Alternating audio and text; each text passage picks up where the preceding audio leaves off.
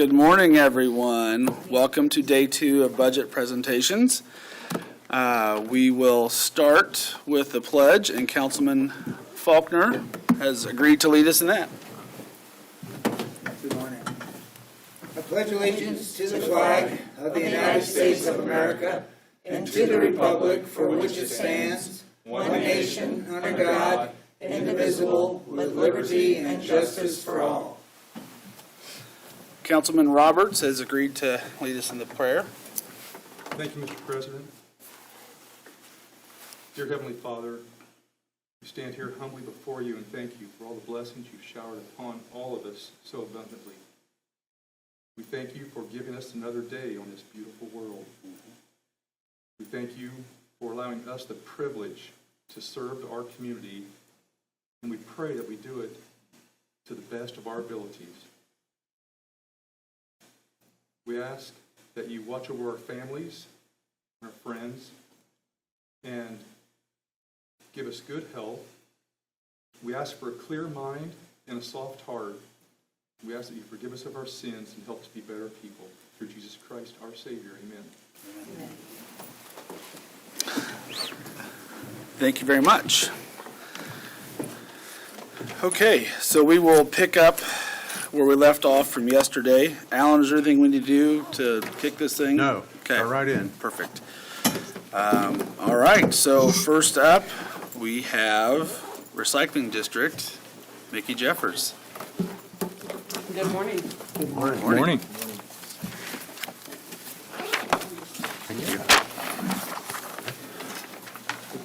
Also a reminder to turn your mics on if you guys want to talk, And that be is heard for the record. Well, from Tuesday. no page.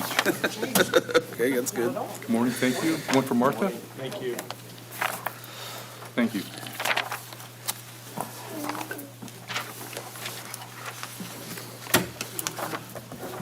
Okay.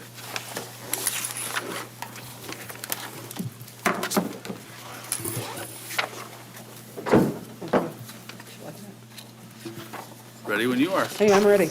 Go for it. I'm here to present the 2026 budget for Howard County Recycling. I have attached on the first page a little bit of data of what we have collected in the past 23 years, of the 27 that I've been employed there. Numbers are fluctuating up and down, which is a good and a bad thing due to weights of electronics are going down, so the tonnage rates are starting to go down. However, if you look at certain areas, recycling bins, tires, of course, those are going up. We did receive a $6,000 grant from the state last year for tires. Applied this year and received a $10,000 grant for tires, and that is used to help city and county dispose of tires that are dropped off in the waterways, alongside ditches, in the alleys. So we have been covering the cost for that. We've had 1,900 televisions dropped off for the last year. It doesn't seem like a lot, but you go anywhere from 20 pounds of television to 300-400 pounds of television, depending on the size. We've done 8 tons of batteries. That is lithium, alkaline, NiCad, NiHam. Any battery you can think of, we will take. The only ones we do not take right now are the big lithium out of vehicles. I don't think we're going to get into that. It's a little expensive and a little bit, we don't have room to deal with those. 6,600 gallons of latex paint. We're one of the few districts in the state that will accept latex paint and have it recycled. Most districts will tell you to throw it in the trash because it is not hazardous and it's water-based. I think there's maybe 3 to 4 districts that do still accept latex paint for recycling. We have a company in Ohio that we send it to. They will take it, empty out the containers into different hues of the paint, so blues and tans and yellows and oranges, and they mix it, put some additives in it, and then they sell it out to Habitat for Humanity. A lot of it goes to underdeveloped countries to paint their buildings and whatnot, so it is getting truly reused. Needles, we've done 1.5 million individual needles. Because needles don't weigh a whole bunch, so if I give you a weight, you're gonna be like, well, that's not a lot. But individual needles, we've got those to 1.5 million needles we've collected out of Howard County. That's not last year. That is last year, Really? yes. How are these collected? Are these off the street, or are these from offices? or- Nope, we are not allowed by state to accept from anybody who administers drugs. So doctor's office, dentist office, if they're administering medicine, we cannot take if they have nurses. So if they're from residents, so if you are on like shots for weight loss, shots for diabetic, we even have heroin addicts that bring them in. Bring them to me. I'd rather have them to me than off the street. But they bring them into us. We do have a couple of vets office that bring some sharps in. Most of theirs are just the syringes with nothing in them. But we do get a few from vets office. For the record, this should be alleged. Oh, sorry, excuse me. Excuse me. We've taken in 4,700 phone calls, and we had 6,900 residents come into the facility in the last year. So that's a little bit about what the district does, what we have done in the last year. And if you have any questions on that, I'd be more than happy to answer what I could. Do you guys not take paper anymore? We take paper in the recycling bins. That was a school recycling project that we did. When COVID hit, it just destroyed us. We couldn't get into the schools to collect. Businesses were shut down. It was hard to get employees. My truck started getting older, and it was wear and tear, and you couldn't find anybody to work who wanted to work. Put it that way.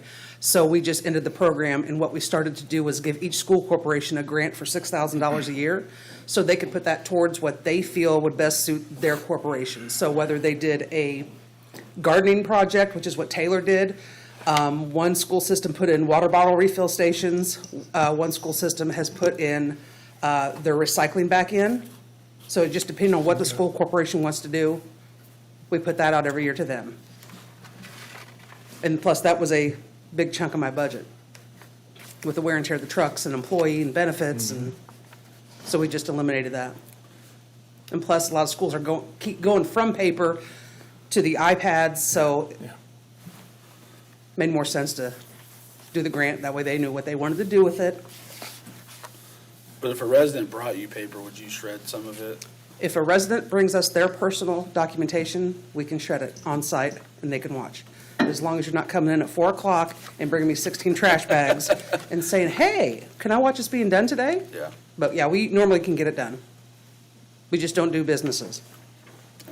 Helpful service, by the way. Thank you Thank for you. all that.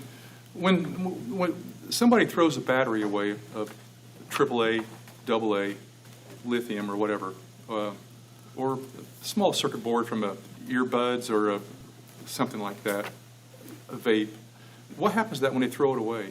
It goes to landfill. But we're not supposed to do that, are we? Isn't it taboo to You're not throw supposed to batteries? throw, it is not, there's no state statute, state law that says you can't throw away batteries. There's none. The only state statute that states is electronics, but there's no repercussion if you do it. So I can go throw a TV in the dumpster, it gets put in the landfill, they're not going to do anything. It just says don't do it. Why is Just that? like it says yard waste. You can't throw yard waste in the trash either. They just say don't do it. What is bad about throwing electronics or batteries away? Contamination. Yeah. Okay. But again, there's no, just like batteries, that you can throw them wherever you want to throw them. And a lot of districts will tell you, throw them in the trash. Alkaline batteries are not recyclable, throw them in the trash. We recycle ours. Yeah. Okay. Well, as you know, I pick up litter as I walk, and sometimes I come across batteries, which I pick up, and I recycle them. They actually come to you. And anything with electronics, or, young people have electronics, they're ubiquitous. And sometimes they end up in the street, and I pick them up because I don't want to throw them away. I don't want to contaminate anything. But is there any progress on the disposal or recycling of vapes? Nope, Yeah, nope, there is not. Yeah. That's one of the hardest things to get rid of right now. yeah. So is A there, lot of people tell you they take them back to the vape shops and they just throw them in the trash. yeah. So that's I'm still sitting on your 5-gallon bucket, if that's what you're asking. yeah, yeah. And full disclosure, I brought a half-filled 5-gallon bucket of vapes to the recycling district, and there's really no end answer to the problem. We allow them to be sold publicly, no laws against that, but of course, you're not supposed to throw them away because they have circuit boards and batteries in them. And we don't know how to throw them away or dispose of them except to throw them away, is what we're Correct. saying. Yeah. Which puts the blame back on us because we're throwing something away we know we shouldn't be throwing away. There's just no end. So, But of course, everything is not recyclable either. You can't recycle everything. We're land surrounded. If we were on the east or west coast, not a problem. But since we're landlocked, there's hardly any outlets here. okay. Well, thank you very much. Yeah. Thanks for being here. Yeah, and I sit on the board, and I remember that board meeting, and there's just very few outlets for those vapes, if any, across the state, and it feels like there needs to be some more discussion at a higher level, state level about it. So, Yes, absolutely. to help locally. Absolutely. Even put a tax on it with the same thing they do with tires. Yeah. But then, you're going to have tires and ditches and, well, same with vapes, but. Mickey, I heard, I'm not totally sure about all the details of this, but I heard that there was a senior woman in western Howard County, and she wanted her barn painted, and she hired a young man from, I think he was from Western, and he got some of that recycled latex paint to paint the barn. Okay. And he was painting the barn, and he realized he was only about 2/3 of the way done, and he figured he would run out of paint before he got the barn finished. So he thinned the paint down with water, and it rained, and it washed the paint away, and the woman wasn't too pleased. He was going to go back to the recycling board and complain about the paint, and he hears his voice from the heavens. It said, "Repaint and thin no more."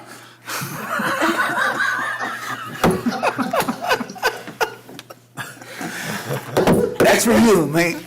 First one of the day. Speaking of I hope it's the last one of the day. That was bad. It might be for you.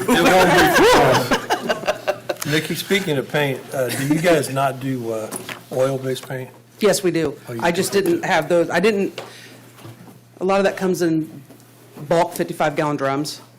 And I've got the numbers at the office for that. I have to turn into the state, but I didn't put that on there. Okay, that's fine. The latex paint always gets me because a lot of districts don't take the latex paint.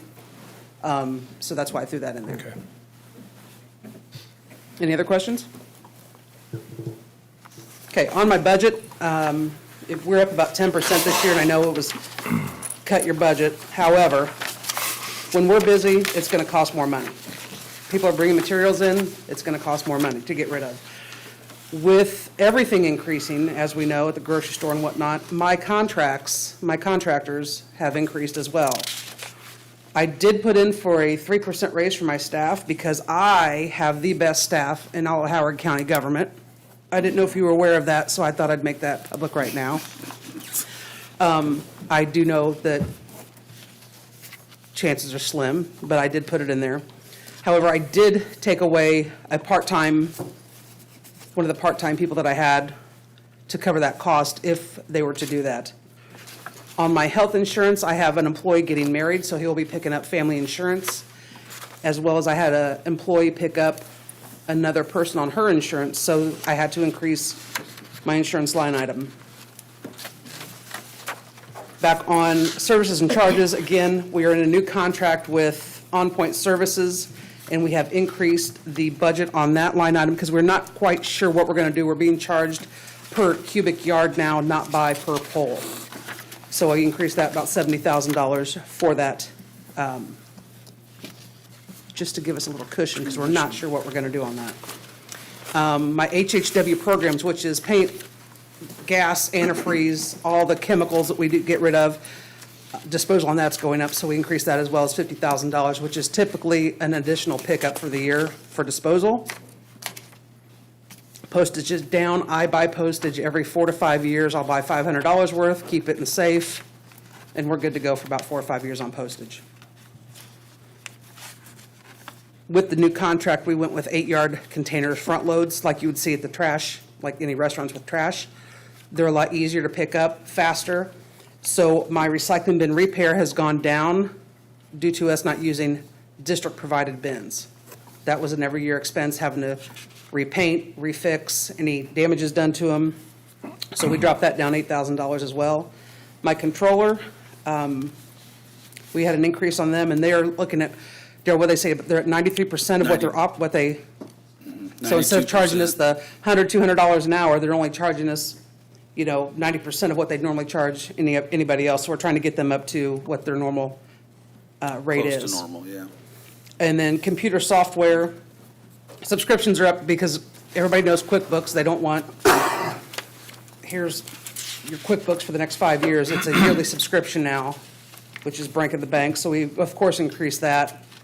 And then computer and software, I did put a $500 increase in that due to I need a new backup system, which I haven't had in like 4 years. So I just making sure that we're covered for that if I need. And I can answer any questions if you have them. A couple of comments, Mickey. So just to clarify, on the personnel services, what you put in for possible raises for your people was Not possible. potential. Faulkner's got jokes, I got jokes. I know. I can go all day. It was a direct offset of your Right. part-time reduction. Absolutely, yes. So, yes, so that's a moot point, Yes. basically. So I want to make that clear.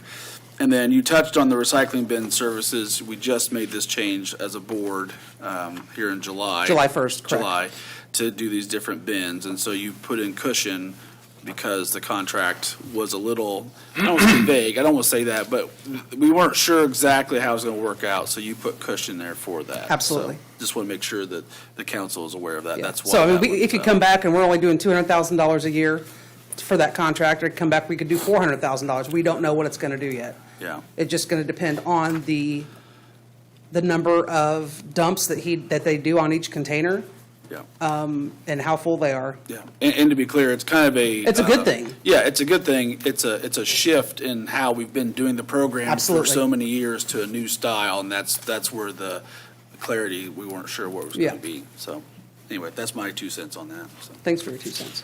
And on recycling, you recycle primarily cardboard over plastic, or is plastic recycled? Is that Plastic, the- number 1s and 2s are the prime numbers that they're wanting, but we will take 1 through 7. We'll not take plastic bags. We'll not take styrofoam. Yeah. And again, that's, not all plastic is recyclable. Even Yeah. though it has a recycling logo on that, our contractor won't take all recycling. So they'll have to go through and they'll pick what's not recyclable, and then that'll get tossed. Okay. Well, we're confused about that at our house and thinking that, Well, you've got curbside, so that's something you'd talk to the city about. That's their Yeah. program. I will not give false information on their program and what they will and will not recycle. yeah, I know their website is pretty good on what they will take. Yeah. And this is just our recycling bins that are in the county. yeah. Well, I'm under the impression, a lot of people are, it seems like, that they're throwing plastics away because it's not profitable, it's too hard to sort and separate. Nothing's profitable right now. Yeah, it's too hard to sort and separate, and that they end up throwing the plastics away as well. If you're a picker, so when I say picker, I'm not picker, but you got someone on the floor that's pulling material, that would be more expensive, but the contractor that we currently use sorts it by electric eye. So it's reading what the grade of the plastic is, and then it's shooting it everywhere to go. So number 1s are here, number 2s are here, so it's pretty sophisticated Yeah, it system. is. Is that local? No, our material gets shipped up to Market Street, and from there it's baled and then hauled up to Elkhart, and it gets sorted and shipped off there. Is that what the city does also? Mm-hmm. Okay, so it's the same, Yeah, but I know their contract was different it was different than ours, so I'm not sure what they're honing in on what they want for material. That's why I don't want to give out false information and say, yeah, they'll take that when, so you take 1 and 2s, no styrofoam? We'll no take 1 plastic through 7. bags. 1 through 7? yeah, we'll take 1 through 7, no styrofoam, no bags.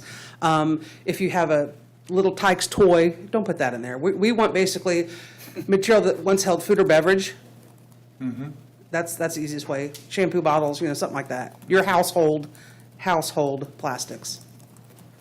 Same with glass, any type of glass that once held food or beverage, but nothing you can cook in, no mason jars, no Pyrex. But if it held a beer or wine or Coke or jelly, we'll take it. It doesn't matter what color. And you do not have to separate.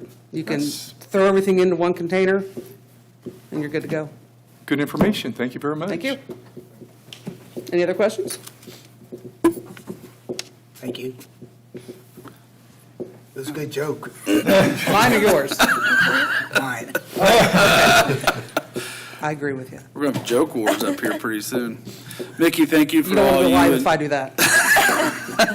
Thanks for all you and your staff do on the daily out there. They are pretty good. They are pretty good. Okay.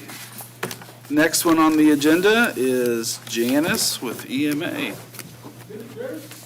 not going to argue. I've got the best stuff. Oh, here we And go. volunteers, okay? So, good morning. Good morning. Morning. For EMA, we've had a really busy year, as always. Been busy around the community doing different events. Our biggest challenge probably this year has been our move from downtown to our Berkeley facility. Sandy has been a godsend in helping organize and getting that all done. It's been a slow process, but we're getting there. So, maintenance, of course, we couldn't do any of it without Bill and his guys, so really do appreciate them as well. As of July 31st, for helping the coroner's office, we've done 102 transports so far. We've completed exercises. We've got 4 more exercises to go, one September 18th at IUK. We've got one October 2nd at Indiana American Water Company. We've got a full-scale exercise at Haynes International on October 16th. And then hopefully the last one for the year is December 3rd at NIPSCO. We'll have a tabletop over there. So we've been busy doing that.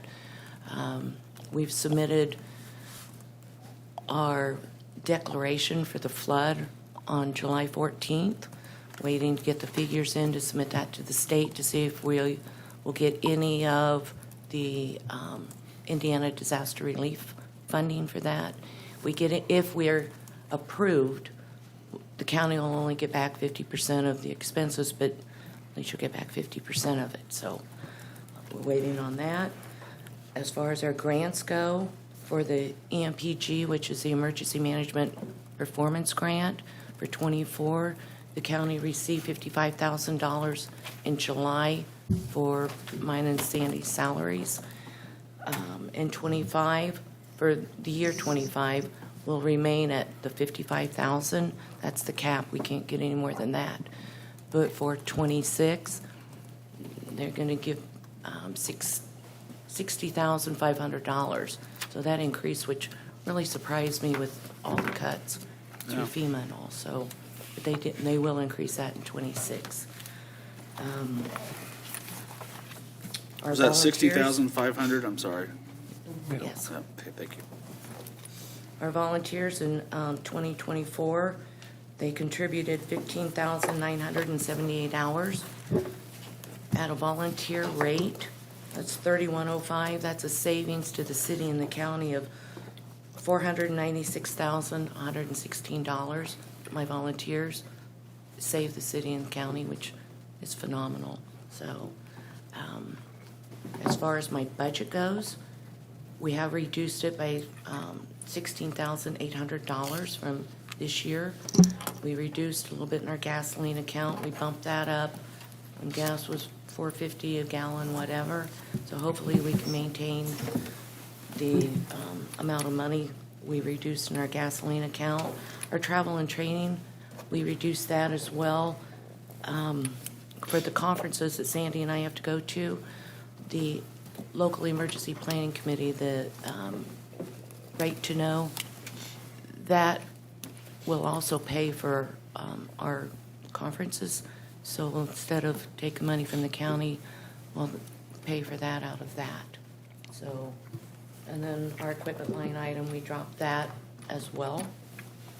And the only thing I increased, honestly, in the 26 budget is my contracts, and I increased that by $1,500. So,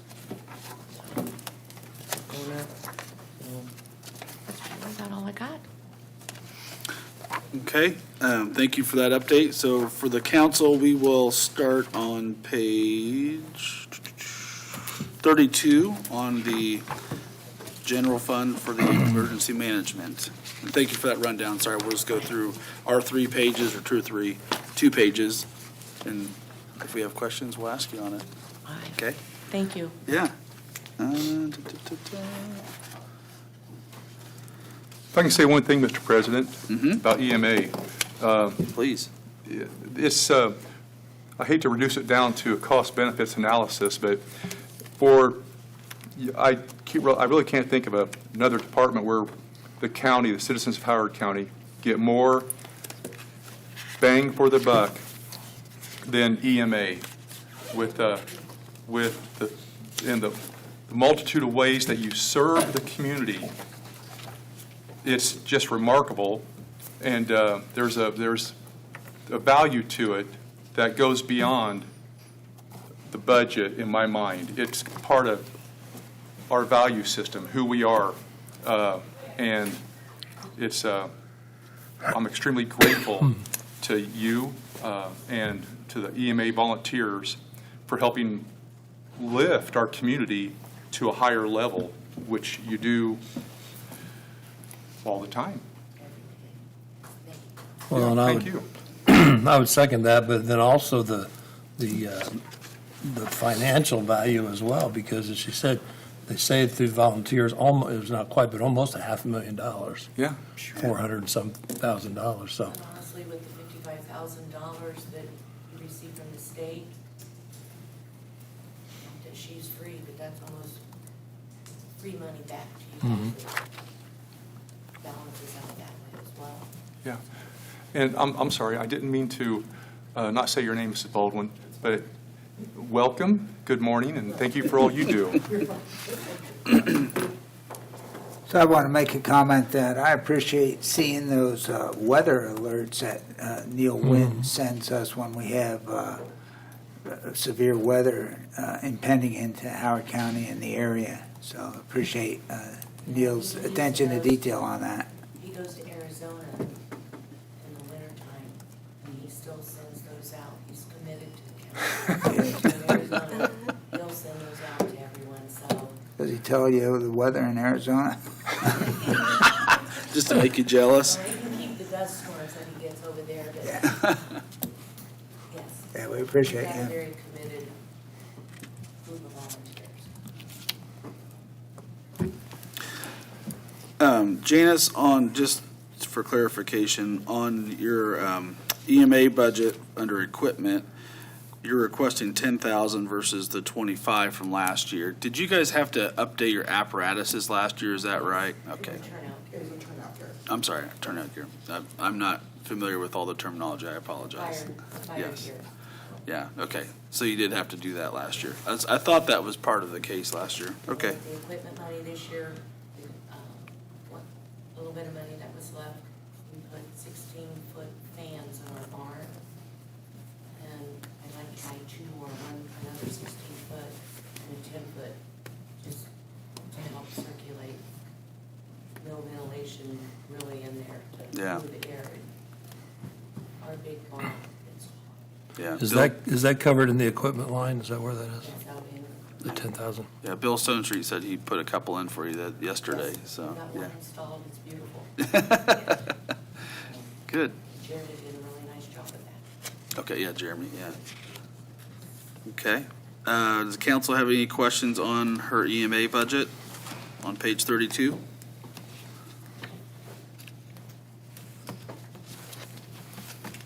All right. What about on page 57, the emergency planning right to know? You're good. Yes, the right to know. As far as that budget goes, I did increase that by $1,100, and that's more so for equipment, for hazmat equipment.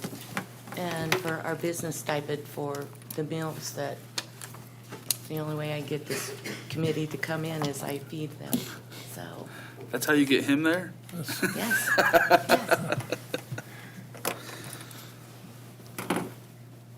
But that went from 13,000 to, or 14,000 to 15,100.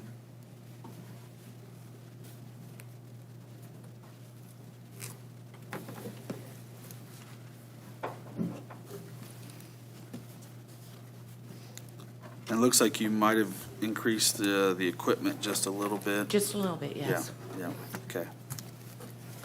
Equipment and stipend, I think, were the only two line items Yeah. I increased. Okay, any other questions for Janice on this one? Thank you. All right, thank guys you. have a good day. Have a great day. Thank you. I appreciate the support to the program, too. Yeah. Okay, with that, that brings us right on time again to CASA and Miss Holly Becker. There she is. And she has two. We'll start on 1212, which is on page 78, but I'll let her give us her report before we dive into it. So, Okay. good morning. Good morning. Thank you. Our budget this year is very similar to last year. We did request a 3% increase for staff salaries.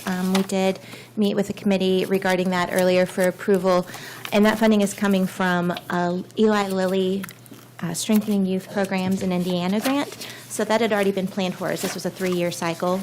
And so that had already been approved by Lilly, and that's what I told them that I was using the money for. So that is really the only substantial increase, other than the things that would go along with that, obviously, with the FICA and PERF.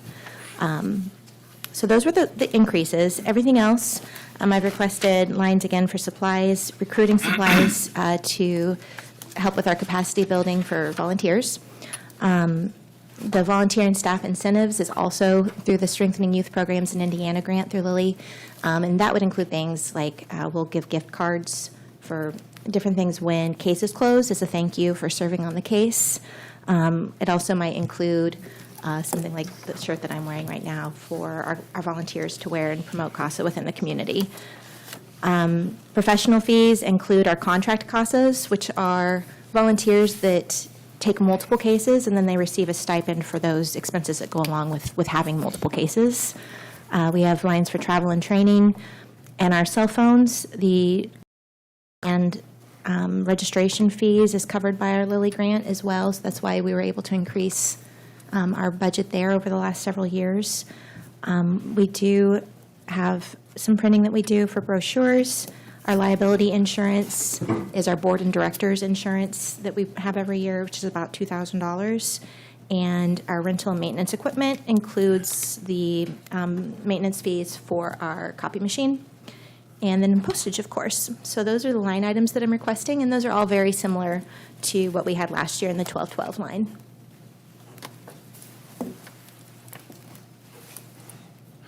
I noticed on the insurance line, 15,230, that's down substantially, which is a good thing, but most of them are up. How is that? We don't have anyone currently who has chosen coverage for their entire family. I may, if that were to change next year, I would have to come for an appropriation. But as of right now, I have always overfunded that line just in case, and so far we've not had anybody that's needed to choose to have that entire family coverage. So it'll change substantially if that does change. Yeah.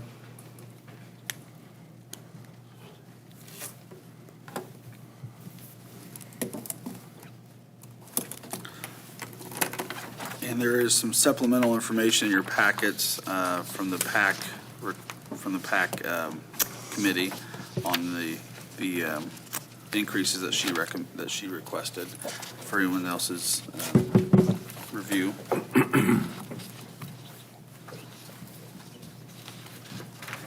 Mr. President, if I may. Holly, how many volunteers do you have right now, and how's your caseload as far as just a snapshot? Sure. So we currently have 27 active volunteers, and then our staff, including myself, we have a staff of 6. We have 185 children right now. I know it's been a couple of years, but I want to say about 3 years ago, our wait list, we had 101 children on our wait list at one point. Right now, we have 11. And our goal with one of our grants, and one of the grants funds our child advocate intake specialist position, one of our goals was that we would have a volunteer or a staff member appointed to each child within, well, to 75% of cases within the first 90 days. But because of the grants that we have and the increase in staff and the volunteer recruitment, we're actually at a point now where we're getting probably 96% of our cases, I think it was when I ran it, assigned within the first 60 days. And I looked at our numbers earlier this morning. We only have 2 cases that we've had for 30 days right now. So we're able to get volunteers on our cases much quicker. We always would try, disposition was the goal. Disposition is after fact-finding, and when they really kind of lay out what the case plan is going to be, our goal is to have a volunteer appointed by disposition, and right now we're getting closer to having volunteers on by fact-finding, which is much more beneficial for the children, and it's also more helpful to our volunteers and staff to come into a case early on in the process. Thank you. So it's been successful. Thank you. You know, I just mentioned a minute ago about the value of EMA. And CASA is on equal footing. The cost benefits, the money invested versus the work you do, especially to the most vulnerable, the most needy in our community, the children, is incalculable. And the gratitude that I feel towards CASA is great, and I'm really glad you're there. I wish you didn't have to be here, but the work you do is just so important and so valuable to our community. And you're like EMA, get a big bang for the buck. Thank you, and thank your staff. Thank you. I know a couple of years ago, I think you might have just explained this, I didn't quite catch it, but when you were here a couple of years ago, you were really having trouble, it seems to me, if I recall, finding enough volunteers, and now your wait list is way down. What are you doing specifically to, I mean, that's great. How are you able to get more volunteers or to get more children covered? Well, our volunteer numbers have remained somewhat steady, and across, not even just Indiana, I know more statistics for Indiana than the national rate, but across the state, we're having a really hard time bringing in volunteers and keeping them. We're asking a lot of our volunteers because I think, you know, as I've spoken here before, a lot of the children that we're serving are not placed in Howard County. They're placed in Fort Wayne, they're placed in Jeffersonville, they're in Gary. So it's a lot to ask of a volunteer to meet with the child at least once a month. Really, we'd like 2 or 3 times a month, and to make that trip each time. So on top of that, they're dealing with some conditions that can sometimes be intimidating and heartbreaking. It's often difficult working with different agencies and realizing that, you know, we don't have enough services for the children. Services get recommended, and we might be able to get them started in 60 days. So there are a lot of barriers that are really frustrating to our volunteers who aren't working within the field, especially. And then writing court reports. It's intimidating coming into court. It's, you know, taking time off work. So our volunteer base isn't really growing. We are still bringing in volunteers. In fact, we'll be training 2 next week. So what I've done to compensate for that is write grants for staff positions. Ideally, it would be better to have volunteers serving more cases. That would be the goal. But since that goal seems to be staying at a distance, I've compensated for that by bringing on staff through grants. And they're being trained as guardian ad litems, so they receive extra training. We have one staff member who, it's a new position that the health department is funding. She serves only children between the ages of 0 to 5. So she's had additional training that's equipping her with a better understanding of developmental needs of children that age, because it's different. I typically will work with the 12-year-olds and up, which is considered, our highest risk ages are 12 and up and under the age of 3.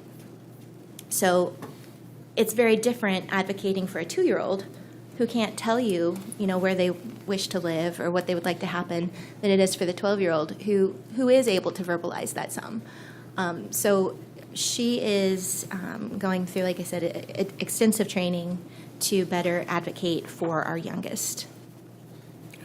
And so she has a full caseload at this point. And, I'm going to, I've got 2 grants that I'm applying for in September to try to keep those positions funded, because should we lose the funding for our 2 staff guardian ad litems, we will be back to the point of having a long wait list again. Yeah. Well, I want to just echo what John said. Thank you for doing that. It's, all of our departments are important. This is right at the top, in my opinion, so. Thank you. And Holly, I would echo what Brian said, is I remember being in budgets 3-4 years ago, and you about put us all in tears with your stories and how bad the caseload or the backlog was. And so it's really nice to see how you're able to get grant funding and add some staff and keep your volunteer base and make such great headway with your case number and for all these kids. So thank you so much for that. Thank you. Yeah, so thank you. And do you guys still do fundraising opportunities, I assume, somewhat throughout the year? You used to do the 5K. I don't know if you do that anymore. We still do. Oh, you do? We Okay. do. We still do the 5K. It's always around St. Patrick's Day. Okay. Sun King is our partner with that. We're looking at some ideas to expand it, because it's really not a great moneymaker. It's fun, and it's got some great community support. But we don't bring in, by the time we pay out the expenses, Yeah. we're really not, we're really kind of at the point where do we continue doing this? So Yeah. at this point we do, but we're looking at some additional opportunities for fundraising as well. Yeah. I actually missed have that. a contractor right now through the Lilly Grant who is doing some community outreach for us right now and going to different corporations. So she's on contract for for the remainder of this year through the Lilly Grant, just to help us with the capacity building. Nice. Well, I missed that. My daughter and I enjoyed doing it this Well, past we'll spring, so. be there again this year, and Okay. we've made a really fun switch. We used to have a company that would do our T-shirts, and the last 2 years we have shifted to having our kids do our T-shirts. So That's we have a cool. contest that the kids. So we have had some of the coolest T-shirts I think ever that our kids have designed Do you work at all with the Department of Child Services? extensively. Yes, I know they're getting ready to have a golf tournament fundraiser, I think that one's for prevent child abuse, maybe. perhaps. I'm not sure, but yeah, that one's going to be fun. Listen, I know nothing about golf. I also know nothing about 5Ks, obviously, but I have somebody on my board who does. But we don't have any golfers. But if there's anyone who is a golfer and would like to help us connect with something like that, I would love the connection. I'm like you. I don't know much about 5Ks or golfing, so I can run a 5K. That's about it. So. Yeah, I watch them Well, run. walk I it, wave as probably. they take off and wish them well. So. We'll do it in about a week. All right. Any questions on page 78, Fund 1212? All right. And then her other fund is Fund 8146 on page 105. And this one looks like it's just all salary-based. It's our VOCA grant, so we do receive a VOCA grant. It's a Federal Victim of Crimes Act grant that's then passed through the state. So it used to just fund one position, but I was able to get an increase in funding last year so that 20% of our case manager's salary is covered by VOCA. And then also some of the FICA and PERF is covered in that as well. So that's a 2-year revolving grant, and it expires September 30th of 2026. Expires when? September 30th of 2026, so it should hopefully open up for renewal around March. They've kind of been all over the place with their dates the last several years. Holly, are you the primary grant writer for CASA? Yes. For Howard County?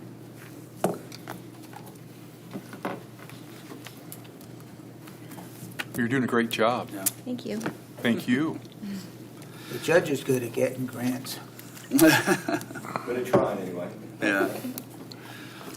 Yeah. Well, Holly, I guess what I would say from my perspective is if those grants start to run out or run dry, please stay in communication with us so we can continue to try to advocate and help your office.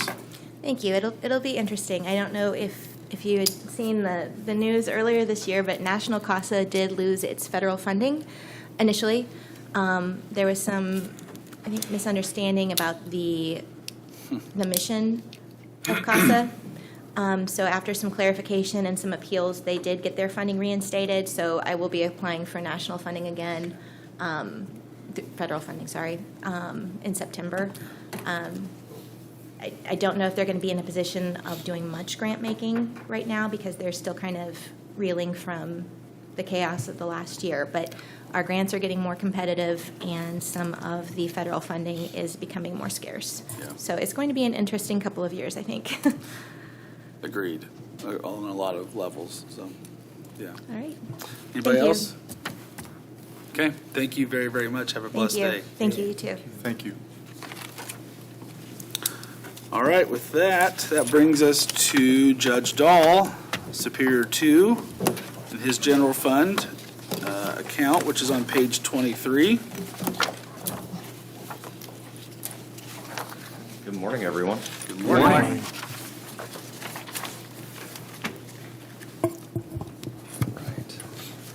Let's go ahead and, I guess, jump straight into the budget itself. Yeah, your floor is yours. Do what you need to do. So for fiscal year 26 budget, the biggest change from last year to this year was the scheduled pay raise, which my staff has shown much appreciation for.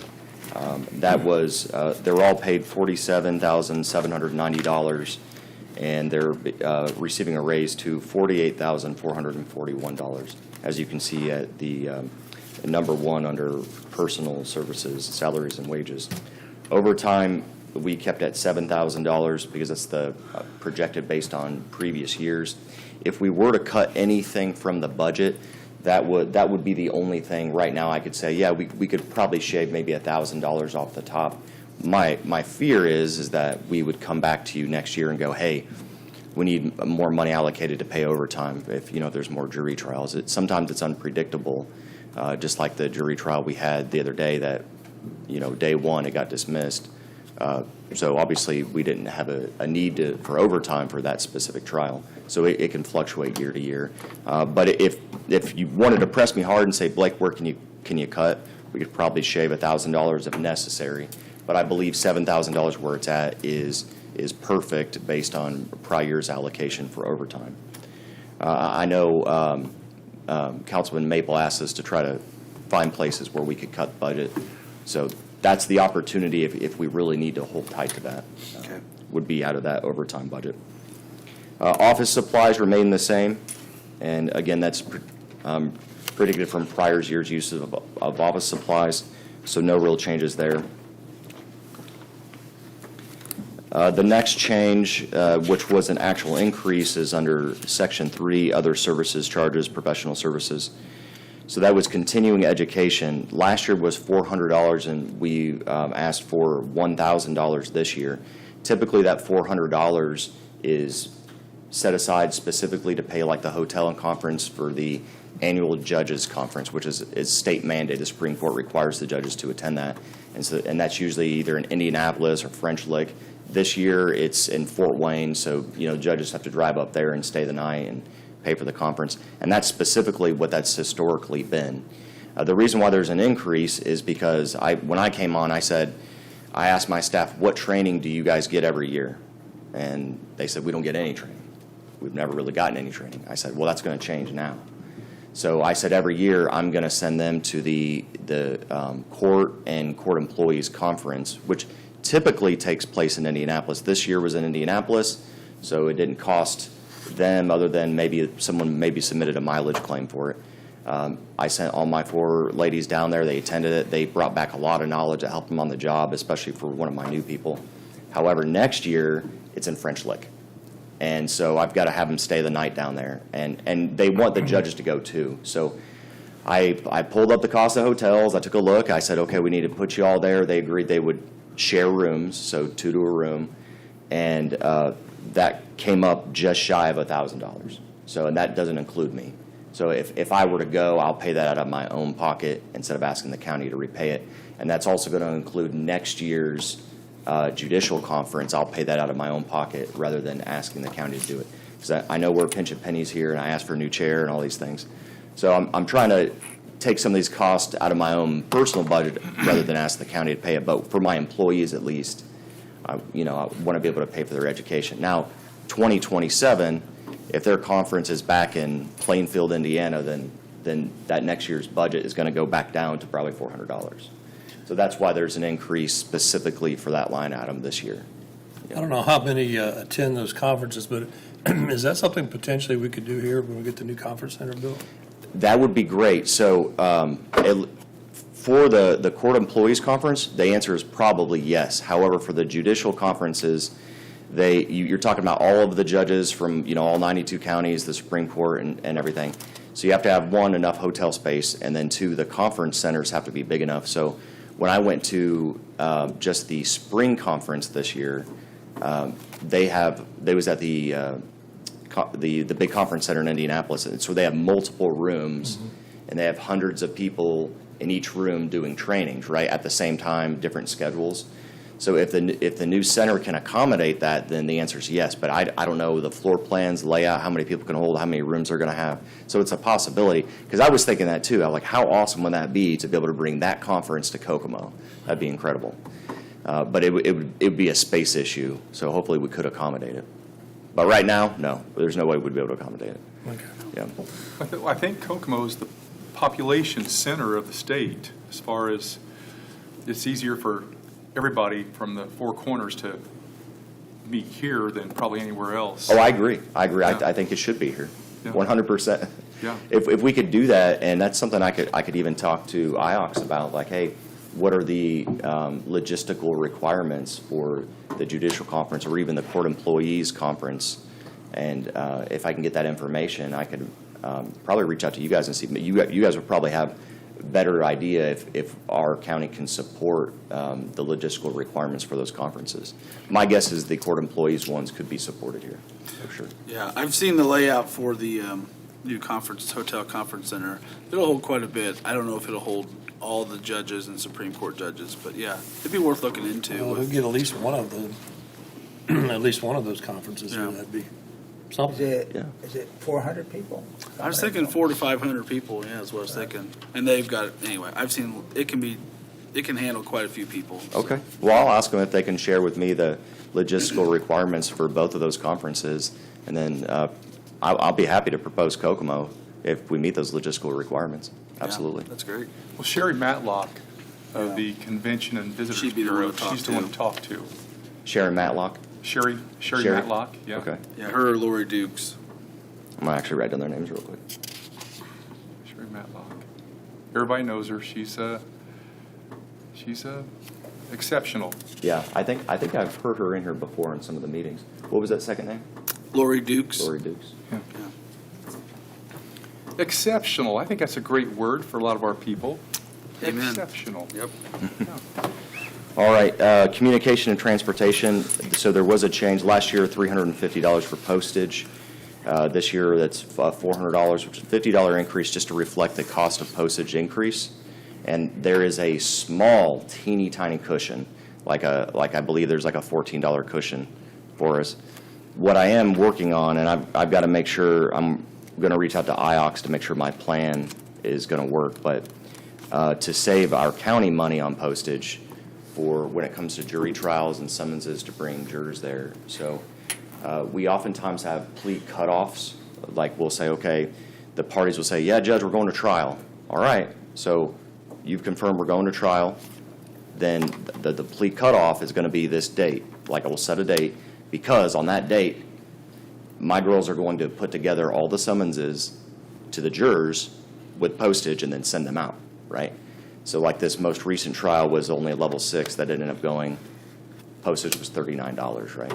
Well, after that went a week prior to the jurors supposed to be there, after the postage has gone out, the prosecutor and the defense attorney said, oh, Judge, we decided to go ahead and just plead it out.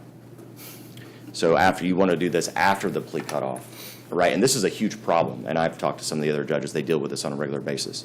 So that $39 in postage just got wasted for no reason. So In this particular situation, the prosecutor was the one who caved and said, fine, I'll give you this plea, when previously wasn't offering one. So I said, okay, well, then I'm going to assess the state of any of the office of the prosecutor. You are going to recoup this fee and pay the auditor $39. And so they weren't happy about that. And to their defense, I didn't give anyone notice that I was going to start doing that, but I immediately saw the waste going on there, and that same can happen with jury trials. You know, you have the jurors that show up, and this hasn't quite happened in my courtroom yet, but all of a sudden the prosecutor wants to dismiss that day, or the person wants to just go ahead and plead guilty. Now that does save the county some money, right? Because you don't have jurors there every single day. But if you do it the day of trial, the jurors have already been summoned there, like, or for voir dire. So that first day of voir dire is $30 a person to get them there. And so if you got, 50 people showing up and at $30 a pop, that's a big amount of money. That's a big amount of money. So I'm gonna talk to IOX and see my plans to force the parties to repay that if they're doing things like that past the fee cutoff. If it's feasible, I'm not breaking any rules, then it's a rule that I'm going to implement. And one, it's going to stop them from breaking the rule, I think. But then two, if they do break it, the cost of breaking the plea cutoff rule is going to be that you pay the auditors some money. Well, and I think that in the larger scheme of things, that's not a ton of money, but especially if you get all the courts to do that, and you multiply that out, and then we save a little bit, and then we could cut something, similar, save a little bit in another department. I think that's what we need to do. Absolutely, I agree. Yeah. If I can just get everyone That else sort on of board thing with right me there. over there, that'd be great. So, and I'll talk to them too after I. We get could buy some you a new IOX chair. Yep, there we go. See, I'm trying to save money everywhere. I understand, everything. We got the jail we got to build and SB1. So yeah, I'm trying to think fiscally here. Meanwhile, I'm asking for a chair, So. Yeah. Did you use the term voir dire? Yes, it's basically jury selection. It's just a Latin phrase. So it's voir dire or voir dire, depending how you pronounce it. It's just a Latin phrase, and it's just jury selection. So, we're trying to phase out the Latin phrases out, but that's just what it is. Thank you for that lesson. Yeah, absolutely. All right, printing stays the same. We're pretty close on average of what we actually spend, so no changes there. Repairs and maintenance contracts, no change. Dues and subscriptions going down the line, drug screens, no changes there. And I believe that's it. So just those few changes that I've outlined and, why we've asked for an increase on some. So do you have any questions? How much heartburn would you have if we did cut your overtime budget and you had to just come back and ask for an additional next year? It wouldn't be that much of an issue for me to come back and say, hey, we need more money for overtime. So, yeah. Like I said, I came in knowing, hey, I asked for an increase here. Council asked for a 5% cut. So I was like, okay, where can we cut? Where can we actually cut? And that's the overtime. Yeah. Well, I do appreciate you. That was just an exercise to get everybody to think about it. We're still working through the numbers to try to see where we think we're going to be, but I appreciate all the department heads that have done the work and tried to help us find ways to Absolutely. do that. So Absolutely. thank you. I understand. I know with projects and managing money, there's so many hurdles and issues that come from different directions. So just trying to be a little fiscally aware and responsive and help out where I can. Yeah, thank you. One comment I'd like to make is regarding the continuing education. So I understand. So if I'm understanding correctly, the conference that you would be attending is required of the position. Yes, for the judicial conference, that one is required. So for me, initially my thought is if the cost of business is that we would go ahead and budget that, as to whether or not you would pay that out of your own pocket would be your own prerogative. Yeah. But part of me feels like we need to budget that out because that's the cost of business that's required for the position that you hold. Well, I appreciate that. So, does that seem like a reasonable thought? Yes. I think so. Okay. Goes back to the old saying, if you think education's expensive, try ignorance. So it's a small investment up front, but usually pays big dividends down the road. And my ladies, they appreciated it when I said, okay, you're going to the court conference in Plainfield this year, And they're like, really? And then they came back and they're like, they had stories. They're like, we learned this, we learned this. And they were just happy. They like got out and they got to socialize with other people in different counties to see how they did it. So I was like, yeah, we are definitely doing this in the future. And then, of course, they're like French lick the next year. I'm like, great. Yeah. So do you happen to know what that Yeah, additional thanks, Brad. cost would be if we were to add that back into the budget line, and then you can make that decision on whether you So want to pay it for it? roughly about, so it's 3 days, 3 or 4 days is usually the conference. So it's usually right around $400, like anywhere from like $350 to $400. So the line, instead of being 1,000, probably 1,400. 1,400. Okay. Thank you. Well, I'd like to thank you for at least, not at least, but for offering that. I appreciate that. Shows your due diligence and willingness to help out. Once Absolutely. again. And I know from this seat, when I've gone to AIC meetings for council training and whatnot, to your point with your staff, it really does help to talk to other members and learn people, network. I mean, I got a text this week from another council member from another county asking about stuff on their budget, so it does help to network. So, Yeah. And they even get taught me, trained. oh, hey, this county Yeah. does it this way. And it had to do with something with domestic violence determinations. And I was like, well, let's do it that way then. You know, it just makes more sense. So we've actually implemented that, what they learned. So, yeah, good training. Great. John, the lesson I learned in the military was you can fix ignorance with training and appropriate training. It's a lot harder to fix stupidity.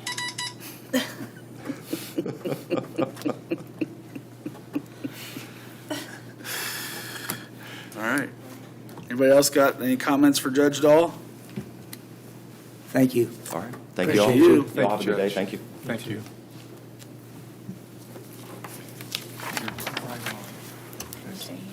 That's the best. Thinking the same thing. I didn't know too much to say. No one else is left but you, James. James Vest. Good morning. And, If it's acceptable, I'd like to start with 1161. It kind of answers a lot of the changes or additions into 1159. Okay. September, Could you say it again, which one you want to? 1161. Page 62. Just let me know when you're ready for me.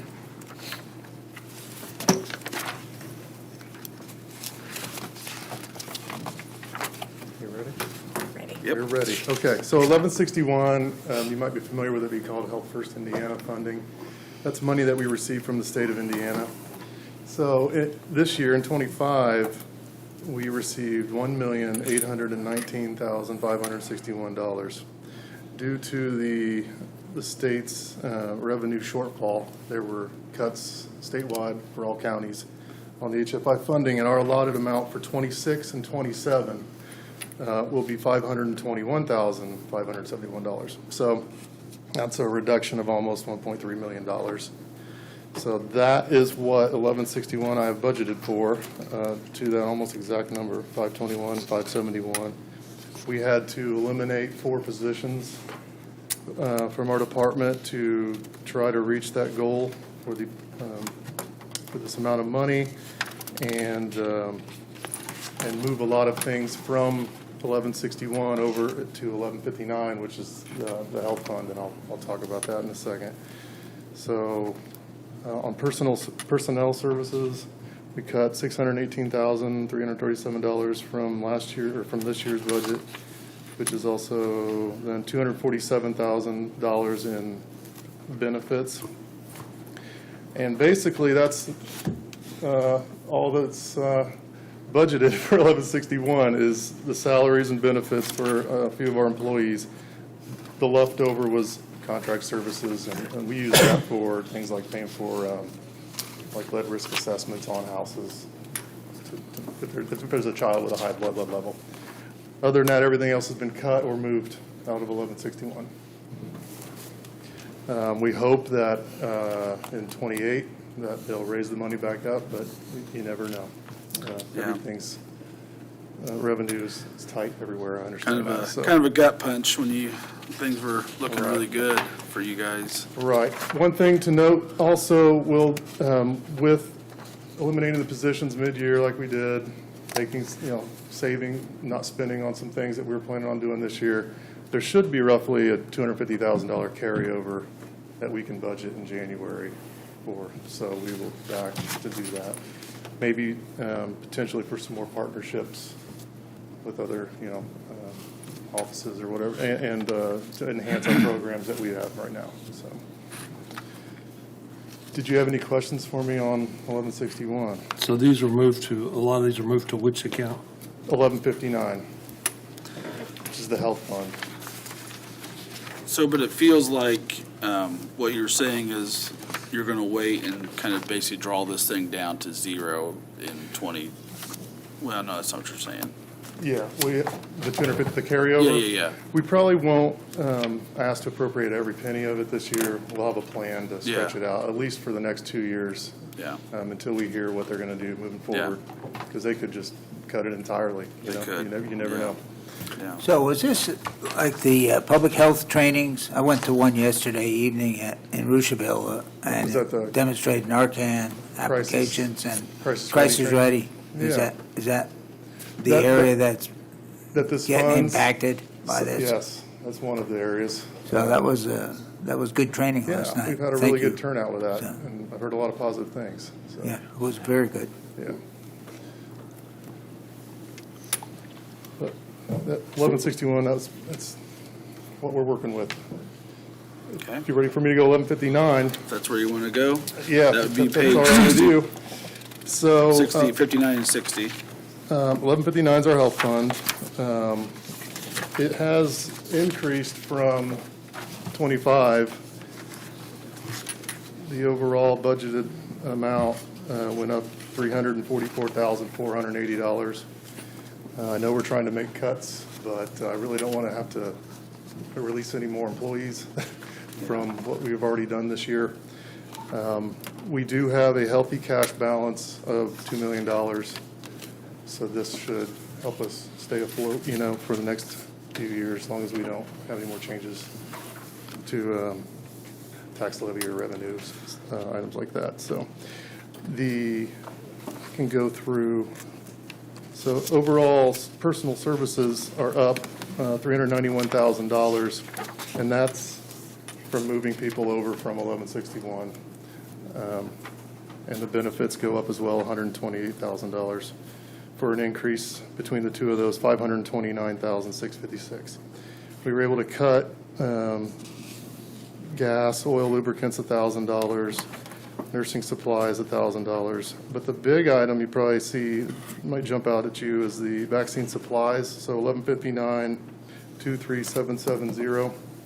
Able to cut that down $235,000. And the reason for that is that we now, just in the last month or two, we partner with a company called VaxCare that will automate vaccine procurement, inventory management, patient eligibility, and billing. So this is going to allow for less work chasing down billing and a more reliable revenue. So basically, they provide us the vaccine, and we get paid an administrative fee. Just depends on each one, rather than we purchase all the vaccine, do all the billing, try to recoup all of our money that way with an admin fee. It was just not adding up. This company, we project to increase our revenue by $40,000. So that's where the major cut was on this budget. How So do you're- they They work with, they're just a company that, how do they? I guess make that's what- probably their volume. money? How do they? They get a do it fee more as well, so efficiently than they you? probably don't give us as much as an admin fee as what we could get if we tried to bill it ourselves through the insurance companies, but it was just so much work, and we ended up spending more money on vaccine than we were recouping at the end of the year, so it's like, it was a loss. There's no way to lose this route, because you'll just get the admin fee of whatever, $10 for this, or So basically what you're saying was if you would have done it the way we've been doing it, it would have costed over $300,000 for this next year, possibly. You said 40,000 more, is that what you Well, said? I think this year, 25's budget was, I think it was $275,000. Right. We budgeted for it. We probably wouldn't have spent all of that, but let's say we bought $250,000 in vaccine and then only recouped $240,000 for Right. billing. Whereas this route, we don't have to buy the vaccine. We just get paid for each admin fee. Right, and So then, it'll- like, would you have some vaccine not get used and or They buy go it to back waste? from us. Or they take it back from us. We don't pay for it. But Oh, okay. anything that we've had on stock now, they've bought back from us. Right, but in general, in the old days, like the way you used to do it, would you utilize all that vaccine that you would buy? Or you is would it- sell it back to the company. Oh, you still sell it back? Yeah, Okay. so it's all right. not wasted. Yeah, yeah. okay. Do you have good inventory control over the vaccine's availability?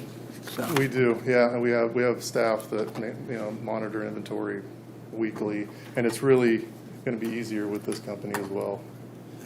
So you just request to them what you need from them, and they send it to you, and then when you How big was your clientele as far as coming in, and what Oh. demographics were they? oh, wow. Are these people who, and is it a measure of public safety that these people get their vaccines? Are they primarily children? Are they, will they, who's paying? Is this a public service, or is this insurance-based, or how is this? Well, insurance, so it just depends on, like how much the client would pay, would depend on their insurance. Or if they don't have insurance, if they qualify for, maybe a free service. So it just depends. I want to say it's roughly 50/50 in adults and children. I could be off on that. I have all that information I can get you. We did roughly 4,000 vaccinations last year with many unique clients, but I don't have all that numbers off the top of my head right now, but I do have it in our report. We just had a board meeting Tuesday, so it's very current. I could get it to you. I'd be very interested, Yeah, I please. could send it to all of you. Perhaps all the council Is that like members. a payer mix type? Because I think of hospitals, they typically deal with a payer mix. Is that something similar model that you have of like insurance, charity care, a wide array, Yeah, Medicare, Medicaid? Yeah, I guess you could say that, yeah. Yeah, Okay. definitely. We just try to run insurance, but if they don't have it, the vast majority of people will qualify for some. So we don't want to turn them away, Is there some sort of a financial application, or they have to meet a certain For, income criteria or something to qualify? yeah, for a couple of these programs, yes. Yeah. What do you think are your biggest concerns with the budget cuts, of how that's going to affect your ability to serve the health needs of Howard County? Well, we had a lot of grand plans with maternal child health, with health education, and working with schools. It's going to hurt them greatly. I mean, like I said, we've lost those positions. Staff are trying to pick up everything they can, but really we're just focusing on the must-dos, not the would-like-to-dos like we were planning on doing. So, it is what it is. All county health departments are going through this right now, and like I said, hopefully they revisit this and change the funding in the next couple of years. So there are a lot of really great things that we were able to do in the last year, especially with partnerships.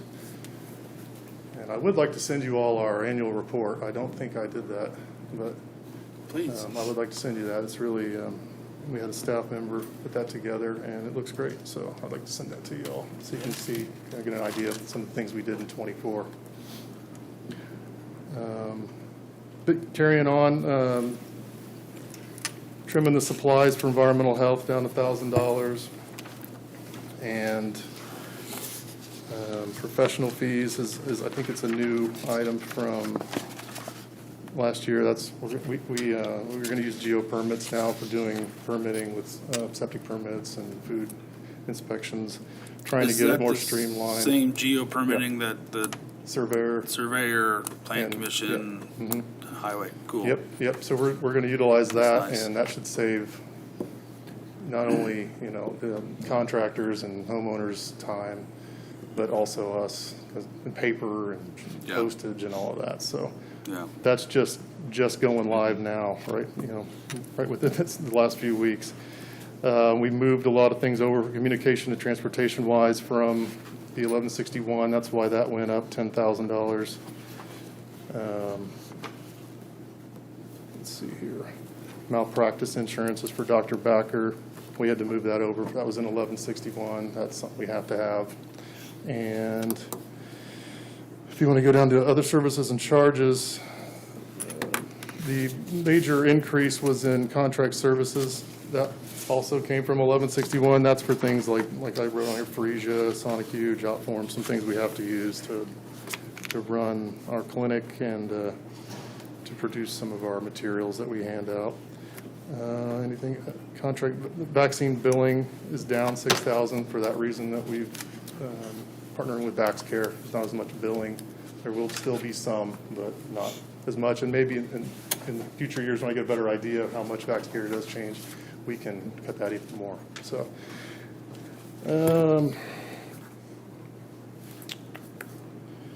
then some equipment and vehicle payment has been added into this one as well from 1161.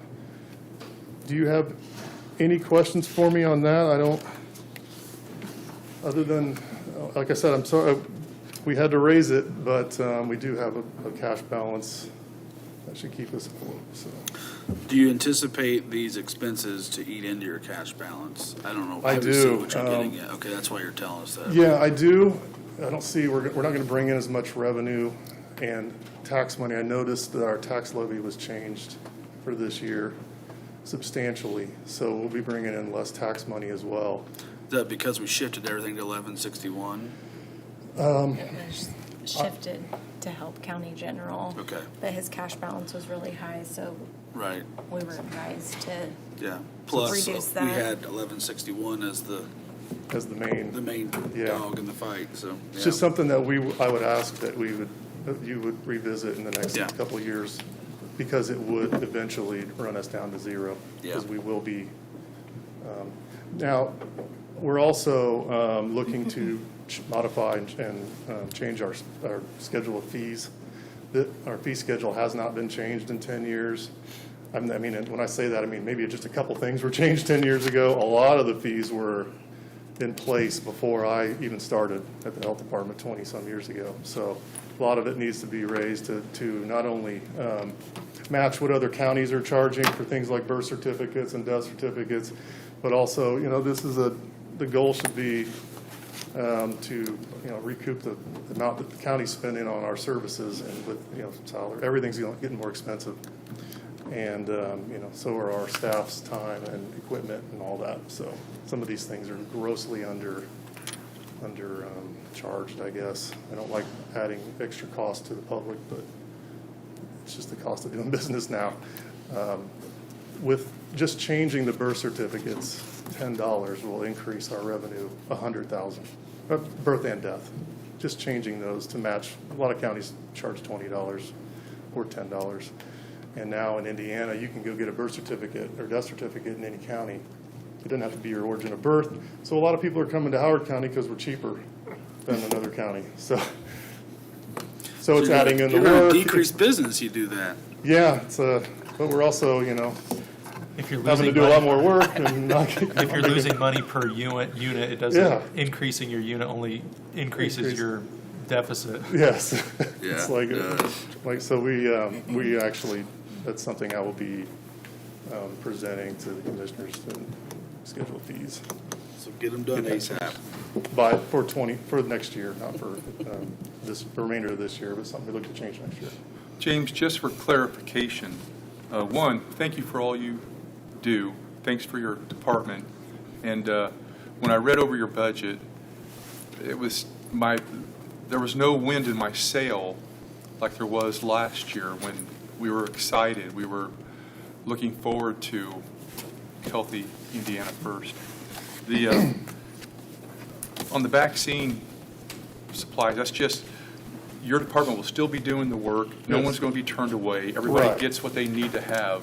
Yeah. And this is simply just a administrative billing. Correct. Yeah, the services haven't changed at all on that. Okay. It's just we're doing it a different way with the intention of bringing in more money that way. Okay. So services won't be changed for the community. We won't be offering anything less, so. Okay, thank you. It's just a different way of doing business on it. Thank you. And also one other note, this going up to almost 1.5 million, that historically is what it was at 2 or 3 years ago, I believe. I mean, it may be off here or there, but, so it's not like we've increased it from what it was before HFI. It's kind of back up to the same level it was. Yeah, Yeah. looks like in Did you have that? Yeah. 24, we were 1.2. Can you go back one more year, or do you have? I don't have that right in front Okay, of me, from but my memory, it was roughly 1.4, I have it 1.5. behind me, I could pull it up, but. So it's kind of, I tried to trim down 1159 once we started getting the HFI money. And that's what got us down to 1.1, so Yeah. it's kind of, yeah. I had a question about, so like with your fees, is there any way to charge, as you commented that there's a lot of people coming from outside of Howard County to utilize that service, is there a way to charge a in-county rate and an out-of-county rate to maybe We curb thought about that, yeah. and- Because, I mean, you think of the residents, they're already paying a tax to help support the program, so then it almost would level itself out. We thought about that, and this is the way the Board of Health went with it on. Sure. On, when they approved this. So, yeah, I don't know if we decided it would just be too much work keeping it sorted out or not. Couldn't tell you, but this Sure. is, they kind of just went this path. You've thought about it. Yeah, we did. We did.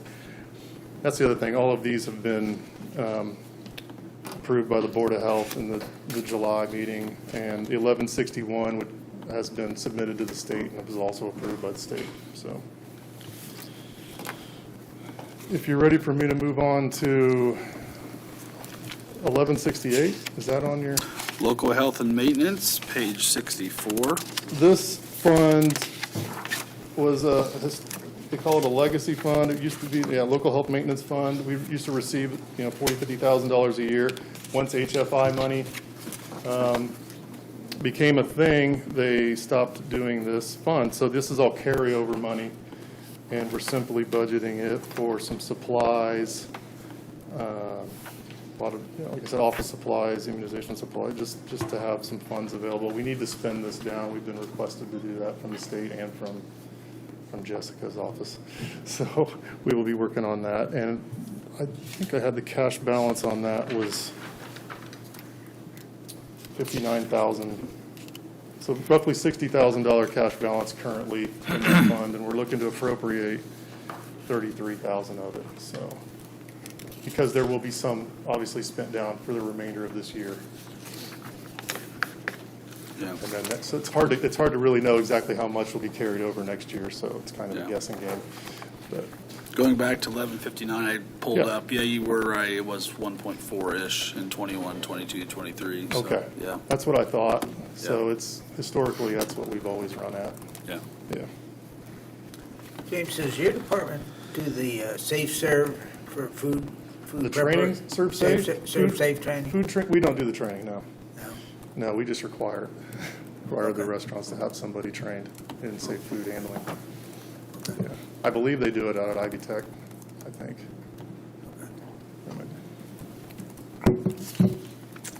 And if you're ready, if you don't have any questions about 1168, I can do 1206. Page 77. Same type of deal with that fund. It's, they no longer give us any money for it. This is all carryover money. We have a cash balance as of a week ago of $37,000. We're looking to appropriate 34, and that's for some supply lines again and equipment. So a couple things we need to spend down to remove them. Is your anticipation then to put this back into 1159 and 27 possibly, or as long as it can cash flow? That's a good question. Probably not for another couple of years. My plan wouldn't be to spend these down next year all the way, but at least get us to 2028 Yeah, till we know what's going on with HFI. okay. Money. So that's kind of your plan is tread water here till 28? till That's you the know more. plan, Okay. yeah. Because that's the only thing that's certain right now is the next 2 years. That's on true. HFI money. Well, Yeah, for yeah, your how account. certain as it can be, right? And you never know, they may just, like I said, they could just totally do away with the HFI money and just go back to giving us the 40 or 50 grand each of these two funds like they had for 20 years. Yeah. So, hard telling. I think I had anything else.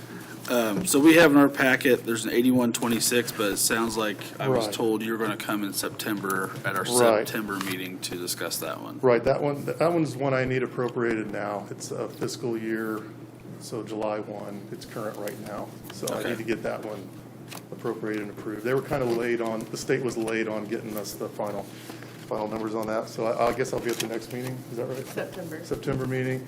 And they did reduce that one, I can tell you. They were even reduced that one from $25,000 to $20,000 this year. So everything's getting cut. And that's our preparedness money. When you say the regular council meeting in September? Yeah, Okay. yeah. Thank you. Yep, Just to clarify. exactly what's in this budget book will be on that. Okay, council meeting. yeah, because we have it, so, okay. So what is this? Is this just mute, or do we approve this, or will we approve this for next year, or is this going to be appropriated this year? It'll be appropriated this year. So this- Because this grant starts in September. So this Yeah. page can just be removed? Yeah, it won't be for 2026 budget. Yeah, so, yep, I think that's it. Thank you. Thank you. Thanks. Thanks, James, I really appreciate it. I know you've been through a lot of turmoil, and thank you for holding steady with everything going on, so, Appreciate it. yeah. Judge? Or magistrate, what do you want to be called?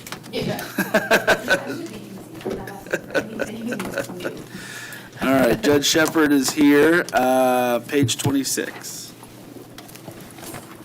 Good morning. Good morning. I'm just asking you to run it back. So I don't have anything additional. I think things are, I'm really pleased with how my office is running and what we're accomplishing. While I've personally taken on some additional responsibilities since I saw you last, it doesn't affect my budget or my direct employees. So it's under Superior Court 3 and Judge Tate, which I think he's right behind me. So, Okay.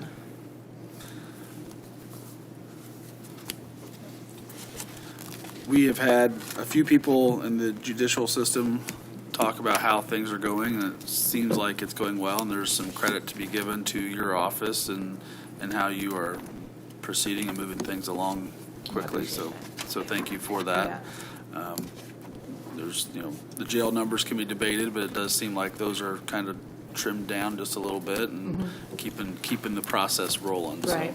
So that does go back directly to you, so I thank think you. the addition of the second court reporter for me and being able to handle those level 6 PTRs has really functioned in the way that I had hoped it would. I'm really proud of the work we've done there, and the other judges in supporting it. This is a little different idea than how we've done things historically, but I think it's been effective there and in reducing the load on probation too, so I think it's worked. Yeah. Do you typically attend the judges' conferences? Do I? Yes. Yes. It's mandatory, the fall one. Candidly, that's the only one I go to. I tend to do the online beyond that. With me having court, in fact, I usually run court. I'm maybe one of the very few people. I will set up a Zoom court usually on the Friday at the judges' conference. I don't like people staying in jail or not getting their hearing within 48 hours because I'm too busy or I've got better things to do. So we generally run even from the judges' conference. So I go to the one that we have to go to, but otherwise I do most of the training in my office online. Wow. Good, thank you. Yeah. Nice job. Thank you. Yeah, that's a big deal. Well, you were there at the beginning when it was conceptual, all those meetings we had trying to think about how we could do that, as was Mr. Maple, and I think the things we came up with Yeah. have been effective. Yeah. Yeah, excellent. Well, I'm glad that the extra employees helped, and was it Candy was your one? That was my one person, Yeah. and now I have Julie Watkins, which you're Yeah. probably familiar when she was with juvenile. She was the head of shelter care prior for like 30 years in juvenile, so I'm very lucky with my staff, and none of it would be possible without how efficient and dedicated they are. They're outstanding. To do what they do with only 2 people is just Yeah. amazing. Yeah, I cannot say enough about them. excellent.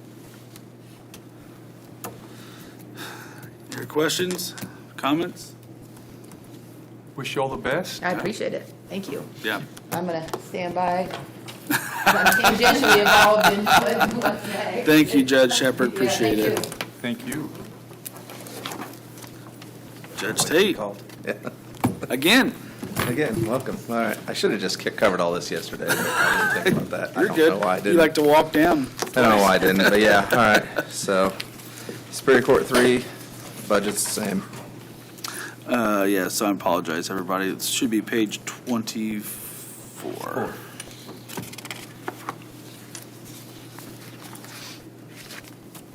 Whenever you're ready. Yeah, budget's the same. Not asking for anything. He's done. That's the way we like him. Did you guys collaborate? You both are doing the same? Well, that covers that part. There's another part, but that Yeah. won't take as long either, but, well, it'll take a little longer than that. Okay, any questions or comments on Superior 3 budget? Hearing none, we will move to 2513, county user fee on page 93. Okay.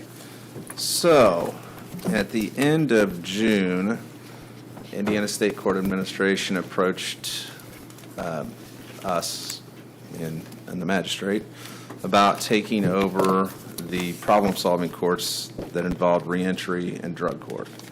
And so, I didn't have didn't really have a great interest in running those courts, but the magistrate did. So, but the magistrate doesn't have a court, a designated Indiana court, which problem-solving courts are required to have. So we came up with a plan that Superior Court 3 would be the court that sponsors those problem-solving courts, and that I would assign the magistrate as the judicial officer to run those courts. And so we've been at that now about a month. It's been again, another steep learning curve, but it seems to be working out pretty well. And so we've kind of divided those duties. I'm going to oversee the budget, that process, and Cheyenne's going to run those courts. So I have submitted budget estimates for both reentry and the drug court. You'll note on those budget estimates, there are basically three things that we have to pay for in those specialty courts. By far, the biggest expense is drug testing.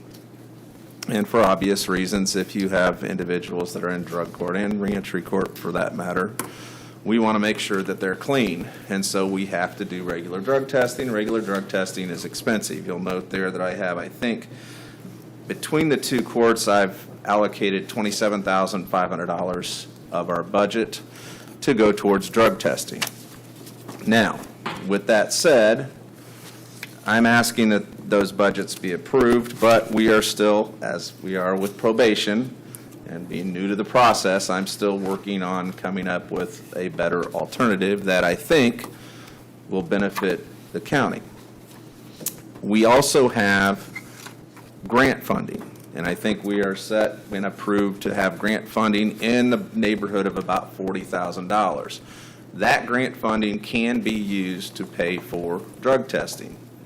My intent is to use all of the grant funding for as much as we can use, such as the drug testing and any other of the costs associated with running those courts.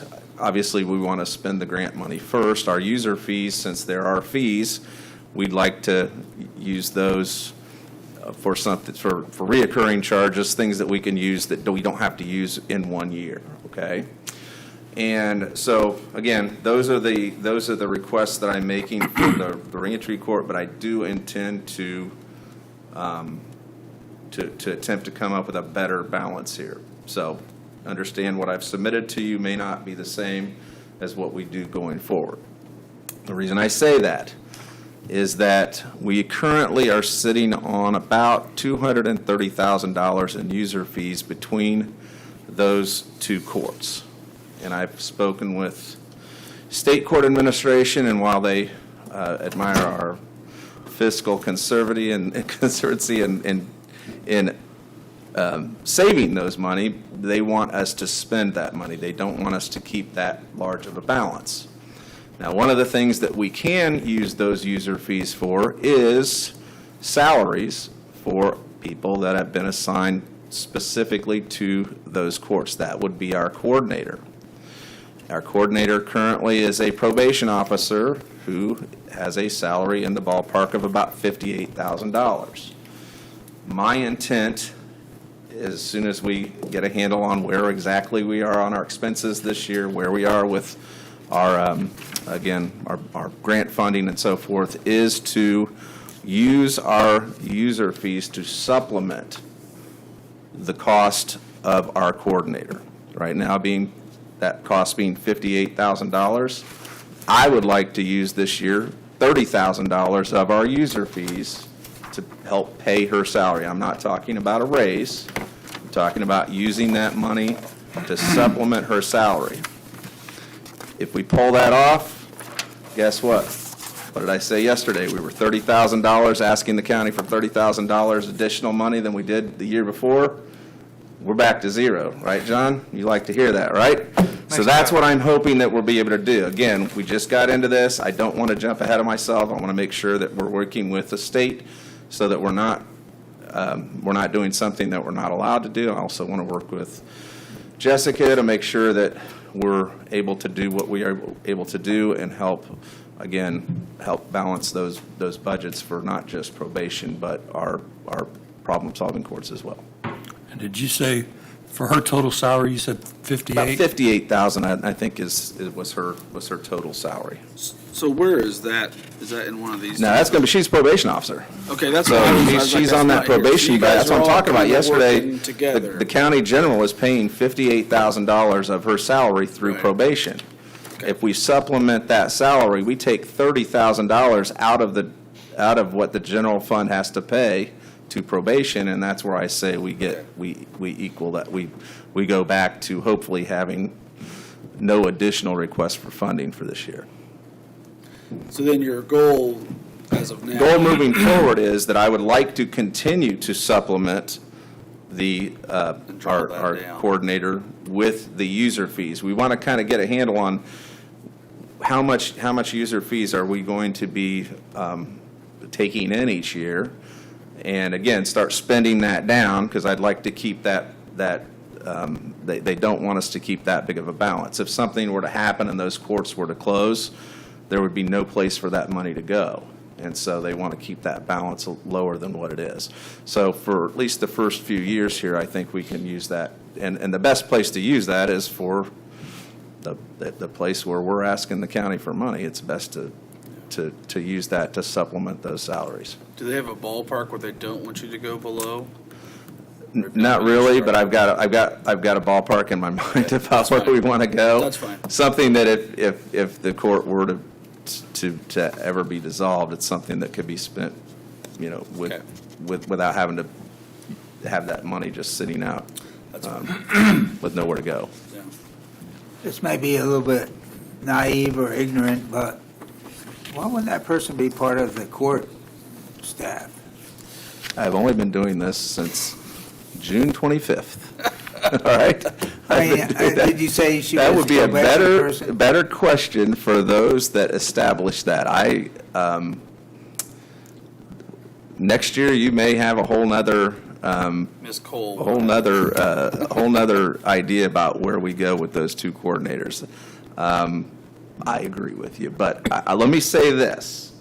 I had come up with a plan to make our coordinator an employee of the court. And I had submitted that plan to our advisory board, and within a very short period of time, 2 members objected. So I just withdrew it. I don't want to do something that's not going to be approved by all. So it was early in the process. Again, Mr. Faulkner, I tend to agree with you as to why. Am I understanding that she primarily or totally works for the court? Totally. Okay, that's what I Now, thought. we've made clear that our coordinator is a probation officer and answers directly to the director of probation. We'll follow all probation rules. although doing work solely in the courts. Now, there is overlap. The reentry courts, drug courts, specialty courts, there is overlap. We're dealing with individuals that are in the system, and a lot of those, a lot of the skill set that the coordinators utilize are things that probation officers are utilizing as well. So there is some overlap. It does make sense to use somebody with probation experience in those capacities, but if you're not checking it with probation, if you're actually an employee of a problem-solving court and not a probation employee, I agree. I tend to agree that maybe that ought to be changed in the future. So just one other comment. Is the expectation that those courts will continue, those two specialty courts, reentry court, that's not in jeopardy, aren't, those are The expectation is that those courts. courts are very important to the community. The state court administration, the Indiana Supreme Court are very much supportive. These are things that they want to see not just maintained, but expanded. And I think we're going to see over time, there will be a number of different problem-solving courts that will arise. But I think it's kind of a thing that in the field of criminal justice, a lot of states are moving towards, and it's here. And now, don't anticipate that. Again, that's why they came to us rather than dissolving those courts. They came to us to make sure they carried on. Do you have, I'm sorry, go ahead, Frank. It'll be under your court and with Judge Shepard. That's the way it runs right now. It's a superior. Their Superior Court 3 is the court that those are established under, but I have assigned the magistrate as the judicial officer that oversees the courts. Okay. And I think that'll work pretty well. Have one person, you get a little more oversight. One person is dealing with the budget. The other person doesn't have to do that. So I think in the end, I think it'll work out fairly well. Do you have any thoughts on what other types of problem-solving courts they may come up with? Well, there are, again, there's an OWI problem-solving court that's available, and there's domestic violence problem-solving courts that are available. So there are some that in the future you may see expand into Howard County, but right now, just trying to get a handle on the ones we're dealing with. Those are already being implemented in other They're counties? being implemented in other counties. Okay. Yes, they are. It's not an easy process to establish a problem-solving court. You've got to go through the certification process. You have to establish it's not something that takes place overnight. Calculus court. What? So, A calculus court. yeah. Well, I know that probation has gone through some changes, and in general, our judicial system, you guys are working well together to kind of fill the gaps and help with the challenges that we're going Yep. in our system. So I appreciate you guys being flexible and trying to work with Judge Shepard and the other judges as well. So like I said, well, I'm requesting that you approve our budgets for those, but I anticipate that by the beginning of the year, we'll hopefully have a better budget that we'll be using. But so, do we get back on track? You're good. Break time. Thank you. All right. Okay. Thank you very much. Thank you for coming in. Yeah. Nice presentation. All right, that takes us to 10:15, right on time for a break. So let's take a 15-minute break, stretch, relax, and we'll bring it back for County Museum.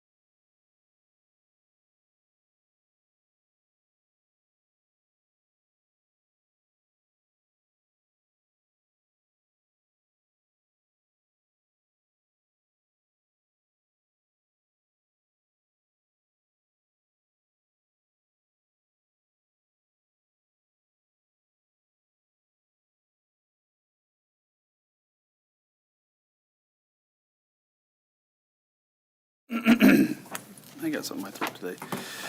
All right, we are back from break, and we are ready to talk about the county museum. And Miss Ann Shaw is here. Hello, everyone. Hello. Hi, Ann. Hi, welcome. Happy Thursday. It is Thursday, right? It is, yes.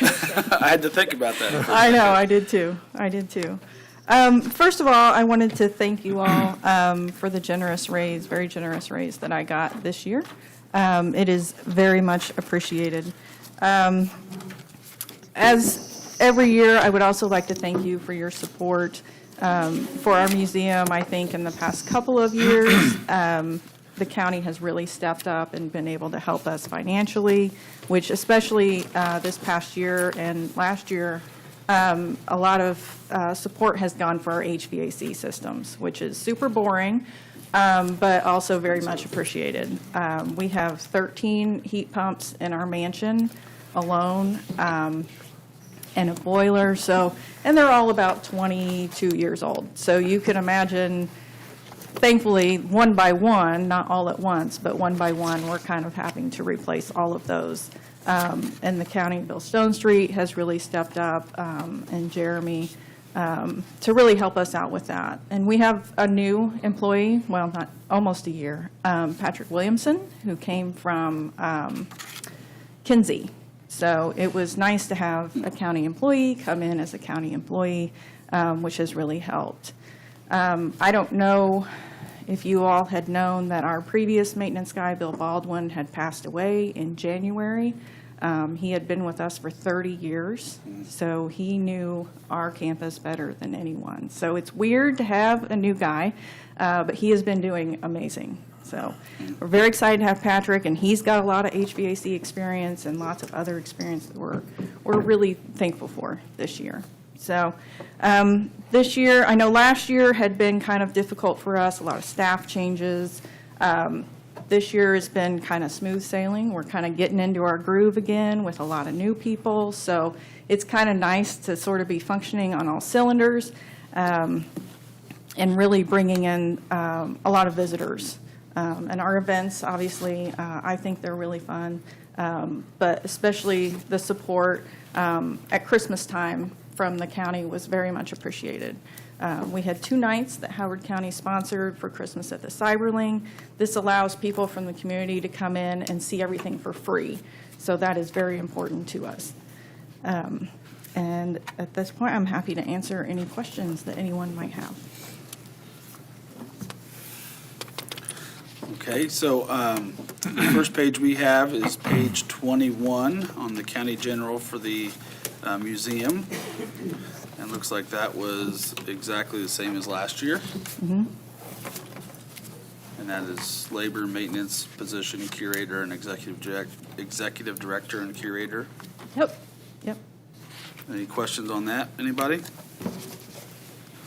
All right, and then the next page will be page 39, the LIT Economic Development Fund 1112. And this one's split between 3 different departments, so I'm going to have to, give me a second here.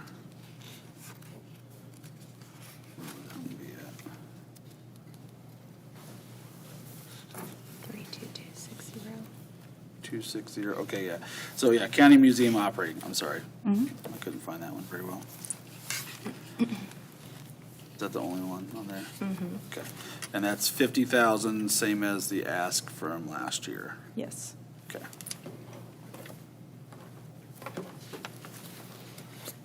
So I noticed that so far this year of the 50,000, you've expended 12,500. Are those operating costs something that come later in the year specifically, or? It is quarterly. They've expended 50. Huh? The 12.5 was an additional. Oh, I'm sorry, I misread that. Thank you. Yeah. Never mind. And I appreciate all you do there for the historical society. I was noticing yesterday there were some placards around the Industrial Heritage Trail, and there's one on there about a Dr. Cole. Not sure if you know about Dr. Cole. Yep. I wasn't sure about the take on him. It looks like he might have been set up. Is that what you think? It's quite the mystery, I think, and it's an interesting story. I won't get into it all here because in our upcoming cemetery walk event in October, Dr. Henry Cole will be attending at his own gravesite. So he will be giving his side of that story. Oh, wow. Yeah. And then we also have John Wesley Lerner, who was a local guy, and he also talks about the event with Dr. Henry Cole. So a lot of controversy surrounding that, yeah. And on the graveyard walk, is there a limited number? There's a limited number that you can accept, right? Yes. You fill it up and then it's over. So we have, I think, 4 tours on Friday night and then 5 on Saturday. Because you can gather around one actor, only so many people, we tend to keep it, we try to keep it kind of small so everybody can hear what's happening. We sold out last year, so, which is awesome. It was, I say, a brand-new event for us. The organization did that event, I think, 13 or 14 years ago. So we like to say that we resurrected our cemetery walk. I like it. And Dr. Cole. And Dr. Cole, yes. Okay, Frank, can you top that one? You ever do group tours of the museum? Yes, Guided we do. tours, group?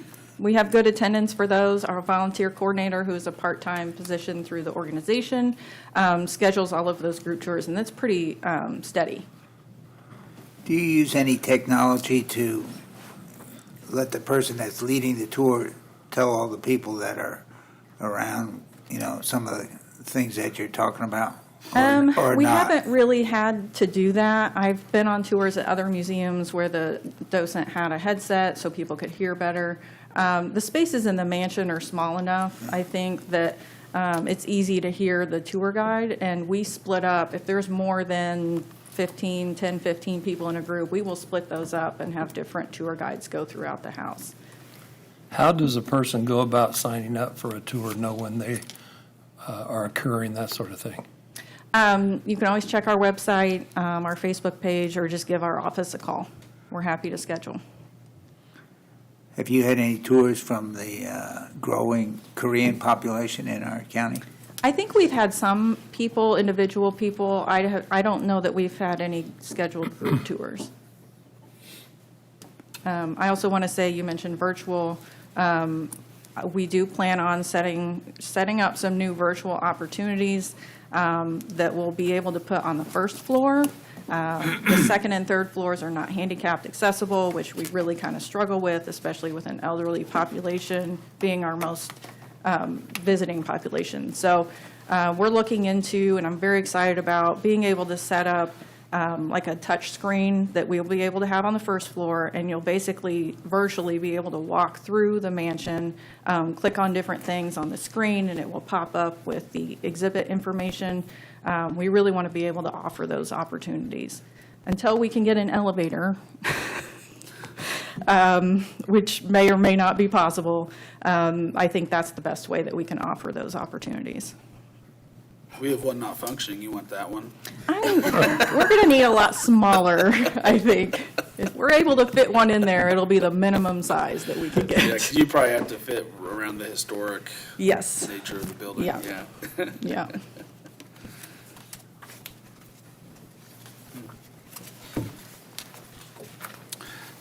Any other questions for Ann?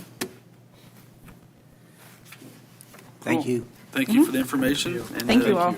The talking. Thank you.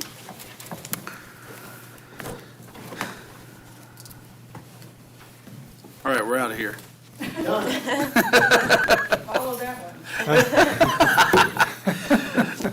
Okay, next up, County Surveyor Greg Lake. Good morning. Good morning. Pretty normal, everything's the wrong size. So, want to start on the surveyor's side here this morning.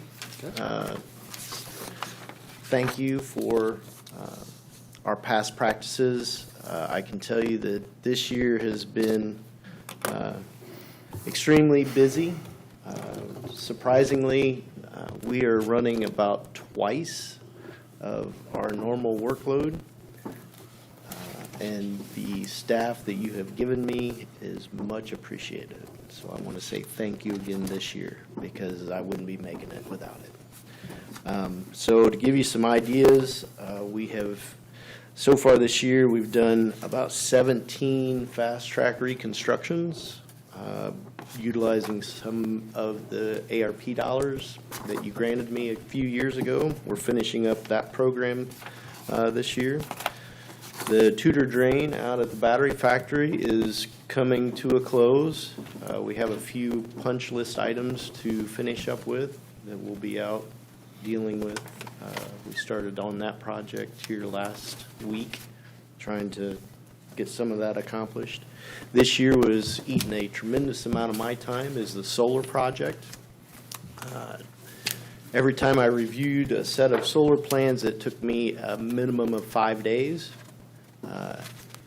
And that ate up a lot of time, considering that we did about 6 reviews over that project from inception to permit. So that consumed a tremendous amount of time. We have been doing assessment increases. Normally, it's usually towards the end of the year that we say, oh crap, we haven't got that done yet. So we're hustling around to get that done, and we've been doing those monthly. So we've about doubled what we normally do each year. So with all of the things that we do, probably one of the largest time consumptions that we have is town halls and public hearings. And it seems like this year that's all we've done is public hearings and town halls. So I think that's probably where a lot of our time is getting devoured at, which is good because it gives our constituents the opportunity to come in and talk to us and tell us what is working and what's not working, so that we do have a better way to plan and move forward with our drainage here in the county. So that being said, I wanted to say thank you, because we wouldn't be doing this without the help that you've given my office. On to our budget. I really did try to cut 5% out of the surveyor's budget, which is about $1,750 is what I was looking for. I cut out about $1,600 until I got to a line item that I realized our survey grade rover, our Trimble unit that we do all of our surveys with and keeps the GIS system functioning, our GPS. When we bought that, I put a 5-year contract on that equipment. That's going to be up next year, and I have to keep the contract on that equipment. It's a $45,000 piece of equipment that if I let the maintenance run out on it, it gets very expensive very quickly when it doesn't work. And this year we had some update issues, and it was very handy having that warranty work to be able to do on it. So what I cut out of our budget, I actually had to add more back into it. So you'll see that my numbers are a little bit higher this year than they were last year. But I'm willing to answer any questions on the surveyor's budget. So you're talking about that maintenance and service contract line down near Yes. the bottom? Okay. Yeah, that 2,100 and change. Yeah. Yep.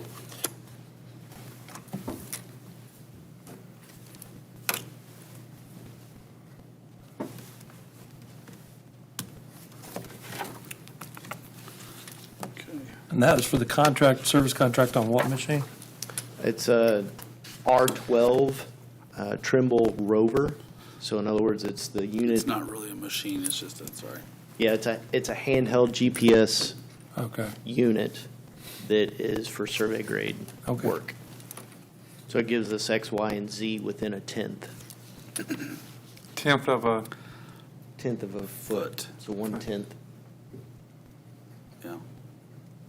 of where we're located at in the world. the height also?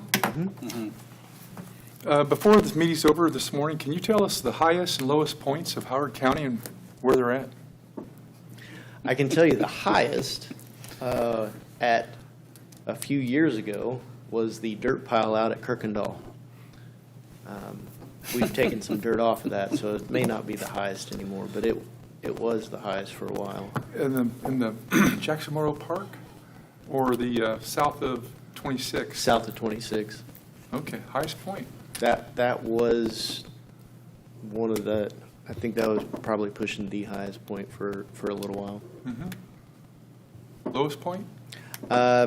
I don't know where it's located at. I would say it's on the west side of the county. I'd say it's Wildcat Creek on the west Yeah, side of the county. I'm guessing the Wildcat Creek, the flow line of the creek. Yeah, So that'd be my guess. Of course. where everything ends up, in the creek. So, yes, the main concept, though, is staff. Paul was supposed to be here today to go through budgets. We're in learning phases. We've been doing a lot of educating and working through getting staff up to speed on stuff that I think I'm the only one that's done in the last 20 years. So, but true to this year, he had another job he had to go to. So we're usually running between the two offices. We're usually going 4 different directions on a daily basis, and it's busy. It's just that simple. So we keep contractors running. That's what happened today. We got a phone call. A contractor needed to be out on a site with, so that's what we do. We go, and it doesn't really matter what day of the week it is. I've worked on Christmas Day and. We've done all sorts of stuff, but we try and keep our contractors rolling. I came in the building at 8:02 and Brent was walking out at 8:02, so. Yeah, that's. He'd already been in the office. So. Yeah, we usually get in, early's on time in my office. We try to make sure that happens, but a lot of times we do start in the field. We don't even make it to the office. Yeah. So contractors like to start early in the morning, so we're there to meet them. I can answer anything else on surveyor budget. No, it is good to hear. I mean, we've kind of felt the swell of work coming, and you came in probably 2 years ago, and we could see that it was weighing on you, and so it was good to help out your office. Of all the 7 council members, I probably deal with your office the most of the 7, and I've seen it personally, and so it's been good to see Brent and everybody else step up in the office, and Paul, and take on the challenges, because it's not easy work out there in the field. Yeah, it's definitely increased. Yeah. And it's not getting easier. We don't have any low-hanging fruit left in our watersheds. Everything that we try and fix is now very expensive and very controversial. I've made that comment on the drainage side, on the private side, that the easy stuff has been fixed. It's Yeah, getting all harder. the easy stuff's Yeah. been fixed. So everything we're doing now usually takes multiple meetings with landowners to express the importance of moving forward, because the cost in their minds are outweighing the benefits. Yeah. Mhm. Until they truly see what it does to the whole. Yeah. And usually, it's interesting, once our community understands the benefit to the whole, I would say 80% of the time, individuals agree that we need to move forward. Even though they don't like it and they don't want to pay it, but at the end of the meeting, they're, okay, let's move forward. Not always, but it takes a while to get there. And that's what's I'm finding to be a little more challenging. Yeah. Well, I thank you for trying to find a way to trim, and it was just an ask, and thank you for going through that exercise. And I know sometimes it's harder for some departments and easier for others, so. Yeah, our most of our budget's salary. Yeah. So when we start Yeah. cutting things, it's usually paper and nickels. So, Yeah. want to move on to the next one, perpetuation? Yep, recorder, Surveyor's Corner Perpetuation Fund, 1202, page 76. So this particular fund has, it's funded through the recorder's office. So as people record deeds or record documents, we get so many dollars out of that fee that goes directly into section corner perpetuation. And this money can only be spent on section corner perpetuation. So currently the fund has around $450,000 in it. We are budgeting 100,000 of that again for next year. We have a program that we've been operating for ever since I've been here, so at least 21 years, that we go out and perpetuate section corners. This particular year, we're going to be setting some section corners, which is not real normal, but with the solar farm going in, there are some sections that will be underneath panels that are currently still just the stones. So in other words, they were set in 1826. It's a stone in the ground with an X on it.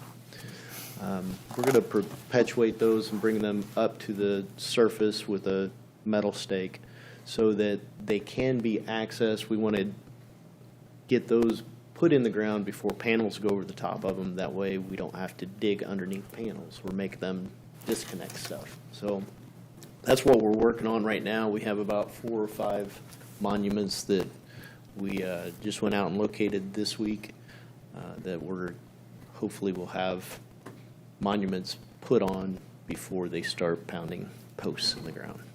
And how will you do that, Greg? What will the new ones look like versus the old one? The old one's just a rock. Excuse me.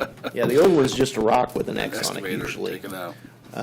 But what we'll do is we'll bring a 1-inch iron rebar up so that it can be found with a metal detector. And we GPS everything so that we have coordinates and tie cards on those coordinates. So land surveyors that are out looking for those corners would be able to find it extremely easily. So a 1-inch iron rod, what's the lifespan on that baby? Long time. Longer than me. Yeah, we have several that way, and then we'll put a Howard County surveyor cap on top of that rod. Okay. Yep. Yeah. Most surveys use a 1/2-inch rod for things. Yeah, or 3/8. If you have your house 3/8, surveyed, Right. you'll have a 3/8 inch rod. Right. We use 1 inch. How tall will you leave that above the ground? It won't be Flush. above the ground, it'll be flush with the ground. Oh, Or even down a little bit in a cap, so you'll find it with a, metal detector. okay. Yeah. We'll also have GPS. ties off of it and GPS and that kind of stuff. Okay. But yeah, we'll do the tie cards so that they will easily be found. How 'Cause deep all in the ground, property- how deep in the ground does it go? Usually 3+ feet. I try to get it below frost land, so it doesn't move. Yep. Will you set them? I am not licensed to set them, so we pay a land surveyor to come and set them. But yes, I'm usually on site and helping do that work. Yeah. So you pull the rock out? No, the rock stays in place. Okay. A lot of times it depends on how deep the rock is located. I know some counties have put a rod through the rock, so they'll bore through the rock so that it stays in the post. Because the corner's the corner. If you don't, The corner's a corner. if you don't put it where the rock's at, then it's not in the corner, right? Correct. Are those, when did you say those rocks were put in there, a lot of them, 18? Our county, most of them were 1826. So how accurate are they? Very. Are they? Those are the corners. Even if they aren't accurate, that is They the are corner. now. The corner. Okay. Yeah, that's the corner. That's Okay. what everything's based upon. Yep. So yes, that's part of our program as well as moving through those section corners. So we are dealing with NG right now, and that's the area that program's working in. Thank you for sharing all that with us. It's very interesting. You're welcome. So Greg, last year or this year, it looks like we did an additional 28,000 for this fund. Do you anticipate that for 26 as well? I would like to keep it at the $100,000 mark. Okay. For right now, the way things are going and that fund is going, absolutely. We're only using a quarter of it on a yearly basis, what we're budgeting. And if something trends change to where we aren't bringing in that revenue through the recorder's office, we'll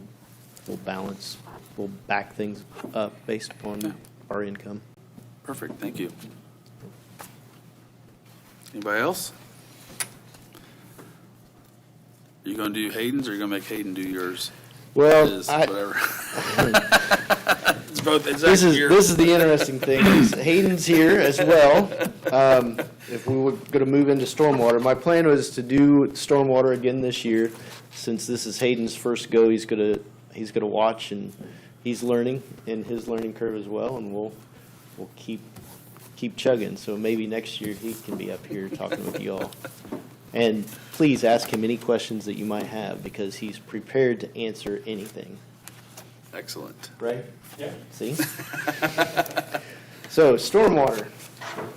Yeah, so that is page 75.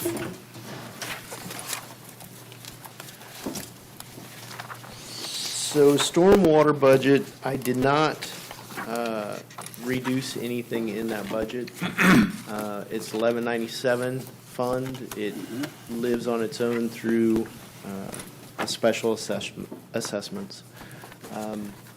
We are still currently in the increase. So about 3 years ago, we saw that the need for this budget to continue to increase back to its original level, which was in 2009. So in 2009, we were estimating budgeting about $650,000 a year for this program. So we set the assessment based upon that. We had a massive annexation that happened in 2012, maybe 2011, 2012, which reduced our revenue to about $400,000 a year. And we've operated on that $400,000 up until about 3 years ago, which we started raising our assessments a little bit at a time. So we set that assessment increase each year about $1 per bracket over the next 5 years, and we have a couple years left of that increase. So by the time we get to the end of 27, the first of 28, our revenue should be around that $700,000 mark. And that was designed that way so that the new person that would be taking over the administration of the stormwater district would be back to a budget that they could operate small projects on, or continue to save money and do a larger project if needed, depending upon what the needs of the community are as we continue to move forward. So that's kind of where that's at, because whatever's not spent in this budget goes back to 1197, and it just keeps that budget growing. So right now we have about $2 million, a little over, excuse me, a little over $2 million in 1197. How I've operated this program since 2003 is I try not to spend it, because I know larger needs will come along. For example, Kitty Run Basin, we spent about $3 million on that project. Kirkendall Basin, we're a little over $2 million, about $2.5 million on that project. And those would have not happened if we weren't watching our pennies to make it available when the time was right. So that's what I'm teaching Hayden as we move forward. This year on the budget, you will see a little bit of difference, and there should be a PAX committee response with my file as well. The thought of moving Hayden from a field technician, where he's at this year, to a transitional coordinator for 26, so that he starts working more on the side of the administration and gets very familiar with all the stuff that I've been doing over these years. That way he is ready to take over the stormwater district in by the end of 27, if we go that long. So that's kind of where we're at on the planning side of the stormwater district. And just to clarify on my quick math here, it looks like, you know, this fund is increased, but that increase is strictly for his paid So, position. So yeah, as a whole, we're working towards replacing you at some point with him. and that's where the increase is from. Correct. So we put a new line item in the budget labeled 11,365 transitional coordinator.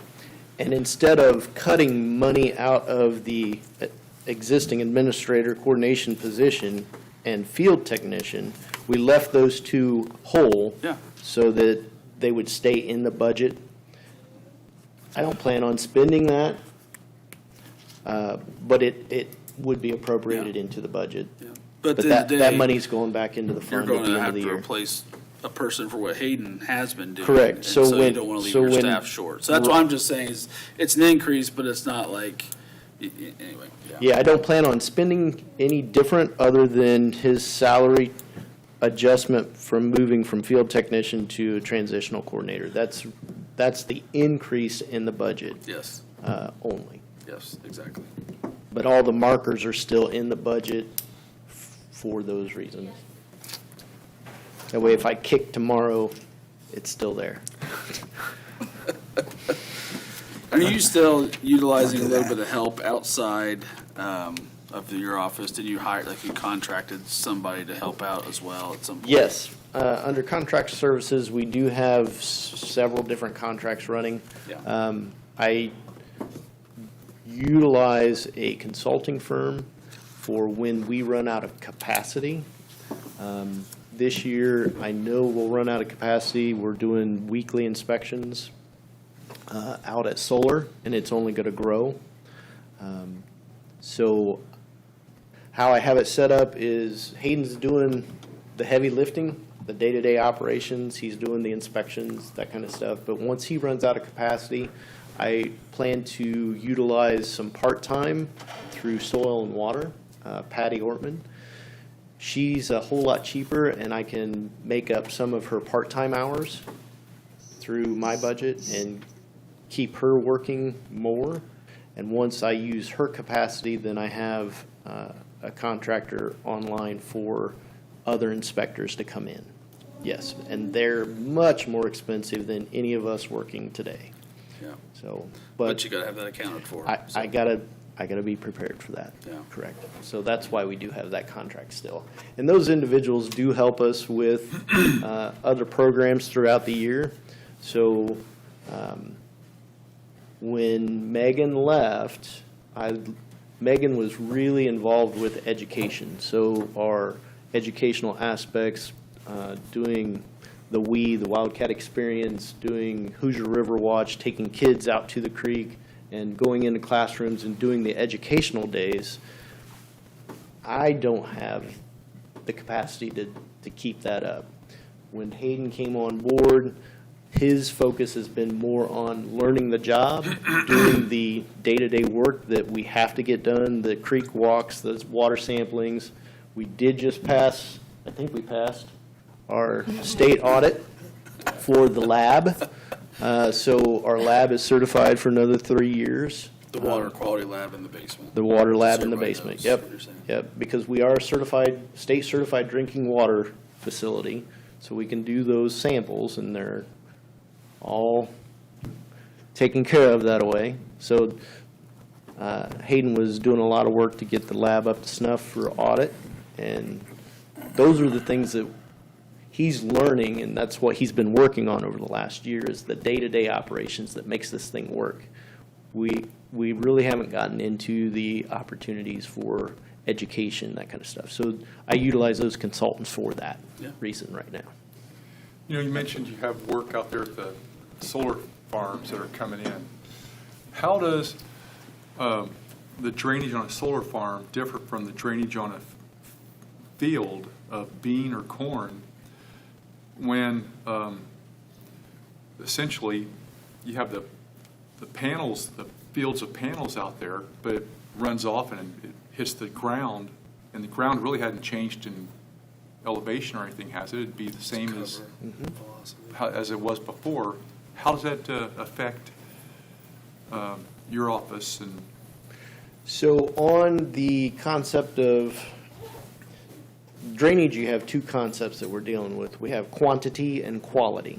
So on the surveyor's side, I deal with the quantity, how much water is going to be leaving that site. And to address your question of the hard panels versus corn and soybeans, the soil to an agricultural row crop field, so say concrete, has a factor of 1. That's how fast water runs off of it. An agricultural farm field, row crops, is around a 0.8. Okay, so it's real close to that same concept. The reason that is because it's not green year-round. Yes. That's the only reason why that ground has a higher runoff rate.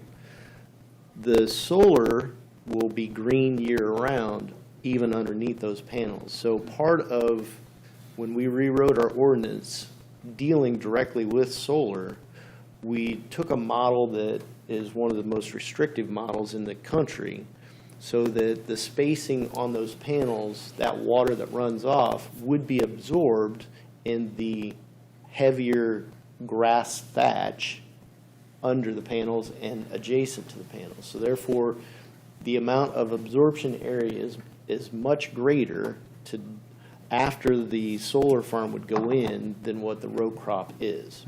Now, that's not to say that we aren't going to have problems. I'm very confident that we will have real erosion issues, because every year the ag industry, they would turn that ground, or even if it was limited tillage, there's still some tillage occurring on the majority of ground. We have some no-till folks, but most of it's limited tillage.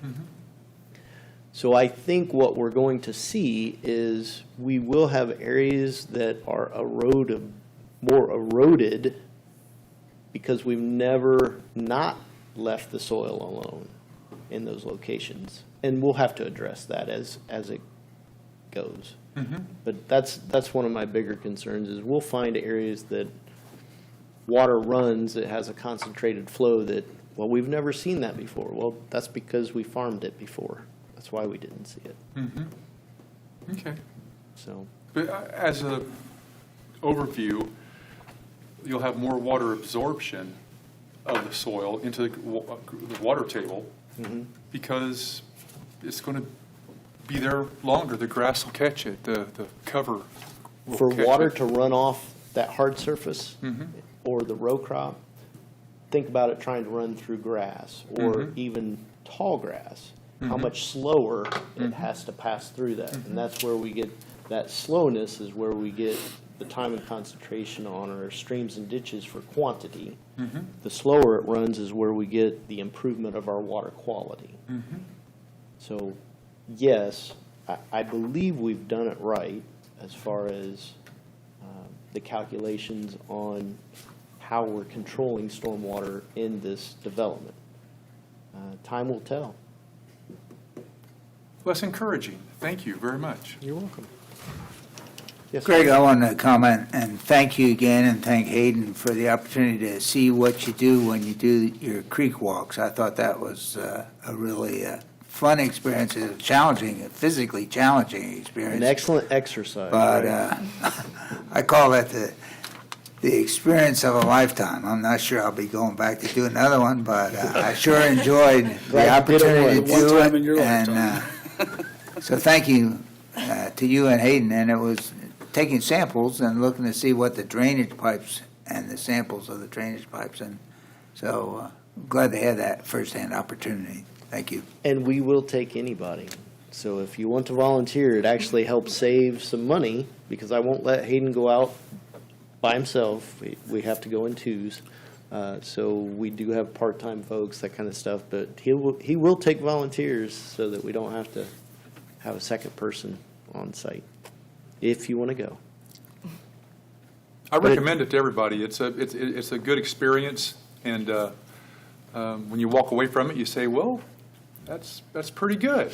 We're in pretty good shape here in Howard County. Get a good sturdy walking stick so you don't fall in the creek several times. Frank did not get baptized, so I think you might have, but we 3 or 4 got him times stopped. I would have, but Yeah. grab kept your him- arm and grab the stick. We kept him from going under, so that was good. That's good. All right, any other questions for stormwater management? Or for Hayden. Or for Hayden, that's what I was getting ready to say, yeah, he beat me to it. All right, so that leaves one more fund on stormwater side, which is Kitty Run Bond. Page 99. And that bond is just for money in and out to pay the Kitty Run state revolving loan fund, basically is the money that we borrowed to make that project happen. And I think it started in 10 or 11, and we're in 25, so it was a 20-year project. So that's about how much time we have left. So you mentioned before that you try to save some revenue and save it for big projects. Do you have any, it seemed to me like maybe there's 10 years between some of those multi-million-dollar projects that you've done, like Kitty Run and then the Kirkendall thing. So, is there any common frequency, if you will, to how often or you would want to start a big project and complete a big project? I can tell you, I don't want to start another one. But I mean, sometimes you don't have the choice, right? right, I think that a lot of it is just over the years and years of problems. And once you start looking at how can we help, some of those problem areas rise to the top. And those two particular watersheds rose to the top. Opportunities were available when we were ready. I think being shovel-ready for projects makes a huge difference. So on the Kitty Run project, I actually started working on a fix for that watershed back in 2003. The opportunity wasn't there until 2010, but we had a plan on the shelf for it. And when the money became available to dig that basin, or we didn't have to pay for digging that basin because somebody needed the material, we made it work. I think that's where we operate the best, is being prepared to fix things when the opportunities are there. Grant dollars arrive. That's the same way with the ARP funds that you all agreed to let the surveyor's office use and the stormwater district use.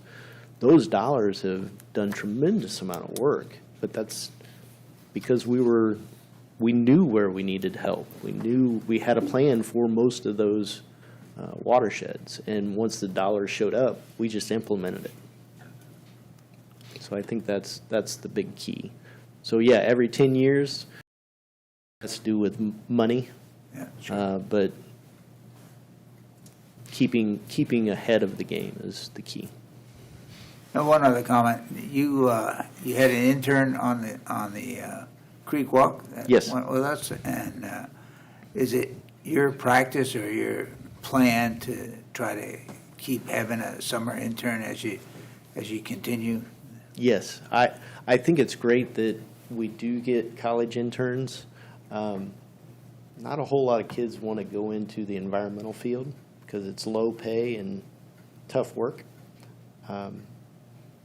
But having those interns really allows them to see how they can take their degree and do something outside with it and do some good with it. Plus, it's really cheap labor, so we utilize those individuals for just exactly what we did. Yeah, Yep. good, thank you. You mentioned that you had, 2003, you had a project in mind, a plan, and then you had the funding available 2010, 2011. Are there projects now that you're thinking that you have on the shelf that may need to be implemented in the coming years? Probably one of the largest concepts that we've been working on for a few years now is we did a study with Burke on the Wildcat Creek for fluvial erosion and where we should and should not be building and how the creek moves over time. with that concept, as well as we did a study for all of our small communities in the county, we have several small wastewater treatment plants. I think we have something crazy like 9 or 10 small private wastewater treatment plants here in the community. And they don't work real well. So they have a lot of troubles. They need upgraded because they were installed back in the late 70s, early 80s. And maintenance hadn't been done on them. I think the next big thing for stormwater that we need to be paying attention to is what happens when those fail. So a lot of our ARP dollars that you gave stormwater went towards propping up the Taylor Township Sewer District, because I'm here to tell you, it was on the verge of failing. I think another year without any support, it would have failed.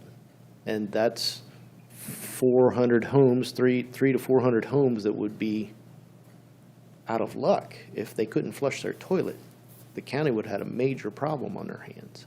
So those concepts, I think, is the direction that the stormwater district needs to pay attention, because one of our pieces is illicit discharges. So septic systems, wastewater. It's not that we want to build wastewater treatment plants, but we want to help facilitate getting those smaller communities some type of treatment to eliminate the waste from our streams. So you think about all the small communities, Cassville, Plevna, all these areas that are built on septics from the 1800s, gives you an idea of where we need to be focusing our dollars. And I think that's what you'll see over the next 20 years of concern, where those dollars will be spent.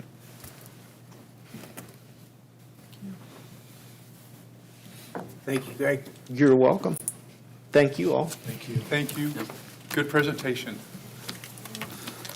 Okay, great job. All right, next up, we have Karen Wolf. Is that right? Yep, Karen's up next with Humane Society. I thought I had, Jennifer came in first, so I got flipped, so, yeah, no, you're good. So, yeah. Hi, Karen. Morning, how are you? Good. I'm sure everyone's aware there's some things going on, but our goal is to keep everything the same. We've asked for the same amount as we've had last year, knowing that what's been paid is covered. And we're looking to shore up our budget with an increase from the city, but not from the county, and we're still working on that. So everything is basically, hopefully everything will remain the same, but get better. So if I'm understanding right, you're saying you've had some more discussions with the city since the prior discussion? I'm sorry. My phone, I'm sorry. You're right. You say you've had some more discussions with the city since Yeah, our we're prior? not quite there yet, Okay. but, I was not aware of that, but that's okay. yeah, but what our plan, we would like to just leave the county where we're at and continue the services as we have them, and then we're working with the city to Okay. shore up that budget. So then that would mean you want animal control officers just to work 9 to 5 or whatever? We're going to No. continue doing full service. That's what we would like to do. Okay. The questions were, we've been pulling over from our resources, fundraising and grants to continue to do animal control, how we've been doing it, and we can't continue to do it. And so we had a issue with our animal control officers. We had both of our animal control officers resign. We've been covering it. We've been giving full service, but we have to figure out something that's going to work better in order to sustain our animal control officers. I guess in full transparency, I haven't really discussed with Yeah. everybody up here what's going on, because I knew we were having some discussions. Yeah. And I say we, it's not me. No, I don't know how to even, I didn't know how to approach this exactly, except that as far as we're concerned, we'd like to remain where we are with Yeah. the county. Okay, yeah, so for everybody's edification up here, we've had some discussions on how to fix the shortfall or make the situation better. And like you said, it probably involves the city a little bit more than the county, so that's why you're talking with them.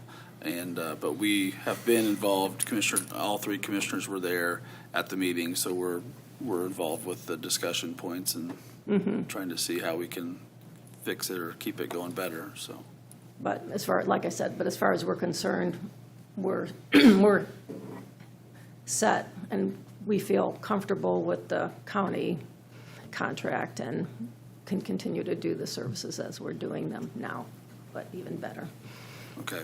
So we see a drop in your request. Well, no, it's not, is it? Let's see, $175,000 Yes. for 2025. And just make sure I'm in the right column here. It should have been 170. 150,000 for, It should have been 175 for 2026. I think I have a Yeah. 150,000 The here. commissioners have Yeah, that budget. I'm sorry, yeah, it's on page 18 is specifically this line So the item. commissioners have requested 150,000 for 26. Okay. Okay, very good.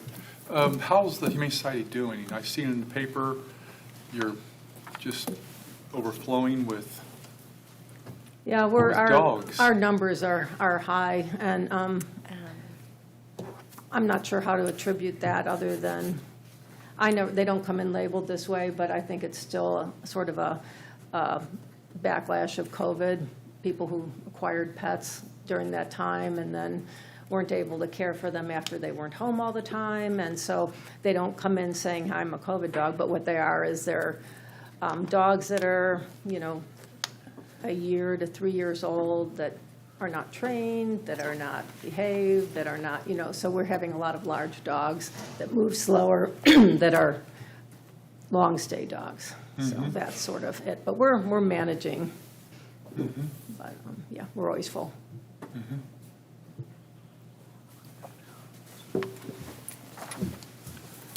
At our meeting we had, Kara Snyder, who spoke, I'm sorry, I had to think of her name. That's right. She kept talking about trying to contemporize what you guys are doing. Do you want to explain to the board here what that plan might look like, or what the vision is behind that? Basically, the model that we have with 2 animal control officers is not working, because they work 40 hours a week, and then they're on call every other week, working 24 hours. So every other week, they're working 24 hours a day. And the calls may not be many, but you've got that phone, we call it the bat phone. You're holding that phone, and you don't know when you can't leave the county. You can go to a movie, but you might have to leave. So what we would like to do is add a 3rd animal control officer, incorporate that more into the Humane Society. So there isn't such a definition between those officers. When they're not doing animal control work, they're working in the shelter doing other things. So we're going to get more out of those animal control officers, but have 3 of them. So they'd be on call every 3rd week instead of every other week, and also raise the pay. So I think that in that way, we'll be able to sustain them. I've hired 13 animal control officers in the 10 years that I've been the director. So Yeah. it's a lot. Yeah.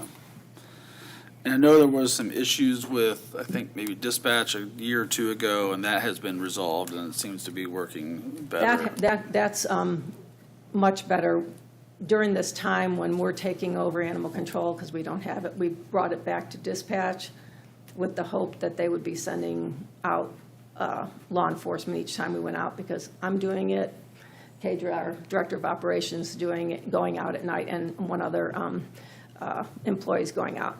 So once we get this settled, I think we will go back to the answering service setup where the calls are not routed through dispatch, but are routed through the answering service, and they go directly to the animal control officers rather than having to stop at dispatch and then go on.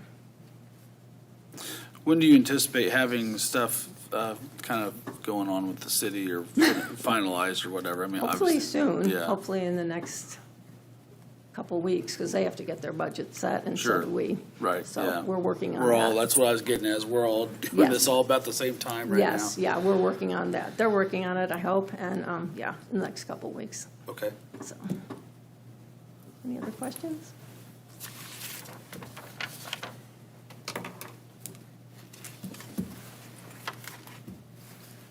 Anybody else? Thank All you. right. All right, Thank you, thank you. Karen, appreciate it. Thank you.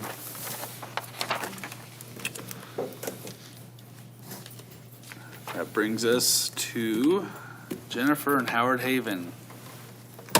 Welcome, good morning, how are you doing? Good, thank you. How about you guys? We're doing well. Okay, I'm here today to request the same amount that I requested last year, which is the $379,715. The entire operation of the home costs $67,758, and $32,000 of that is utilities. So it's almost impossible for me to cut my budget in that area because the rest of it is county wages for the employees, which is $311,000. The operation of the home and wages are mostly covered by revenue. Unfortunately, wages have doubled over the past few years, and state programs have not caught up with inflation and the cost of living. Family Social Service Administration did request a financial summary of the previous year, and that was submitted July 28th. The projected revenue for 2025 is approximately $300,000.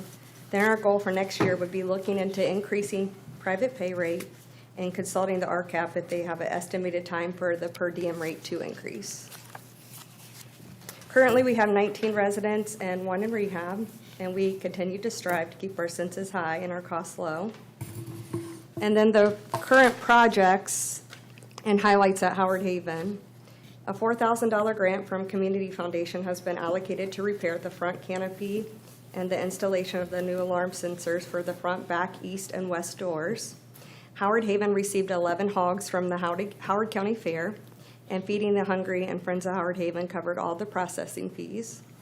The Food Finder program remains still a valuable resource for Howard Haven, providing 600 pounds of food at no cost to the county. The Center Township Trustee's Office generously provides $10,000 of an annual grant for Friends of Howard Haven to support the home and the residents' needs. Recently, we applied for an SIA grant for $15,000 to finish renovation projects at Howard Haven. We continue to receive weekly donations of paper items, laundry detergent, food items from a variety of churches and donors. Currently, we're partnering with Dream Big to renovate the one enclosed porch on the men's hallway. It's going to be a sport theme, and the residents will enjoy it because it will be centered around basketball, football, and baseball. And I hope that's done when you guys come out for lunch in September. Cool. Is your maximum capacity, is it like 21 or It's something like 20, that? so Okay. they're all down floor now. Ever since we had the tornado, we don't put anyone upstairs anymore. Unless we had an elevator, we could do that, but we do not have the means to get one. Sounds like we have elevators on the wish list. I know. Yes. Everybody needs a. Someone else did that too. So. That would cost a lot of money. Is there a waiting list to get into Howard Haven? Yes, we have 4 on the waiting list right now. How many? 4 on the waiting list. Mhm. If you did have an elevator, what would your capacity be? We could actually put 2 upstairs. So So- basically 2 more? Yeah, Okay. it's a little apartment. It actually was it was director quarters for when the director would live there back in the day. So it's actually just a little apartment upstairs. Okay. Yeah, I was thinking that you could like not double, but add 10 or 15 more, possibly. Just cost benefit Just analysis. curious. Yes. You probably almost could go more out and add on than it would be to add an elevator. Yeah, I know the Tim Frankfurt might know County that. Home has so many issues with their elevator. Yeah. So I'm not sure. Definitely got the space. Definitely expand, but not Yeah. go up. I've been looking at elevators, and you can get these little 1 or 2 man elevators that you can mount on the outside of the building, just like little hamster tubes that shoot you up and down. I know Probably somebody not. has one of those in their house. Yeah, What's the cost of that, Tim? about $7,000. There you go. Maybe, possibly. That's- Yeah, they had weight limits and, couldn't get a bicycle in it or anything like that. Get my father-in-law in it so he could get upstairs. It would be be helpful. That's pretty reasonable.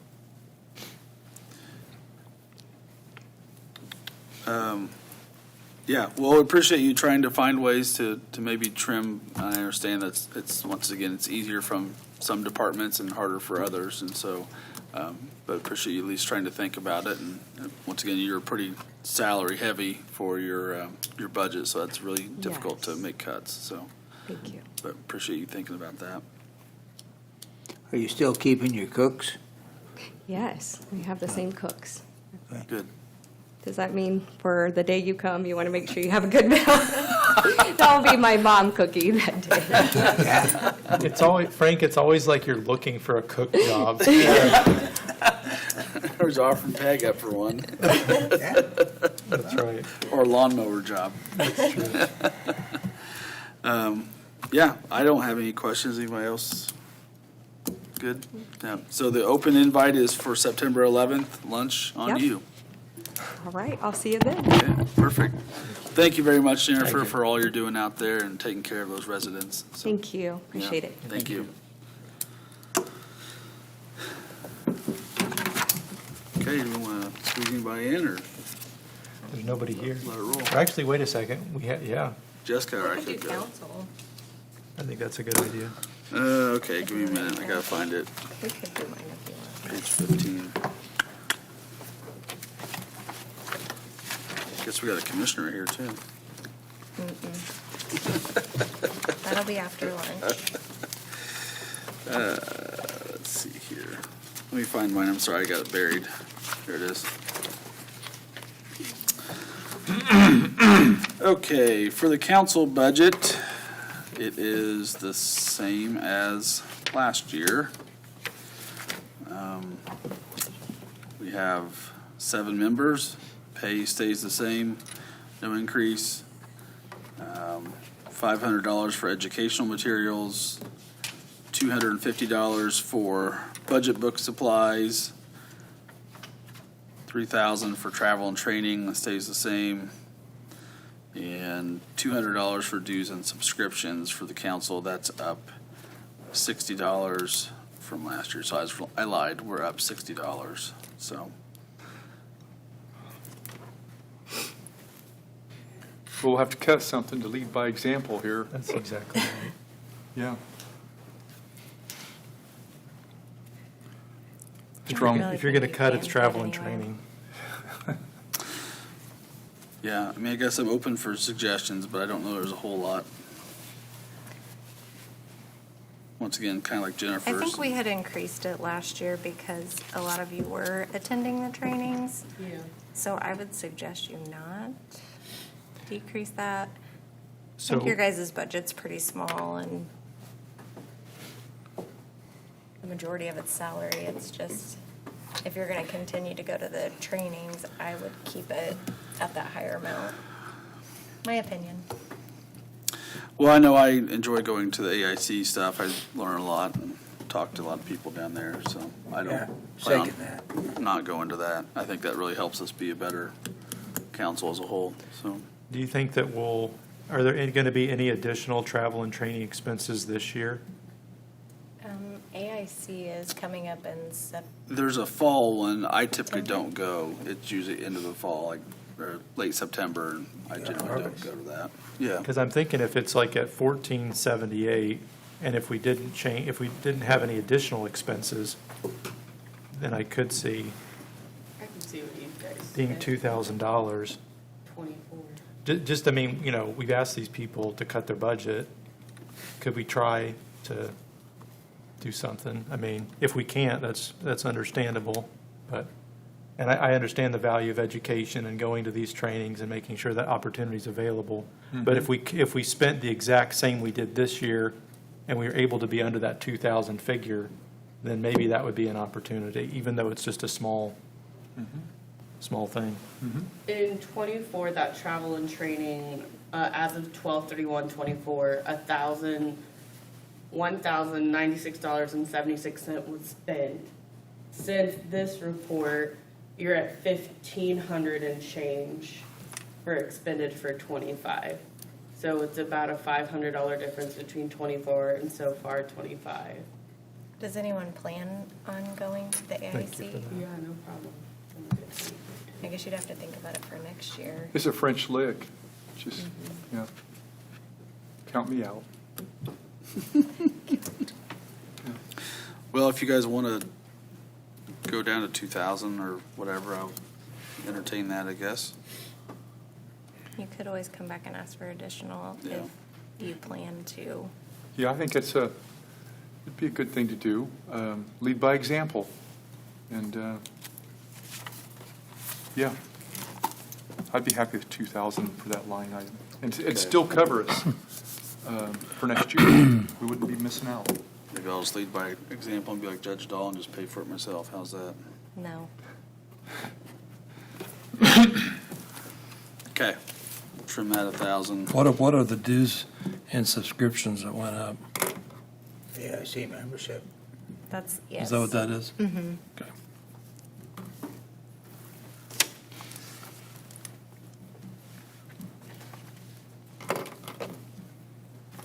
Okay. Everybody good with that one? Yes, sir. Do you want Do to you go? want me to go? All right, I can do you go. want to? Sure. All right. Jessica is going to go. Hers starts on page 1.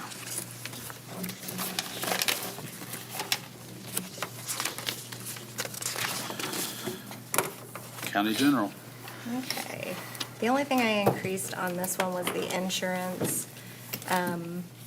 This one usually gets pretty close, and at the end of the year, we're having to move money around. So we increased that from 4 million to 5 million. I think I kept the other ones the same. So this budget's pretty much the same minus insurance increase. Any questions on that? I noticed that there was a change in the insurance plan with regard to weight loss. Is that factored into this, and how would it affect? Do we not know that yet? I think that's more for prescriptions, so I don't think that it would affect our family plans at all. Yeah, I don't think So it would affect prescription's this not number. factored This is into- more Okay. the employee and employer portion of insurance. Okay. So with the meeting, like the insurance the meeting next week will factor in and affect, obviously, the, It'll help our health fund, or insurance fund, but for county insurance. to continue the same benefits that are for 25 and 26, you're estimating that it would be an additional $1 million. Okay. Insurance is pretty expensive for That's the a county. 25%, or, yeah, 25% increase from over last year.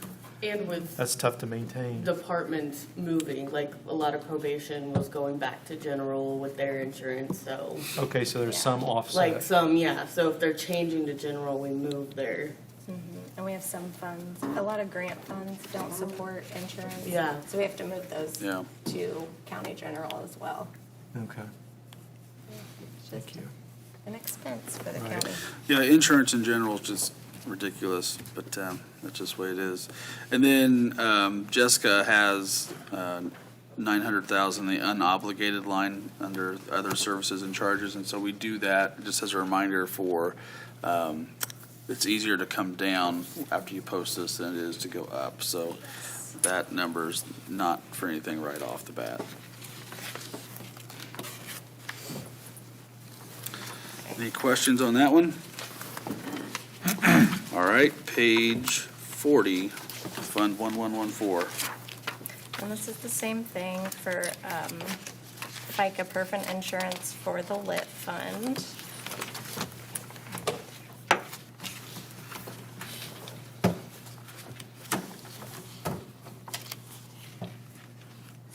So we were able to decrease the, oh,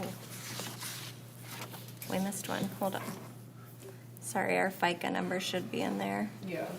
We will add that back. Of 500? Probably a 500. We might need to increase that a little if we've already spent through. Okay, Maybe that might 600. be a 600,000. Okay, 600 for the FICA. perf, we moved that to 950,000. And then we increased the insurance on that one as well.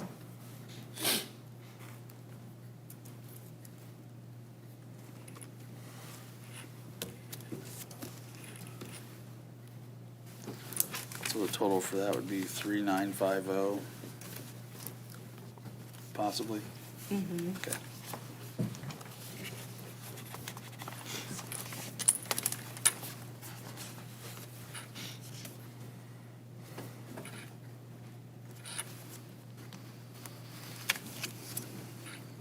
Okay, are there any other questions on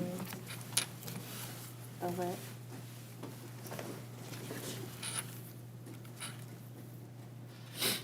Okay, no questions. We'll move on to 1188, page 72. Did I say that right? Mhm.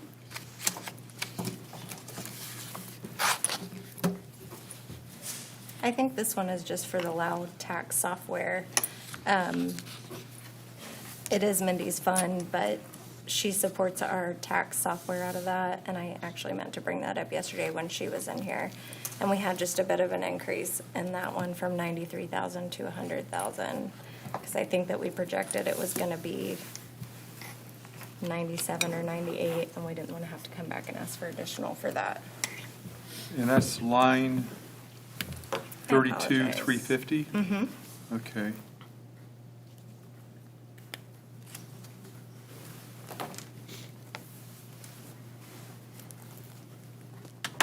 Okay, now on to my budget. County General Auditor, page 3. So on page 3, I did catch another mistake on here. For the second deputy finance, we have not filled that position. So I think that's why it was so low at the 11,592. It's account line 11403. I haven't filled it yet. I'm not sure if I'm going to. I'm trying to figure that out right now. But if I were to fill it, that would need to go to the 42,882. So you're currently only utilizing one person instead of two for that? Right Because now, of your reorganization? Yes. Okay.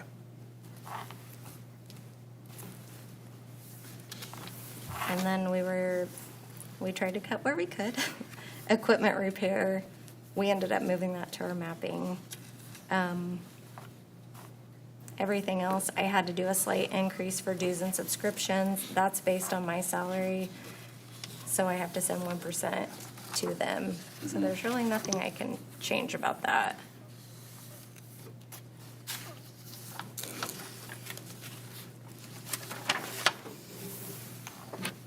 And we had to increase postage, but that you're seeing that across the board.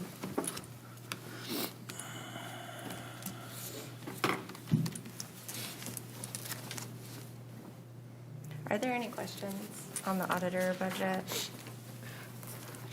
Out of curiosity, so the two budgets you had, the FICA and the PERF, one of them had an increase on both of those, and the other one had no increase. Is that because? We're gonna increase the lit for the 600,000, but we pulled what the numbers were, what they've spent so far this year, and so we're basing it off of that. County General is just always, well, like we said earlier, a lot of the grants and things that get moved to County General, that's why there's such a spike in that increase. Is it just kind of that's where we would like to keep it at for now, but the brunt of the increase is being weighed into the other account? Yes. Okay. Yeah, so it looks like that's just slightly more than last year once you add that salary back in, Okay.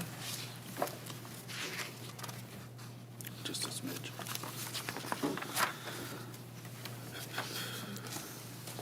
All right, everybody good with that one? All right, we'll move to Fund 1150, page 56, electric map generation. We took our supplies down, we just cut them in half. And we kept our equipment at the same. So I don't really.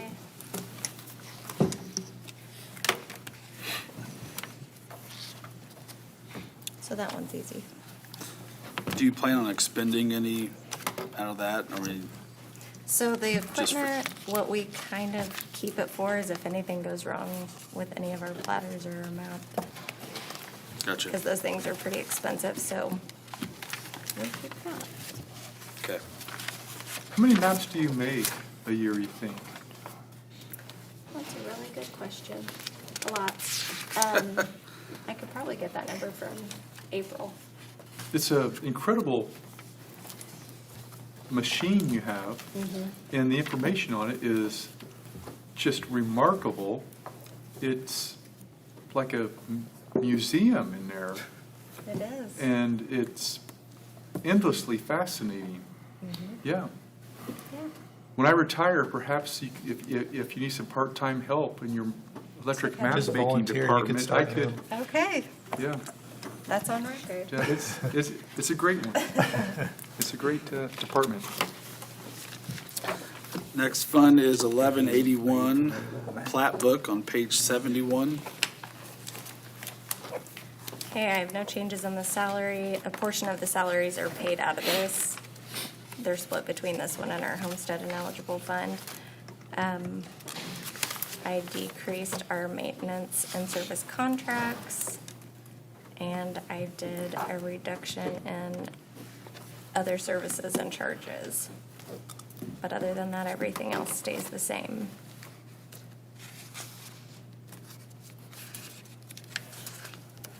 Any questions on that? What's the logic between the maps and plat books being in your department? Why are they in our department? Yeah, is there legislation or is that something, I mean, It probably would be by legislation, but it's a function of our office, because we have all the property and we're in charge of all the property in Howard County. So all the deductions, everything that's filed goes through our office. So the mapping would be part of that because they're doing the parcels and, different from surveyor's office? As yes, an yes. example. Okay. Yeah. Yeah, that's an area of ignorance for me, so I'm gonna have to stop in and see that map. Stop in and see it. You can sit with our mapping girls or our property girls. Probably less physical than the creek Yes, walk. a lot less physical. They'd probably give you a nice chair to sit in. I'm a member of the chair force. The chair force. All right, and then the last one that Jess has is the Auditors Ineligible Deduction Fund, 1216, page 79.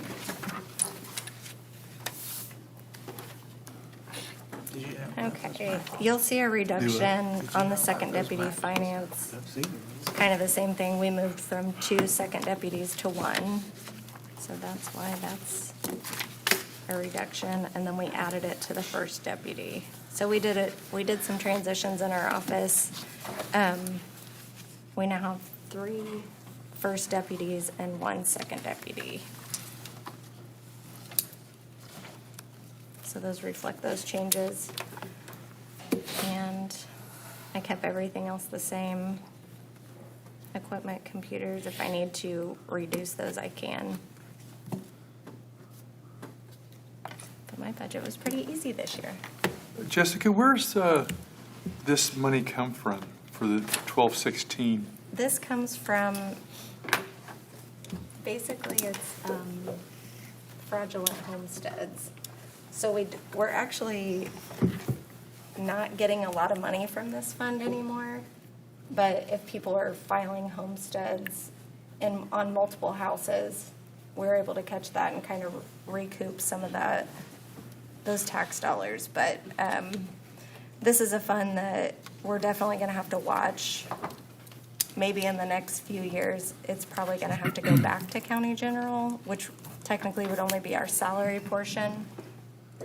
So would it be accurate to say that this is money that we lost first because of the fraud? Yes. And then we regained it. So we're not really We're not gaining. getting any money. We're It's just getting getting back back what we what we- lost. yes. Okay. Would you say that the reason that we're not having as much fraud is because we're better at catching it initially, or is it because people are more honest? I would say we're probably better at catching it.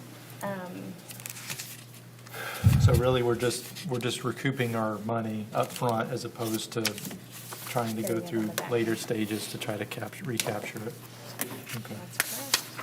Interesting perspective. That's very clean. Thank Yeah. you.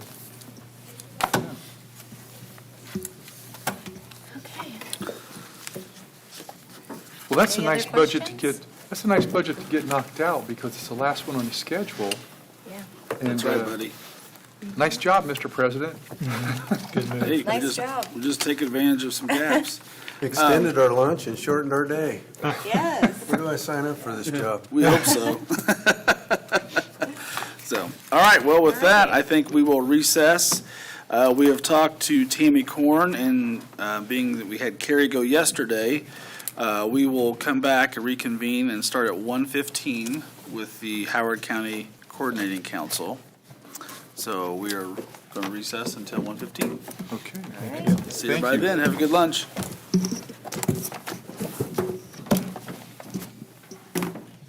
By golly. Hey, you're welcome to come for a walk if you'd like. I would, but as long as I get to eat.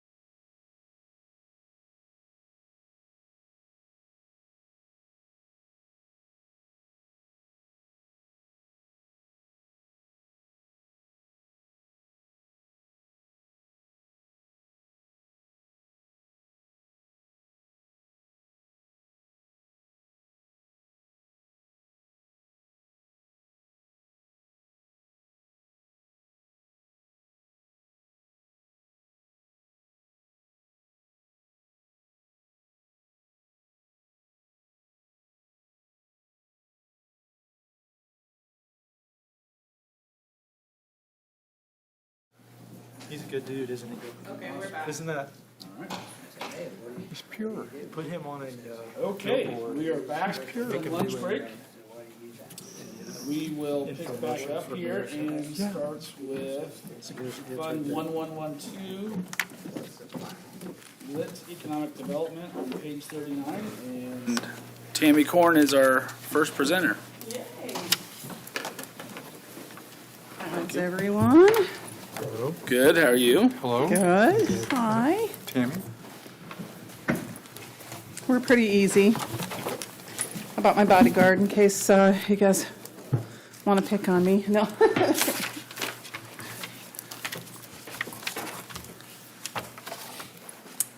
Usually we're pretty easy because we are a federally mandated office that we write grants to get 80% of the funds in to cover the office expenses and all the planning. And then the county matches 10% and the city matches 10%. And that's a set number. So there's no play in that number. Whatever our appropriation is for that year, it's a 10% match from the county and a 10% match from the city. So if you have any questions or any transit questions, I'm happy to answer them.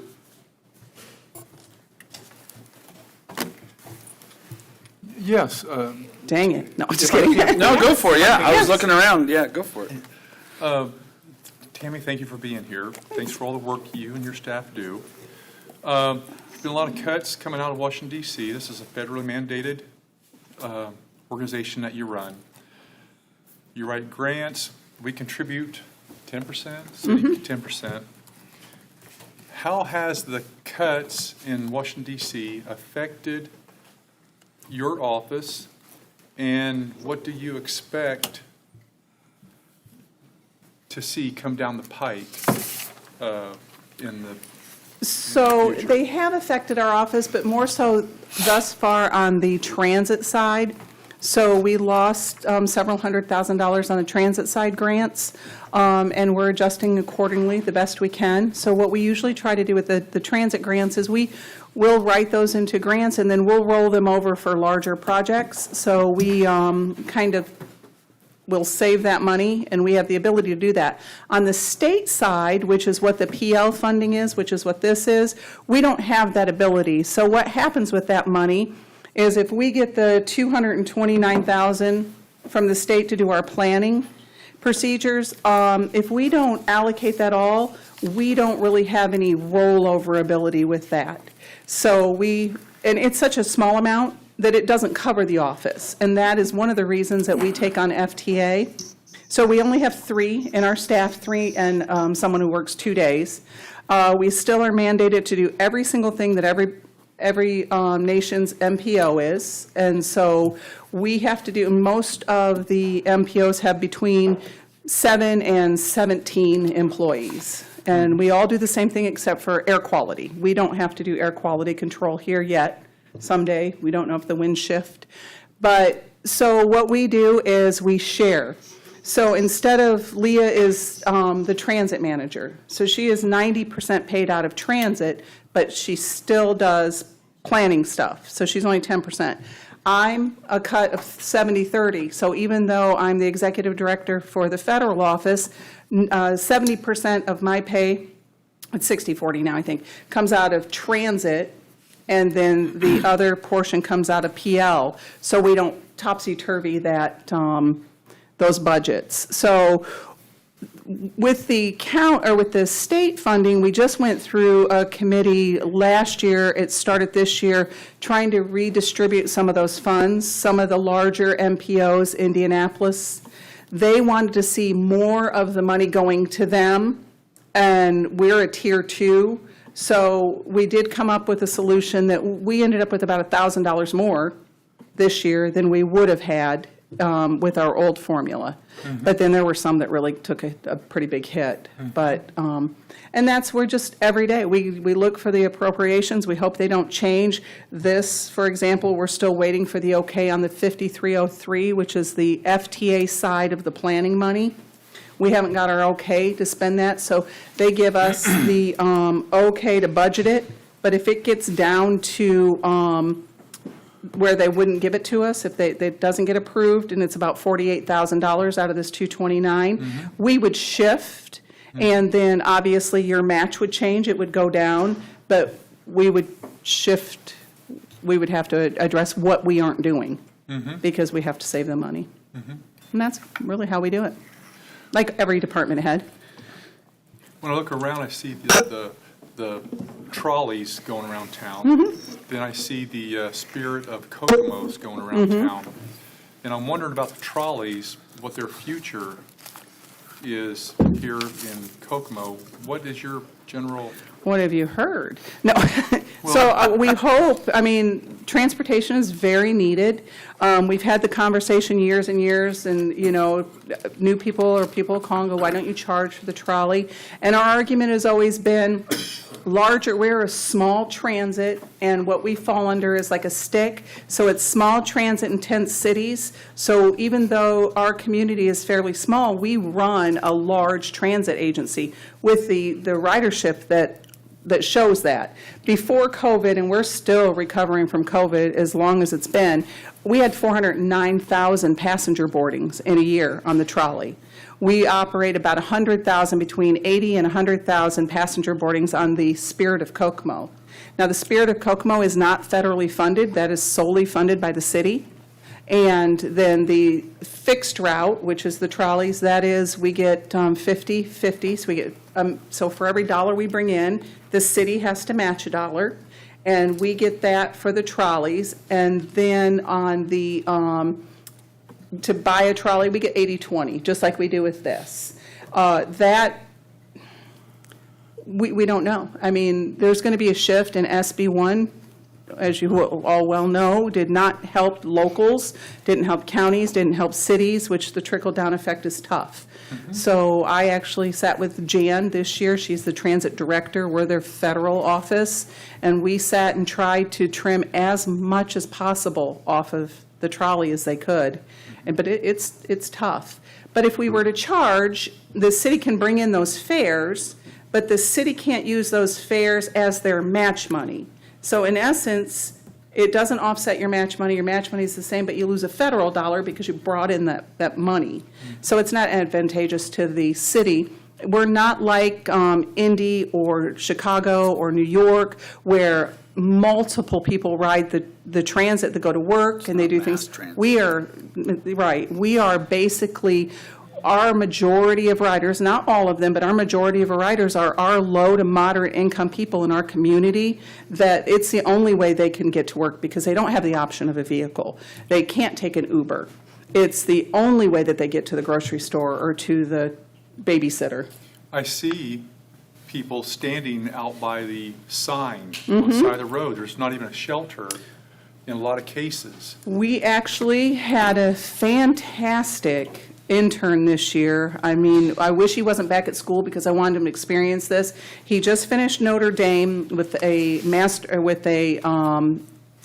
engineering and civil planning degree, a double degree at Notre Dame, and now he's at Georgia Tech and he's getting a double master's in civil engineering and planning. He came in and he went to every single bus stop we had. He assessed every one of them for safety, for ADA regulations. He made a list took pictures of every one of them, made a list of everything that we need to do, that we should do. He really, his name was Nico Dinglasa, and he was amazing. We've had interns in the past, but this kid's he's really gonna be he's going to be a great civil engineer and planner for a community somewhere. We hope here. We already tried to talk him out of his master's degree. He wouldn't listen to us. Did he prioritize which ones need the shelter first because they're because? They did. He did. He went through and did all that, and I'm happy to share that with whoever would like to see it, but it's really pretty interesting stuff. And it was much needed. And the shelters is that federal also? It is. So we can buy the shelters under federal money, but they shift it the way they have to be done now. So where before we wouldn't put a shelter out as long as the right-of-way was there, now you have to do NEPA, environmental on it. So on each spot, you have to go through the NEPA process, the National Environmental Protection Agency process, for every single spot that we put them on. So what we are looking at is, every stop has a sign, And there's I don't know if you've ever been somewhere where they have the benches that butt up to just the sign, and it's like two, and we're looking at some of those. But, so.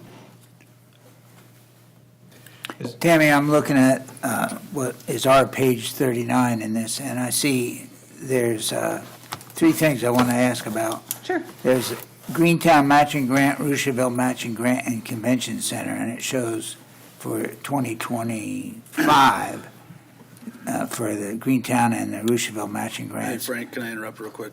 Yeah. So she only has one line on this page. Okay. So Yes. she just Yeah, we has, don't- we she don't- just has the Kokomo Howard County Governmental Coordinating Council line 32210. Okay, all right. That's the only one she's concerned with. I'll help. Right? Yes, yes, we don't get any matching funds. What I thought you were going with is we're in the middle of a regional study about Roosevelt, Greentown, Peru, Logansport, regional transportation. So I thought that was going to be the question. I don't think so. So, that's it.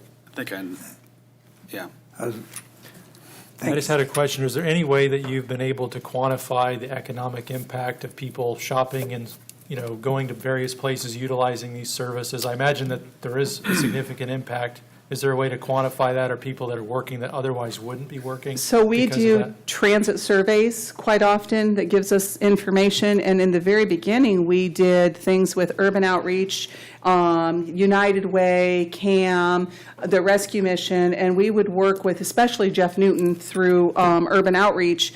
And we would ride, and we would teach people how to ride, and he would give them a $10 gift card to Walmart shopping or Meijer, instead of taking their food stamps to places like the village pantries, which they're great to run in and get a gallon of milk, but when you live there and you're getting your groceries there, we all know that those funds don't go as far.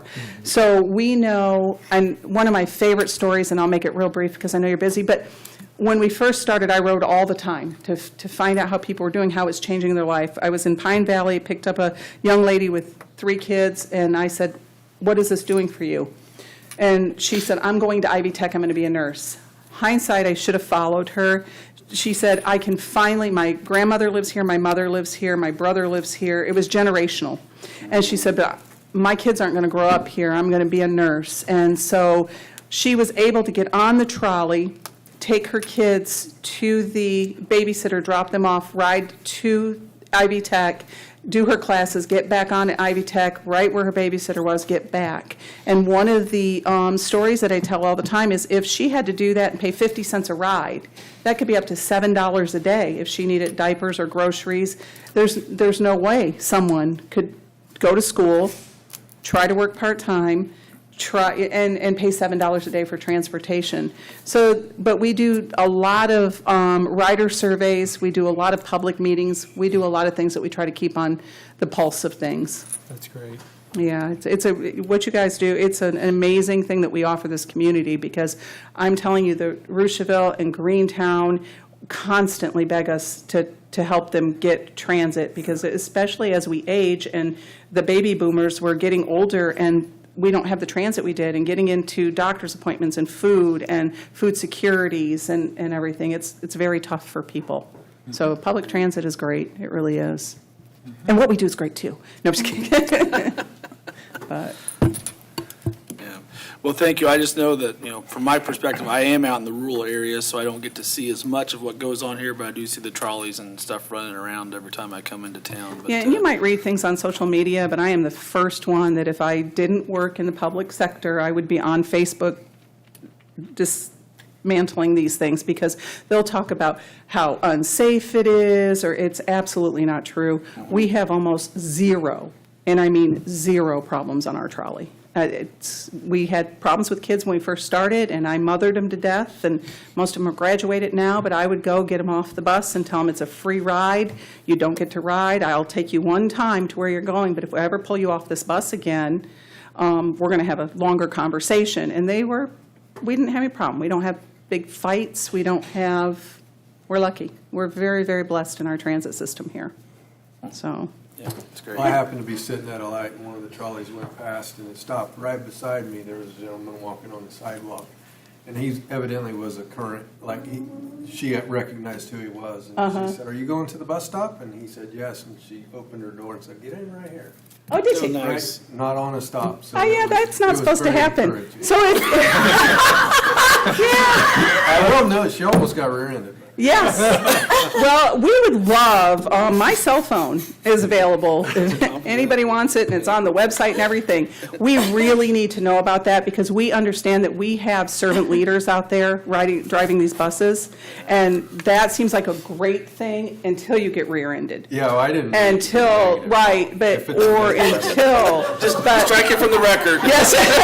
So we'd like to know those things because there are systems that are flag down systems, but the communities are well aware of those flag down systems and they know, but we have set bus stops. So Yeah. what number was that and what day? No, I was like, we'll let it go this time, but I will go tell. Transit, and we'll put it, what we do is, we understand that is out of the kindness of somebody's heart, it really is, but we don't want that to happen, because one thing is, if they don't see that person trying to flag and not get in a stop, and/or they maybe don't like that person, Yeah. but they may not stop, and the consistency is, we have to stay 100% consistency, no gray area at all.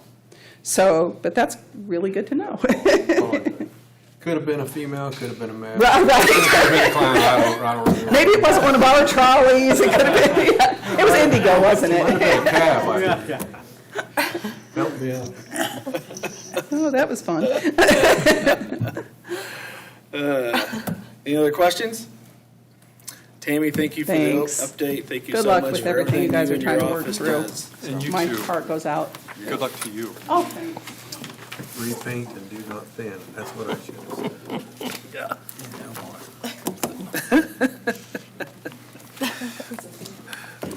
That's good.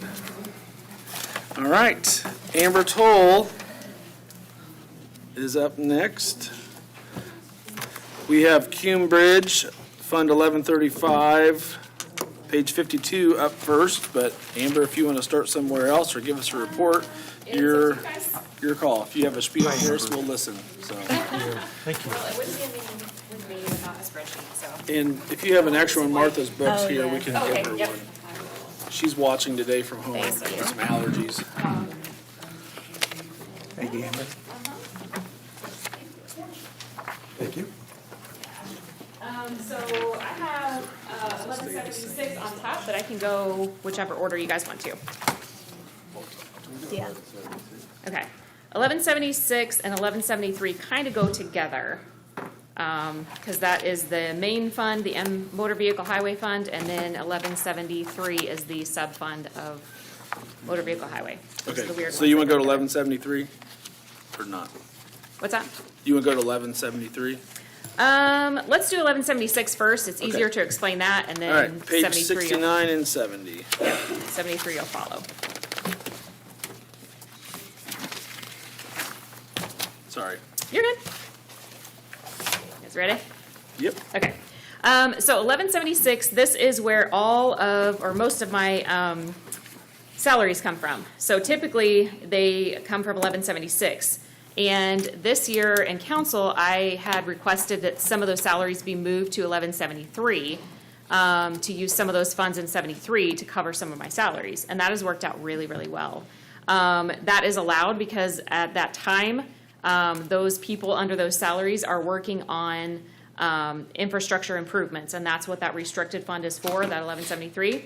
So if you look at 1176 on my salaries, the spreadsheet that I handed you guys, there's some blue highlighted salaries there. Those are the salaries that I took part of those and put those onto 1173. Okay. If that makes sense. Yes. So what you're seeing there is not the full salary because I split those between the two funds. It's a partial. Yeah. So, and what that's allowed me to do is expand some of the other fund lines in that 1176 fund. So if you go down further into that spreadsheet, the green highlighted numbers under that 2026 line, those are the lines that I was able to increase because I saved some in those salary lines. Does that make sense? Yes. Okay. And I did that because everything, as we know, is getting more and more expensive. The prices are just going up. We were hoping that they would balance or come down a bit since the COVID situation, but that's not the case. So everything continues to just kind of go up. A few of these have just bumped up a little bit to kind of capture some of those inflation rates. But some of the things I did want to mention is like office supplies. I did increase that by a decent bit because we have not purchased new office supplies in years and years. Most of our desks and chairs have come out of the dumpster from when all of these things were improvements made on these buildings. So we literally have gone dumpster diving for our office supplies, which has worked when we needed them to work, but my guys deserve more than trash to sit on and that sort of thing. So I did increase that budget, and we will make some incremental improvements as we go through here. The other thing I wanted to highlight was safety supplies. That increased by quite a bit as well.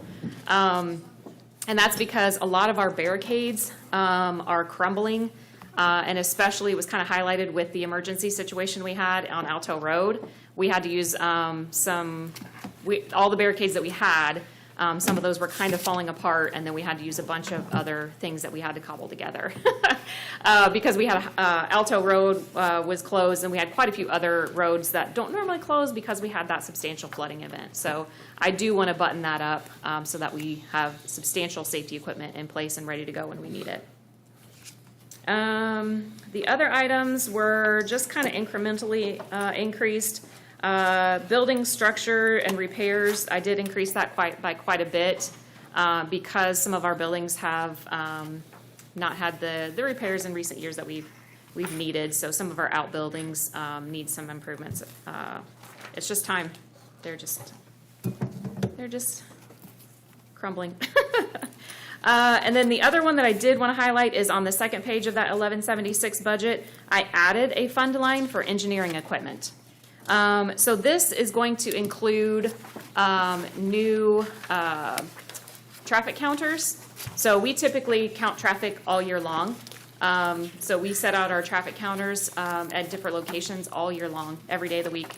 And this just helps us keep track of like how traffic is kind of moving or shifting in the county, and that helps us understand where we need to maybe concentrate a little bit more resurfacing, and just helps us evaluate what we need to do in the county and how things are kind of moving around.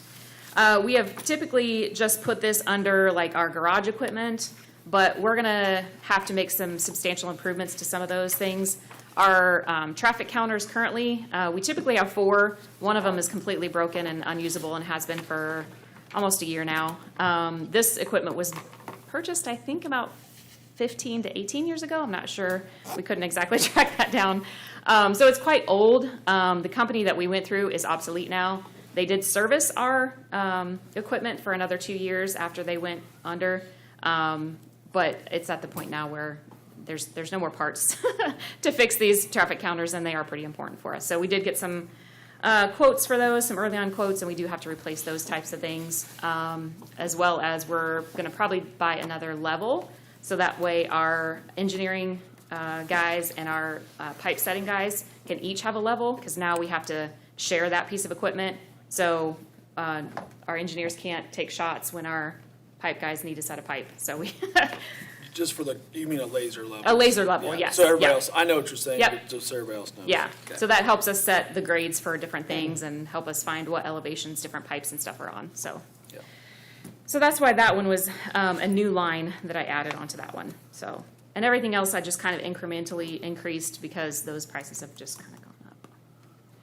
What factors cause you to put a traffic counter in some location? Are there any specific things that, does it depend on, like, future plans for Yes. repairs or something like Yeah, that? yeah, so we typically, I know what roads we're gonna resurface, so we'll count the road before we resurface, and then we'll count the road after we resurface to see if that's made any changes in the traffic or anything. Same things, if we have like a bridge build, we'll count before and then we'll count after. Give it some time to put some traffic, and then see how traffic has kind of shifted. Do more people take that bridge because it's a better ride now? It's not crumbling apart, that sort of thing. So, and then we strategically try to keep those counted like just periodically. And then we do report those findings on some of our annual reports that we send to NDOT. So it's a good barometer just to kind of help us evaluate what's going on in the county. So, and then we also have, it can track speeds as well, not quite as well. We're hoping our new traffic counters will help us evaluate speeds a little bit better. Because if we have a situation where someone says, you know, we need to lower the speed on my road because traffic is just flying through here. Well, one, I want to know, okay, how much traffic is going down that road? Maybe it's increased since the last time that we were out there, and maybe there's more houses being built out there. Maybe we do need to decrease the speed out there. So that's kind of part of our traffic evaluation as well for speeds. So yeah, a lot of different factors. Does it do weight? It doesn't, our current one does not, no. No, it doesn't, and I don't know that the new one will as well, so. Because our current traffic counters, they have the little tube across the road that you drive across, but the new ones we're looking at is more of like a digital type situation, so it's not gonna be on the road, which saves the equipment, because if you're not running it over every day. 2 seconds. Yeah. Literally every day, Right. it can hopefully save it, so, but we'll see. Okay. So that's kind of 1176 in a mouthful. So, do you guys have any questions on that one? Yeah, just Sure. to review, please. On the first page of your pass out, I just now seen the green. Yes. Okay. Yeah.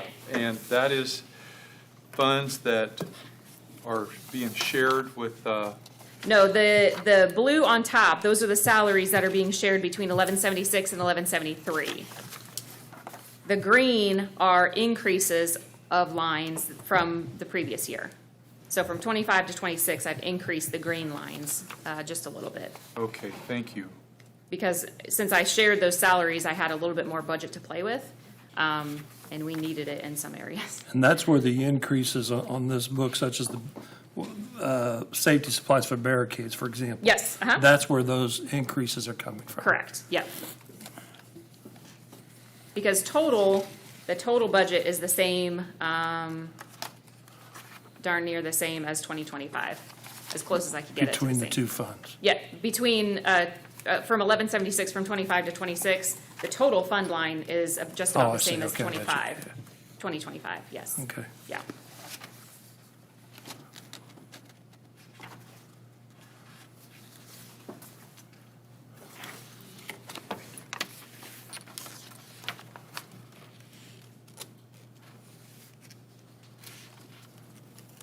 Is that the total? It looks like it's actually down just a little bit. Just a little bit, yeah. 2,687,689 down to 2,673. Yeah, yeah, because when we turned these in July 1st, we were a lot more scared of what Senate Bill 1 was going to do to Yeah, us. yeah. So I'm I still thought, scared. yeah, I thought lower was better than higher. And then last year in 2025, State Board of Accounts did make us decrease some of our numbers just because they didn't think we were going to hit that total fund amount. So I was just trying to be preemptive on this one.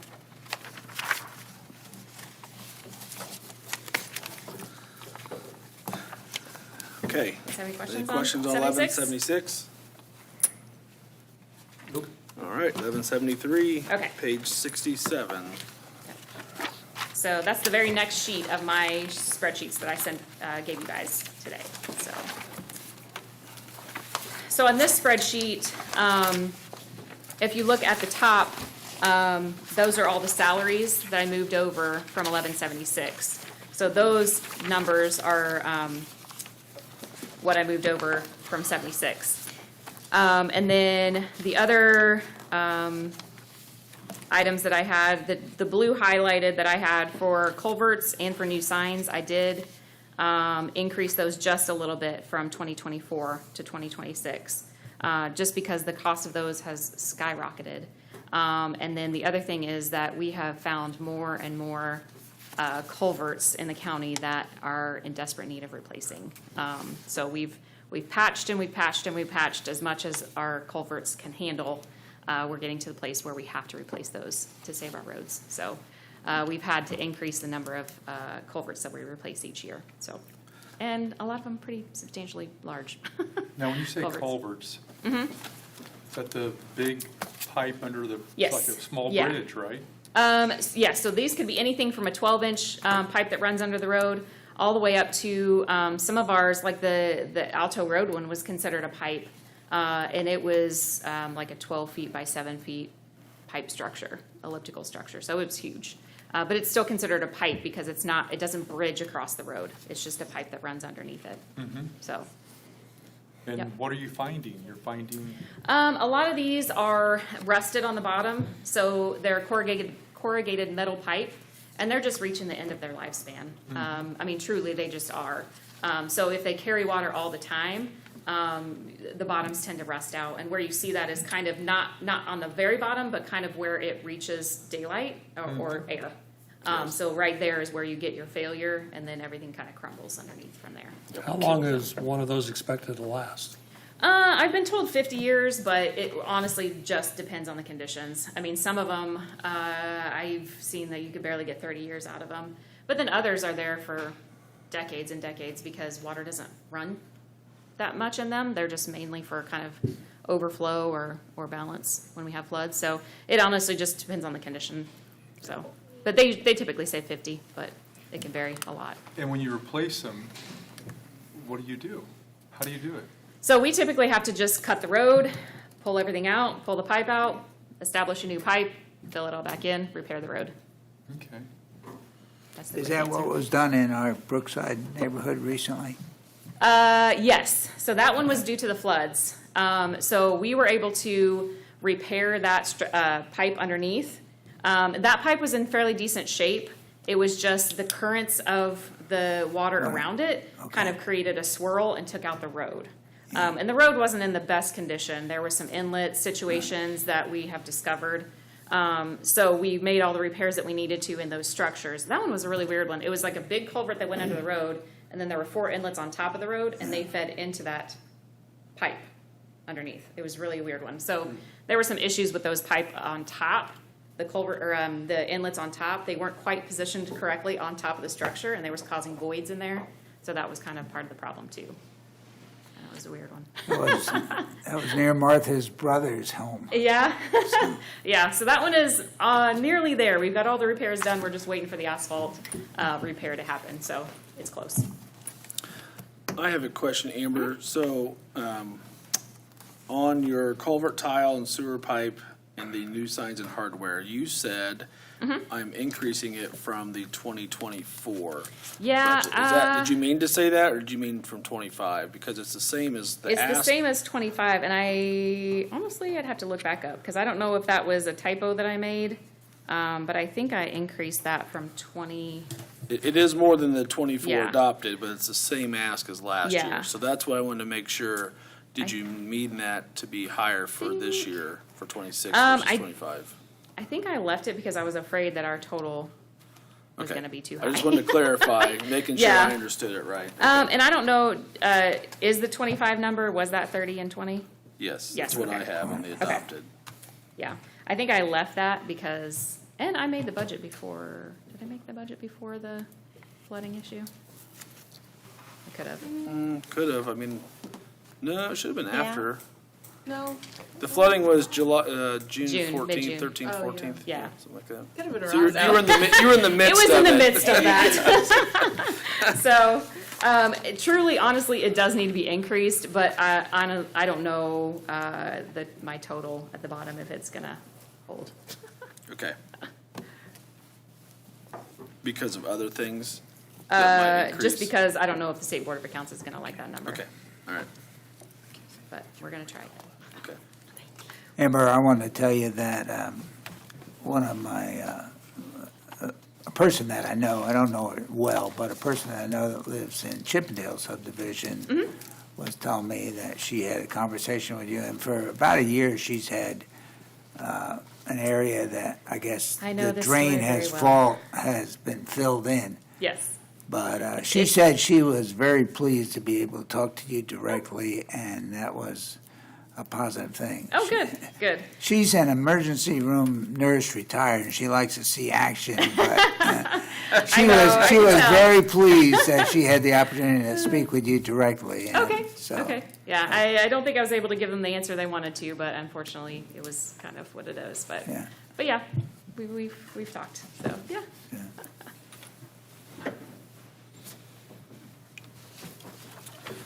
Okay, any other questions on 1173? All right. Okay. Well, the next two should be a little bit easier, I think. You want 1169 next? Yes, we can do that one. All right, page 65. I guess we're there, right?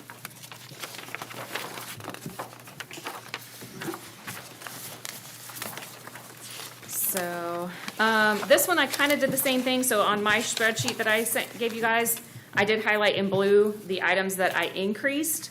And in order to keep the total budget number the same from 25 to 26, I had to decrease my contract services by about 50 grand. And I did that because we haven't used it in that, we use contract services kind of for bridge design. We haven't used a whole lot of it for like road design type situations. So I was able to decrease that a little bit for the time being. And then I did have to increase our tires and tubes. Those have just substantially gone up in cost. I'm sure you have probably noticed that as you get your tires at the tire Rubber shop. shortage. Yeah, so you can imagine our tires are even more because they're a lot larger. Salty. Very salty. As a matter of fact, I will be coming to council next month to ask for more into our tire budget because we've already blown it for this year. To be honest. So, and then the other thing I increased was salt. And that's another situation where the salt cost is just increasing. And I think that's a little bit because of delivery cost for that, a little bit more than just the material cost itself. But it is increasing. And we have been using a little bit more, doing a little bit hotter mixes when we put it on the roads. That saves us time. Over the last several years, we've slowly kind of increased the amount of salt that we use. When I first got here, we used a 5-to-1 ratio, 5 parts sand to 1 part salt. And so we were just out there running and dumping and dumping. So we've slowly increased that to no more than 2 or 3 to 1. And that has created a hotter mix, so that melts the ice a little bit quicker in less rounds. So we save in fuel and time if we increase the material cost. Does that make sense? A little bit? Okay. So that's kind of where we're at, but this year we are also adding the brine operations. So I was a little disappointed because last year we were hoping to get that going and get that out on the road. Didn't have much winter. What's that? You didn't have much winter. We didn't have much winter, and by the time we got all the things, we had some utility issues that delayed us, which was very frustrating. But by the time we got everything ready, it was at the end of the season. And so we were like, snow one more time. But it didn't. So we are ready to go. Like we are ready to go for the next snow. Maybe in October. No. Come on. You hold your tongue. No, I know. I know. No, but we are ready. We're very excited about the using the brine. So it's just like a brine solution that we're going to be spraying on the roads. And so it's going to take us a while to kind of learn that process and where we can and where we maybe shouldn't use the brine, and then different weather scenarios when we should use it. But we're pretty excited. So eventually, over the next couple of years, I'm hoping that the material cost will come down because we'll be using less of it. Because you use salt into your brine mix, but it's much, much less actual material is what we're hoping. So that combined with our new belly blade trucks, which were really fun to use last year. Those were pretty good. So we're hoping all that will kind of decrease it in the future, but right now. So does that salt soak in water and then, or do you grind it up in? No, so we just basically we have a machine that just makes salt water, essentially. Now we have, in the future, we could add like additives to it, like beet juice or, vodka extracts and stuff like that, to like make it even, last even longer and go even lower temperatures. But yeah, we basically have a machine, we dump the salt in, it kind of turns it around and does its thing. We have, there's a meter that kind of reads the saline solution, and when it gets to a certain percentage, it kicks it into the storage tank, and then our trucks load from the storage tank, and then they're off down the road. So, yeah, we're really excited to get that going. I think it's going to be fun. So if, it could have been a year ago, but you were talking about like a thermal stripe. Yes. How's that project? Those are, so we have done thermal paint, like our center lines, our paint lines, and those have held up really well. And I think the visibility is a lot better. I was a little bit worried about, when we plow, how long is that gonna last? So we started that, I think, 2 years ago. And honestly, it's held up pretty well. Whereas our paint, the roads that we painted, we literally have to paint them every year. So our thermal roads have held up really pretty well. I'm pretty impressed. So yeah, we're kind of ticking away the years and see kind of how long that's lasting for us. So we even had a couple of roads last year, just the way that it turned out. We used that thermal paint on chip seal roads, which I was like, ugh, I don't know if that's going to really last, because I just figured it would kind of be. Sink in. It was good. Now again, we didn't have a ton of plowing time on it, and we're not plowing the center line of the roads. You're typically plowing the the lanes, but it held up pretty good. Those are the ones that, they look almost like you have a big sticker going down the Yes. side, real yeah, thick. It's thick. Yeah. Mhm. Yeah. It's real thick, and they have like glass beads in them, so they're reflective. Whereas the paint doesn't. The paint's just yellow paint on the road. Yeah, I saw just last week on 931 where the state had been working, they had those on there. Mhm. And they had a crew with flat hose just scraping them up. I was like, man, it's a lot of money for thermoplast just to do it for, a month or Temporary two. stuff, yeah. So anyway. Yeah. Yep. So, but yeah, I'm really excited about that. But yeah, it's a little bit more, and you can see the paint line. I've increased that as well, just because I think that's where the future is going to be. It's a way more safe for the traveling public. It's reflective at night, whereas the paint is just, it's not. Wherever your headlight is, you can see it, but it's not actually reflective. So.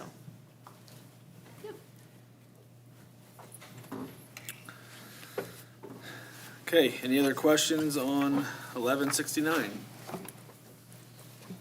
All right.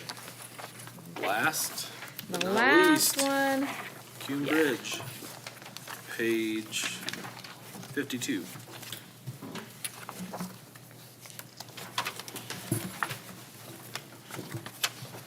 Okay.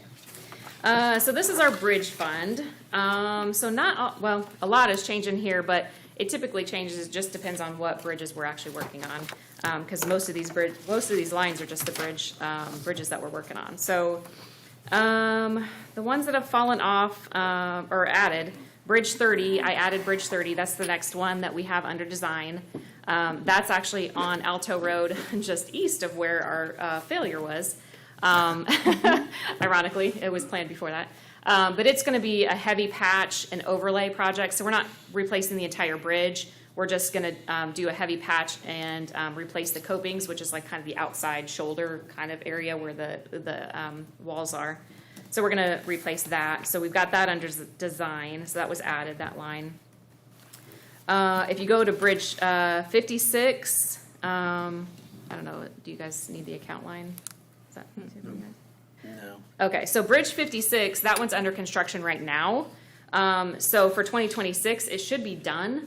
But I did leave a little bit of funding in there just in case something kind of goes into next year. If we've got some, funding and stuff that has to get paid by the end of the next year. We also increased Bridge 46 because that's currently under design as well. That's the one up in Cassville, and it's a full replacement bridge up there. It's probably mid-design at this point. And then our bridge inspection, that new cycle year starts in 2026.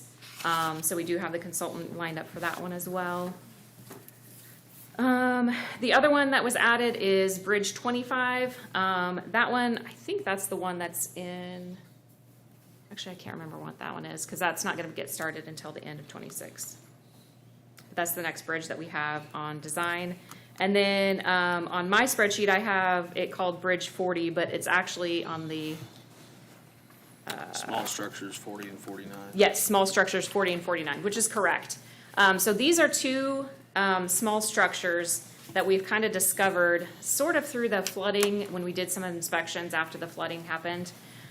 These are two small structures that are vastly undersized and are getting to be where they need to be replaced anyway. So those two small structures are going to become bridges.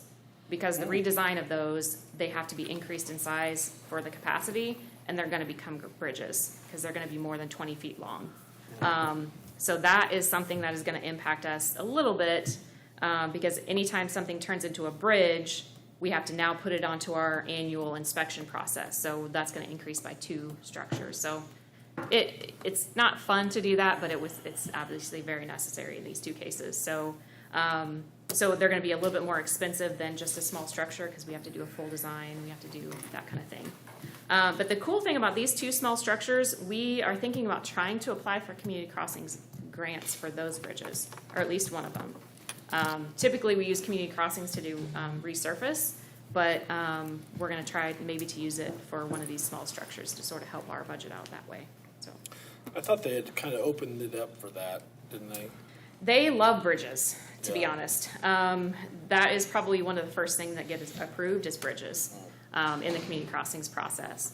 But you have to do all the design and design right-of-way, utilities, all that stuff up front. So that's why it's a little bit harder for some communities to do it, because that's kind of a big shell out, and then you get the 80-20 for the construction part of it. So instead of getting 80-20 for the whole design process and everything. I see. But these going from small structures to bridges, we thought maybe we could handle that, doing it that way, and then getting some funding, because the NDOT federal process is becoming very difficult and very time-consuming on my end to try to get stuff through. So things are just getting tightened down, understandably so, but it's lots of hoops to jump through. So if we can eliminate some of those hoops in the design process and get help to pay for the construction process, it may help us a little bit in the long run. Okay, makes sense. Any other questions or comments? So I was thinking of this. No joke. No, it's not a joke, but it's interesting. I'm thinking maybe Jack Dodd and I are the only guys that might appreciate this. So I saw this commentary on Paul Simon, and he wrote this beautiful song called Bridge Over Troubled Waters.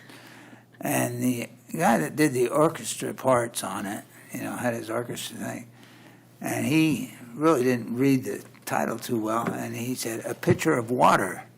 And Paul Simon has the music framed with the orchestra leader's comments on the top of the music that says, "A pitcher of water." Yep. You might have to be in your 70s to really appreciate that. I know the song. I do.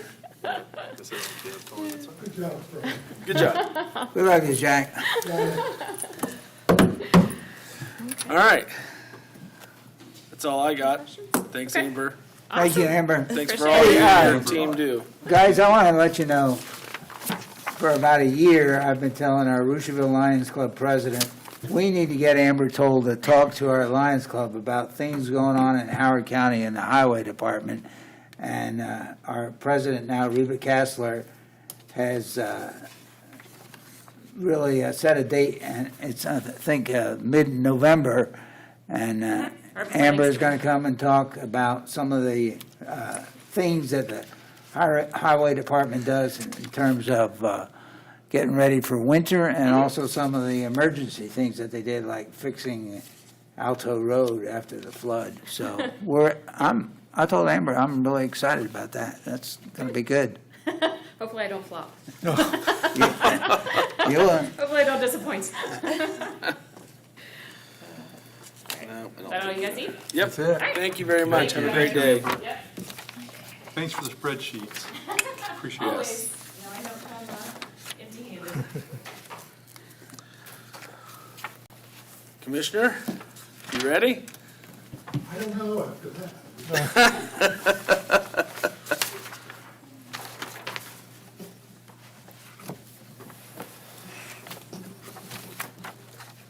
I do tell people and other commissioners that I meet with that Howard County has the best roads, county roads in the state. And I truly believe that. You tell them why? That we have the best roads in the state. Yeah, but do you tell them why? Tell them why. Yeah, Why? because they're There's toll only one roads. reason why. They're toll roads, man. We do have great roads. Yeah. How many miles do we have? 568, I think. 68. Yeah. So, okay. Well, good afternoon. Afternoon. Been a long day and a half. So, Yes. but you're almost there.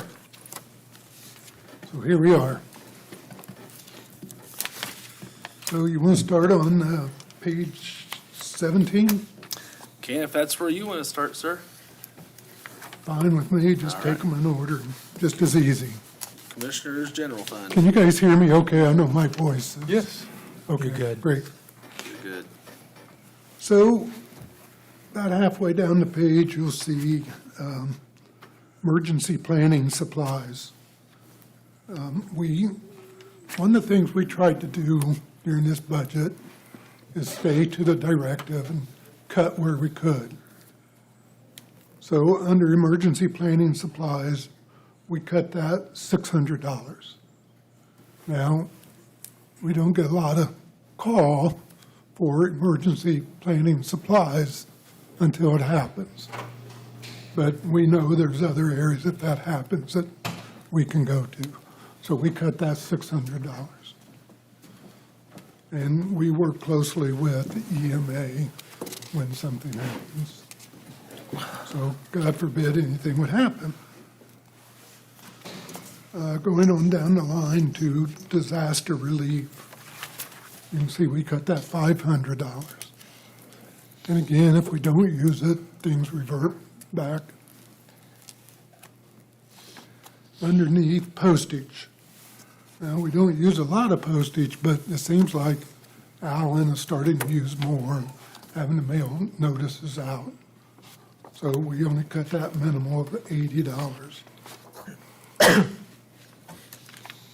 The rest, we just, we kept everything about the same. Office supplies, we're finding we use more and more office supplies.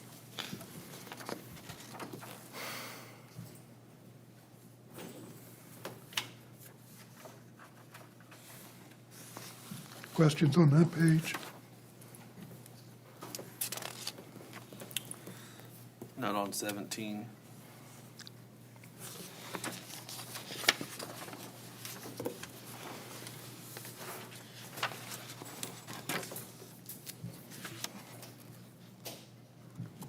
That's one more simpler pages.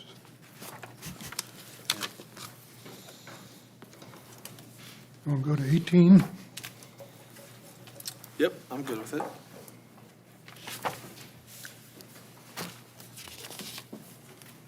Okay, 18 gets a little bit more complicated for us. Codification, we did cut that down $1,000. Jeremy uses that line quite a bit. So scanning ordinances and copying those. So we did figure we could cut that down.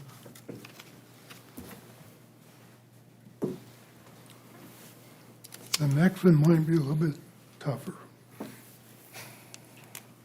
Well, let's just go on down. We travel and training, we kept it the same.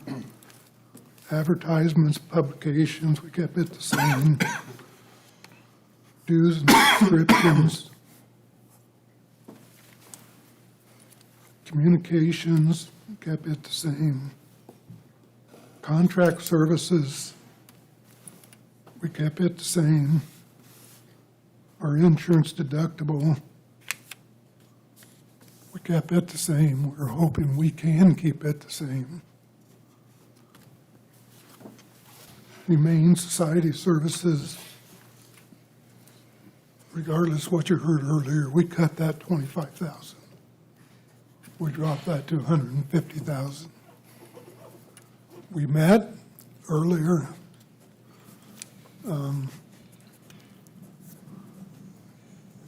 We're not sure we're getting the same level of services that we've always got. So we cut that 25,000. Now, before we increased that $25,000. And part of that was for the phone service. That's been about 3 years ago. And we gave them the phone service they said they needed. I'm just not sure we're getting the same level of service. I think that's going to be probably something we'll continue to discuss over the next few weeks here. Yeah.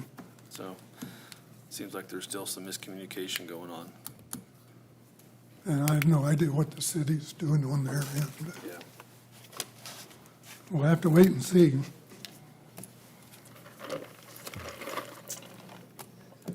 Workers' comp, of course, is the same. Legal settlements.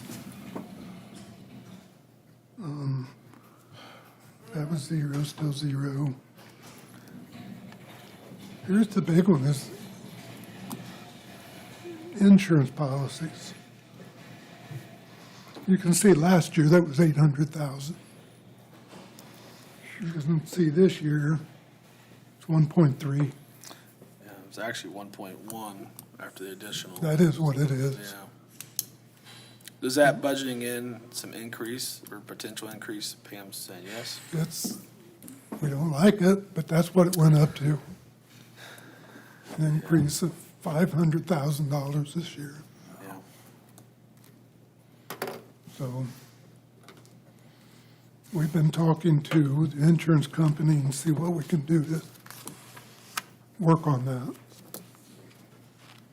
But we've got the jail that's caused us quite a bit of increase. We got accidents, which caused us quite a bit of increase. So we've had some pretty high claims. Well, as Darrell said, that the 800,000 last year, then there was an additional 310,000. So that's 1.1 some million. So the increase is not quite a 500,000 when you add that additional into last year. So there's 1.3 million. Do you think is that going to cover it? That's, the 1.3 is what it will be. Okay. Is that like insurance policies against We've already been lawsuits? notified, that's what it will be. Okay. I thought we were, on some level, self-insured. Is that right? On any level at all? Not on health insurance, we Are are. we self-insured on any level at all? We have deductibles that we have to pay. Mm-hmm. But on these other premiums, we're not. Mm-hmm. And now we are looking into what that would be if we went self-insured Mm-hmm. on these liability claims. Mm-hmm. We don't know. We are looking into that. Some companies say it'd be cheaper. Mm-hmm. I don't know yet. Mm-hmm. But we run into some pretty high claims. Well, it seems as though we're vulnerable to the whims of the insurance companies and their rates. Well, and the insurance companies will come in and say, it's cheaper for us to settle this than just try to fight it. Been through many of those claims, and Alan can attest to that. And they'll just settle it, even though we may not be at fault. Mm-hmm. They'll just go ahead and settle it, Yeah. and we have to pay it. So, but some of these high claims have been our fault. I don't want to dismiss that. You know, we have to get our departments, our employees to be more aware, Mm-hmm. to be safer in accidents and liabilities. We have to.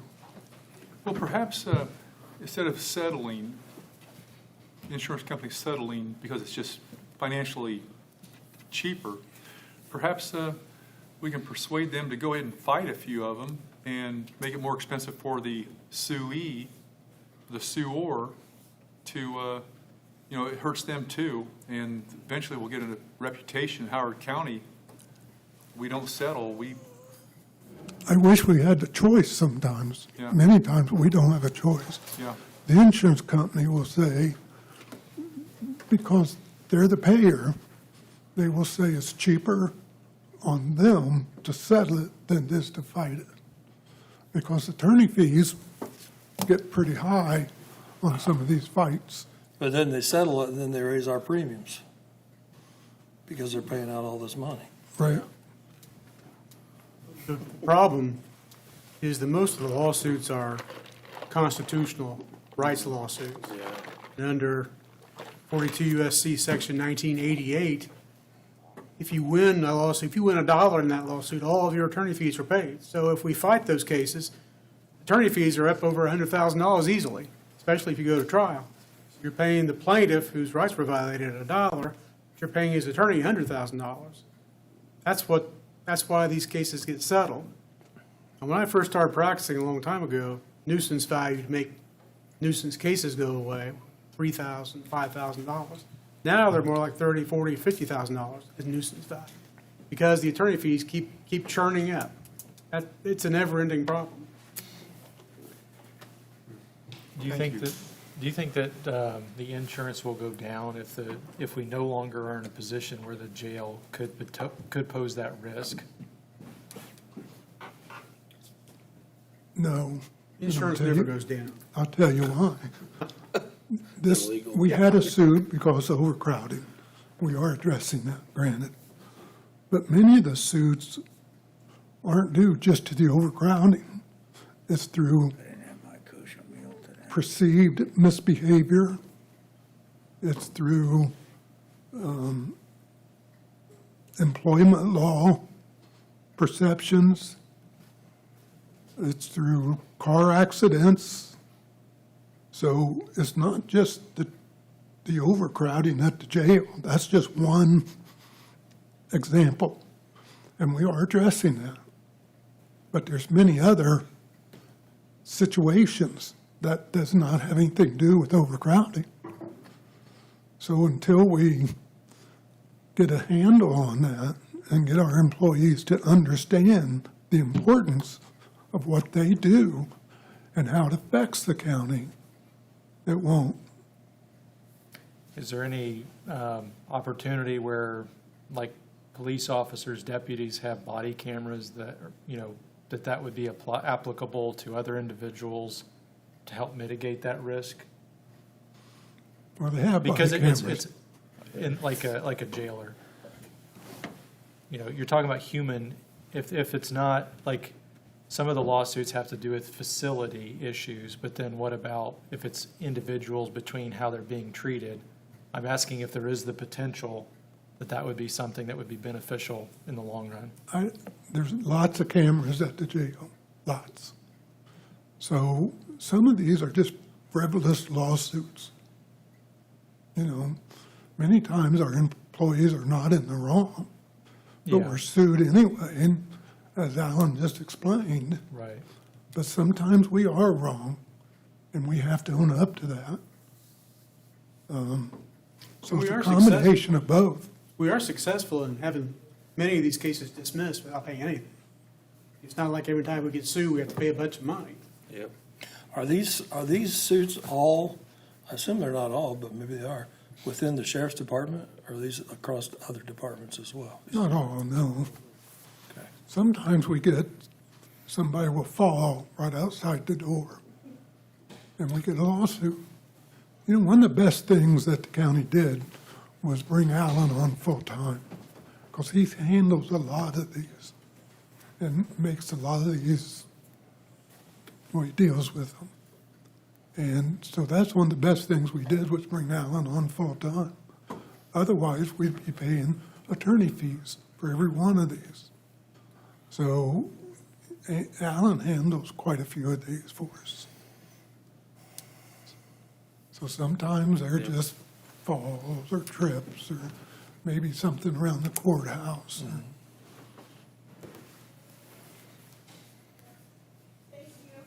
You gotta remember, we're a big entity. And when I say we're a big entity, that translates into we're a big target. We have a big target in the back, yeah.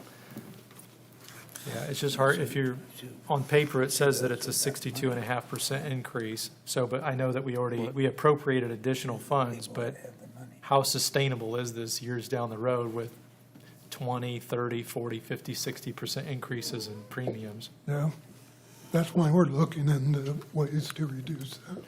Thank you. We're aware how painful that type of increase is. It's hard on our taxpayers. Yeah.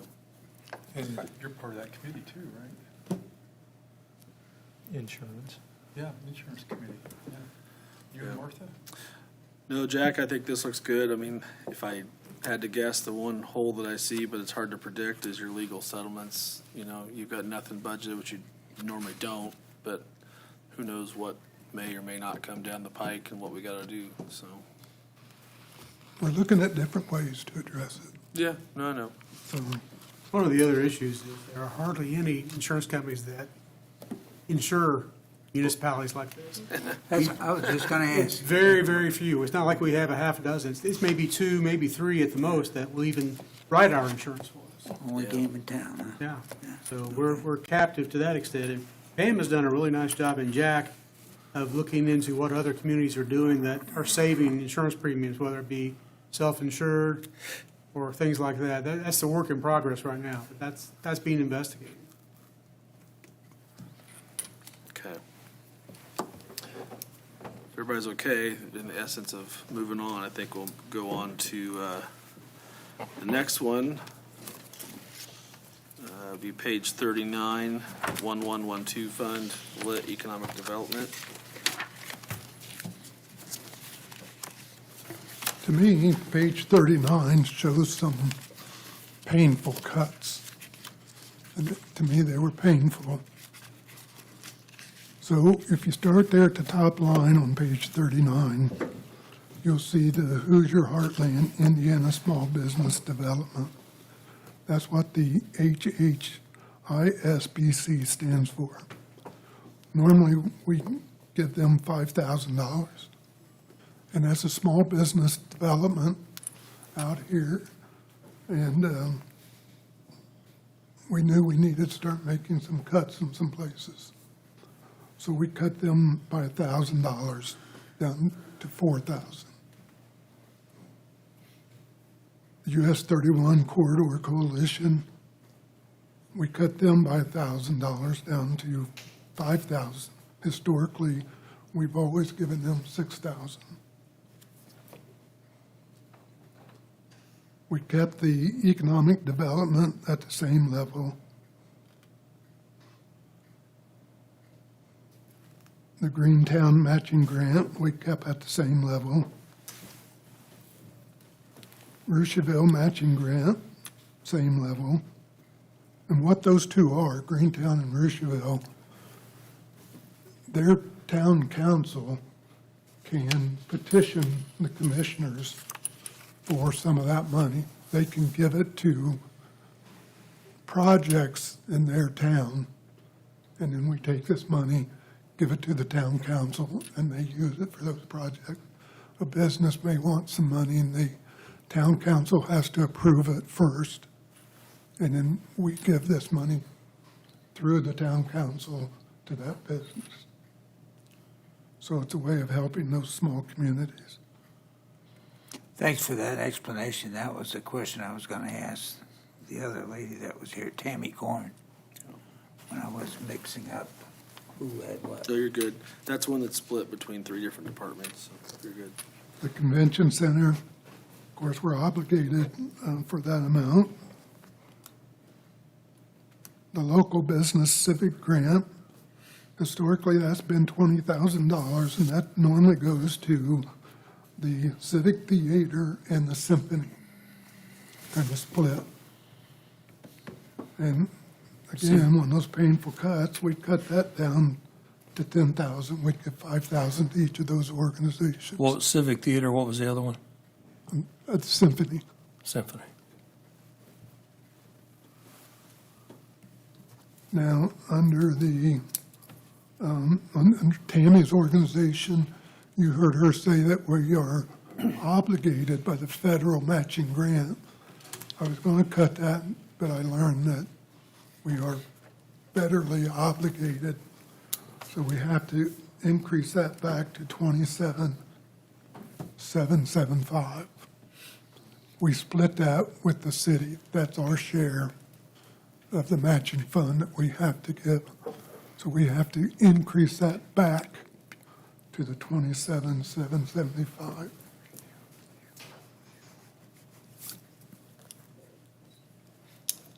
You know, I think the 4-H Association does a wonderful job.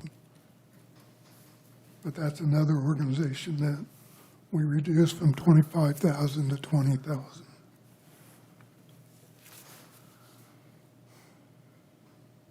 We kept the county museum operating fund the same. The unsafe properties, we kept it the same. You know, we just got done cleaning up a property here in Howard County.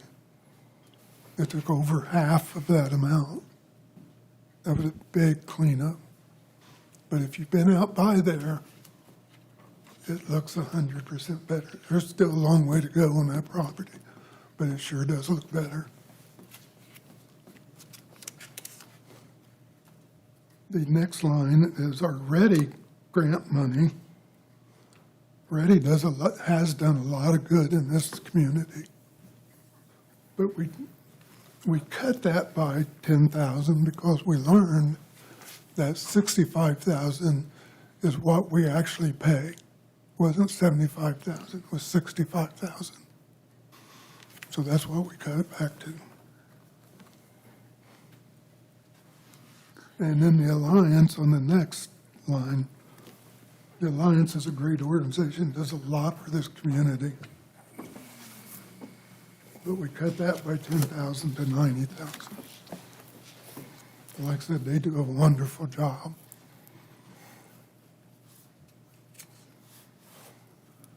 Special projects and incentives, we kept them the same. So when I say this is a painful page, it really has been.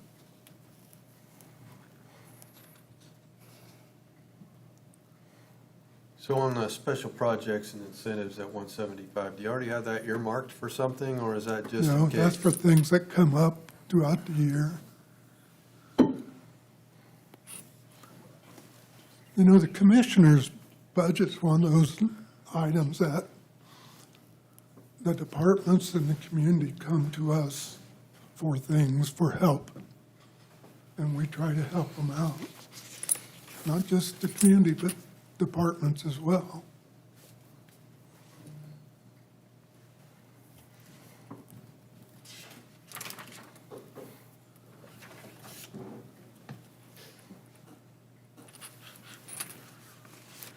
Questions? Historically, in that special projects, do you usually tap that out every year?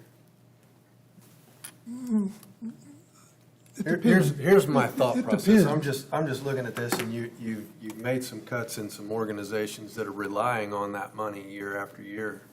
And then we've got this Hope Fund down here at 175. If you take the 500 that you took from here and the 100 from here, it seems like it would be easier just to slim this one down a little bit and let everybody else continue to have.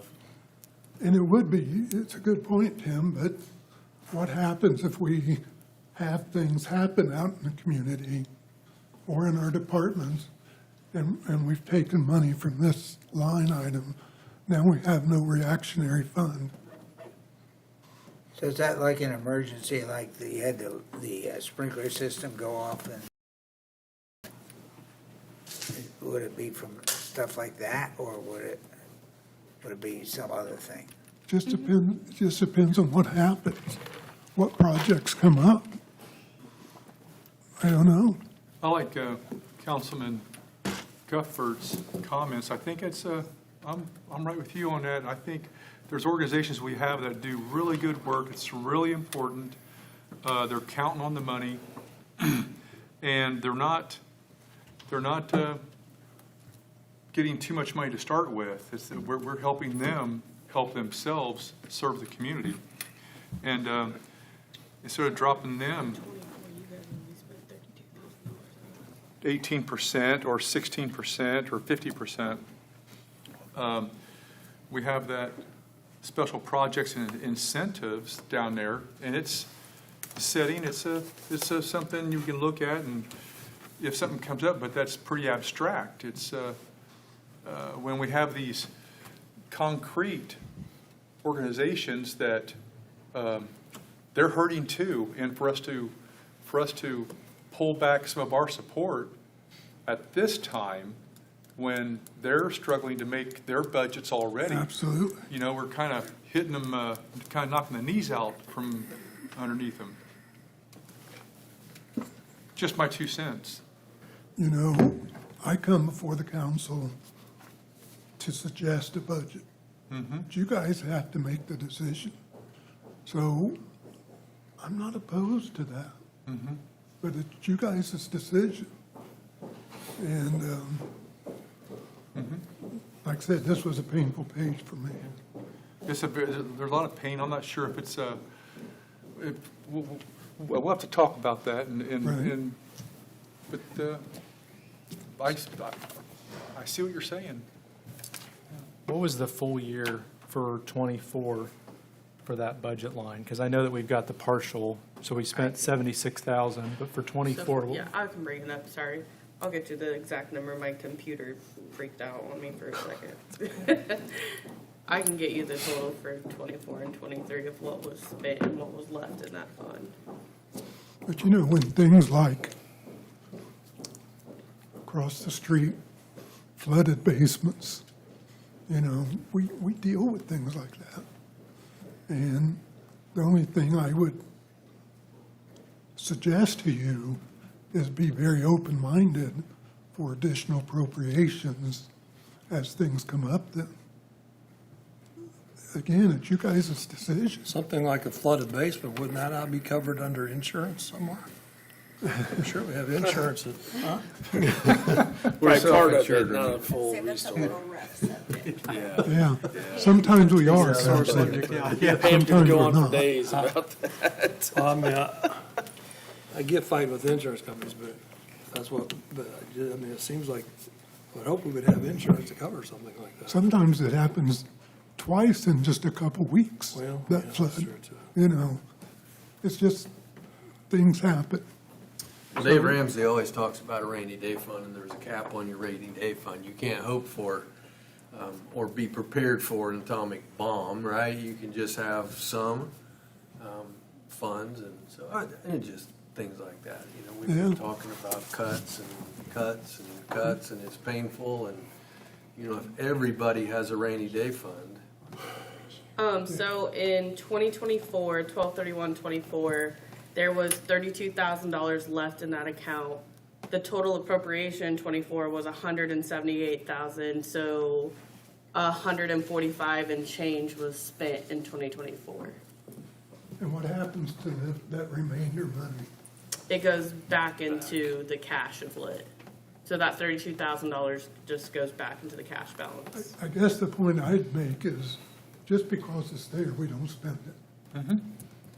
So that was about 125,000, if I heard it correct, was spent in '24. 145,000. 145, okay. I'm gonna have Pam And so speak to some of this. To be fully budgeted, so we've cut $27,000 essentially, right?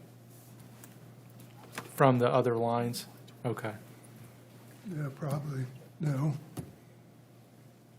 10, 20, 30. I got 37. Okay, 37, 32. Let me have Pam speak to a little bit of this, if you don't mind. I just want to very briefly say, special projects and incentives. Well, first of all, let me go back to the local business and civic grant. That grant was raised from 10,000 to 20,000 at the end of 22 or 23. It was a last minute, December 30th. We're raising this, and we're going to pay civic. I don't remember the exact date on that, but there was a raise in that on December 31st, It went from 10,000 from that line item to 20,000. Each of the Civic Theater and the Symphony both got an additional $10,000, they both got an additional increase. Unbeknownst to you, unbeknownst to us, it happened. And so in just clarification, we took that back down. That was where that happened. I understand that they've come to rely on that for the last couple of years. I get that. But everybody has tough decisions to make. So that's what happened with that particular grant line item. Can I ask you a question about Yes. that grant before you go on? Yes. So that grant, because it's granted for those two organizations, can that money be used anywhere else? It can. It does not. So it just says civic grant, local business and civic grant. It could be. There are no stipulations on that particular line. It's just that that's what those lines were used for. But it would have to be used for some sort of a civic organization? Probably. I mean, again, that was the decision was made on December 31st of a particular year, and that's who it was to go to. And where did this grant come from? I don't know that it's even a grant. It's just a grant line. It's just a line that was put in the budget. It's been there for a long time. It is not a grant. I think it was just named that. I don't know. This line's been there forever. So I say that to you just because that's just history. The other one is I understand that people are hurting. So what we use special projects and incentives oftentimes for, the Boy Scouts need $1,000 sponsorship. Dueling pianos. I'm sorry? Dueling pianos, stuff like that. Dueling pianos, the things that we invite you to that have a sponsorship attached to them, that's where that money is paid from. If there's a 5K that somebody wants a sponsorship for, we try and help the community with that. That's where those special projects and incentives come from. Mercerville baseball team. Yes. We just gave them $1,000 traveling money. So they could go to Branson, Missouri. So that's where a lot of that is being spent for. We left that the same, and I'm being perfectly transparent here. We left that the same because we don't know what's going to happen with the jail project. So we have some money that if something comes up that we need to pay for out of special projects, we left that in there. I'm not opposed to, again, you guys tell us how to spend it, but if that's where you want some of the money to come from. But I think historically, you need to understand that. And again, the North Central Indiana Regional Planning Council, that is a yearly dues. We don't exceed the $65,000 right now, so we don't anticipate that to go up. So to me, that is not even a factor in that. That can go down for now and just be what it is. That's all I have to say. What's the Unless you have questions. incentives part of it? The special projects part, I think I understand. If you say, what is there an example of, would it be, well, we've got this money, and if you bring more money to this thing, that's what makes it an incentive? I would say that's just a title that was given to this line. I've never used it, since I've been here doing this, the commissioners have never used it as an incentive line. Okay. A special project line, but not an incentive Yeah, line. okay, thanks. I think in the essence of time, maybe we can continue to have discussions on the side and work through this if we want to, and ask questions of Pam or the commissioners. But if that's okay, let's go ahead and move on to the. If I can say one thing, Mr. President. Yep, just- that's fine. One last thing. I just want to call out Pam. I certainly do appreciate all that you do here in county government. You're kind of behind the scenes, but you do a lot, and it's high quality, and we really appreciate it. Thank you very much, I appreciate that. Thank you. And I want to say real quick to Jack, I'm not questioning your I know. decisions whatsoever. I good just heard you talking about the pain of these cuts, and my mind starts thinking about how can we relieve this pain. It So is painful. By no means am I questioning you or Pam's decision. No, we didn't take it that way, Tim. Where you get your money. You guys have tough decisions to make. You We'll guys work it out. give Thank us you the guys for money the if we history and spend all it. the education there, so. So, page 53? Yes, page 53, Fund 1138. This is a shared page, just like the first one is the emergency equipment line. We share that with EMA. So they need something, we'll buy it out of that line for them. So we left that the same. The next line that we share is building repair. We share that line with our maintenance department. So that's 185,000, we left that the same.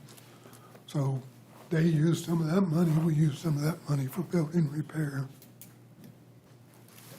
Gets kind of confusing, but the next line is equipment, and it says dash commissioners. Now that is our line, but out of that line, we buy things like copiers, a lot of copiers out of that line.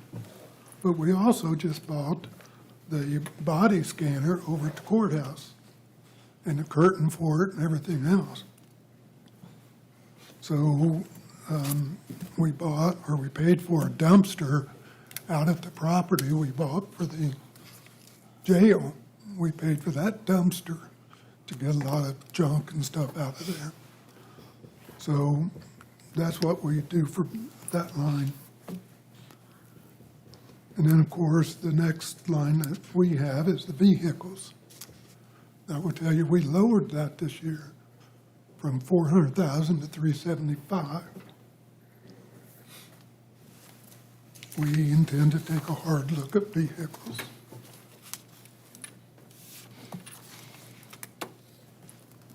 Do you think from your perspective, moving away from the lease program and purchasing those vehicles has been effective in what we anticipated that it would do?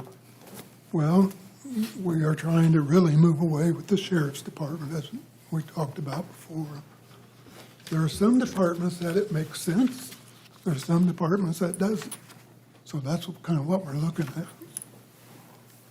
So, but we're also looking at take-home vehicles. I think we have too many take-home vehicles. Do you know how many we have currently? I don't have the number. Do you have the number of take-home vehicles? I mean, we can get that, but what we also see, we seem to have a lot of accidents in take-home vehicles.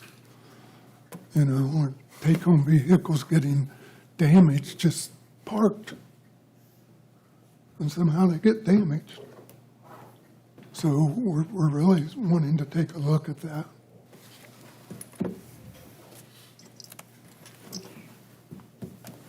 Questions or comments? Council, I appreciate what you guys do and the tough decisions you guys have to make. Same to you. Thanks for suggesting some things, and we'll be in touch on it. Okay. Thank you, Commissioner, for all you're doing. Thank you, guys. Thank you. Okay. Thank you, Commissioner. Okay, we're running a little bit behind. Let's take a really quick break before we get into the afternoon. The rest of the attendees, please bear with us. I apologize, we're a little behind. Real quick break, and we'll get back at it. Take a break. Not sleepy this afternoon. You must have had a lighter lunch. Yeah, it was. It was a very good decision. Pretty much. Martha.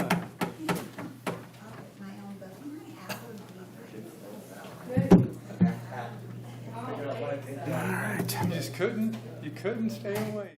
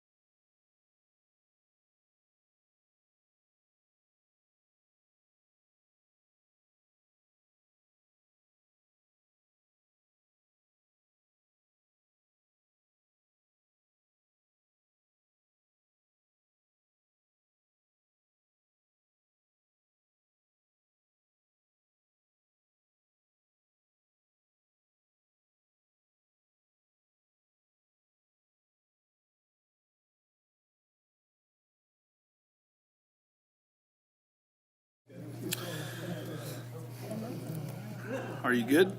All right, we're going to bring this back for the last few presenters of the day. We will start with Andrew Vandenbosch. Thank you for waiting patiently on us to discuss the public defender budget on page 31. Andrew, the floor is yours. Good afternoon. Good afternoon. Good afternoon.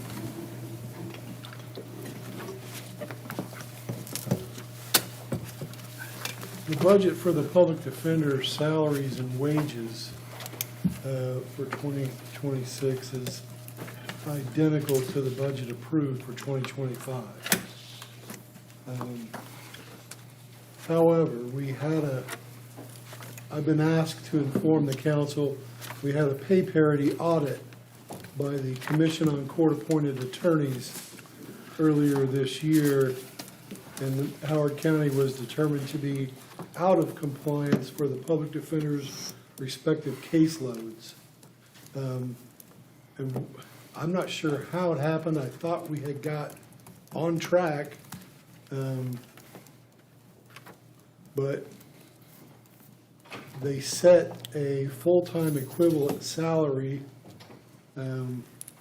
which we have public defenders 15 at 70% and 4 at 80%.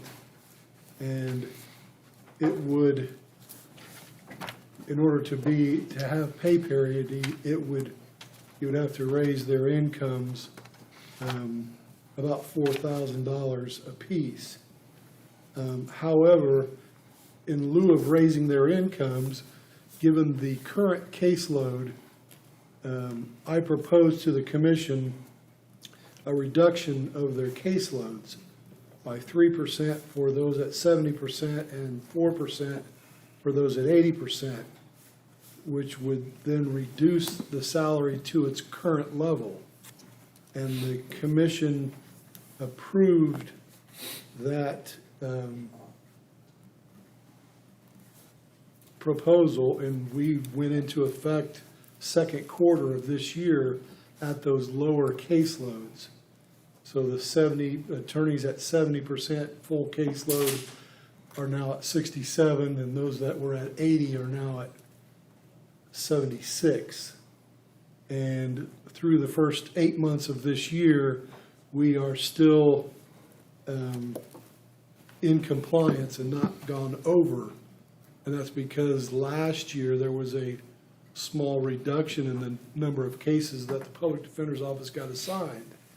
And that's kind of carried over, at least through the first 2 quarters. It's picked up this third, but the first 2 quarters this year, so we can stay under those limits,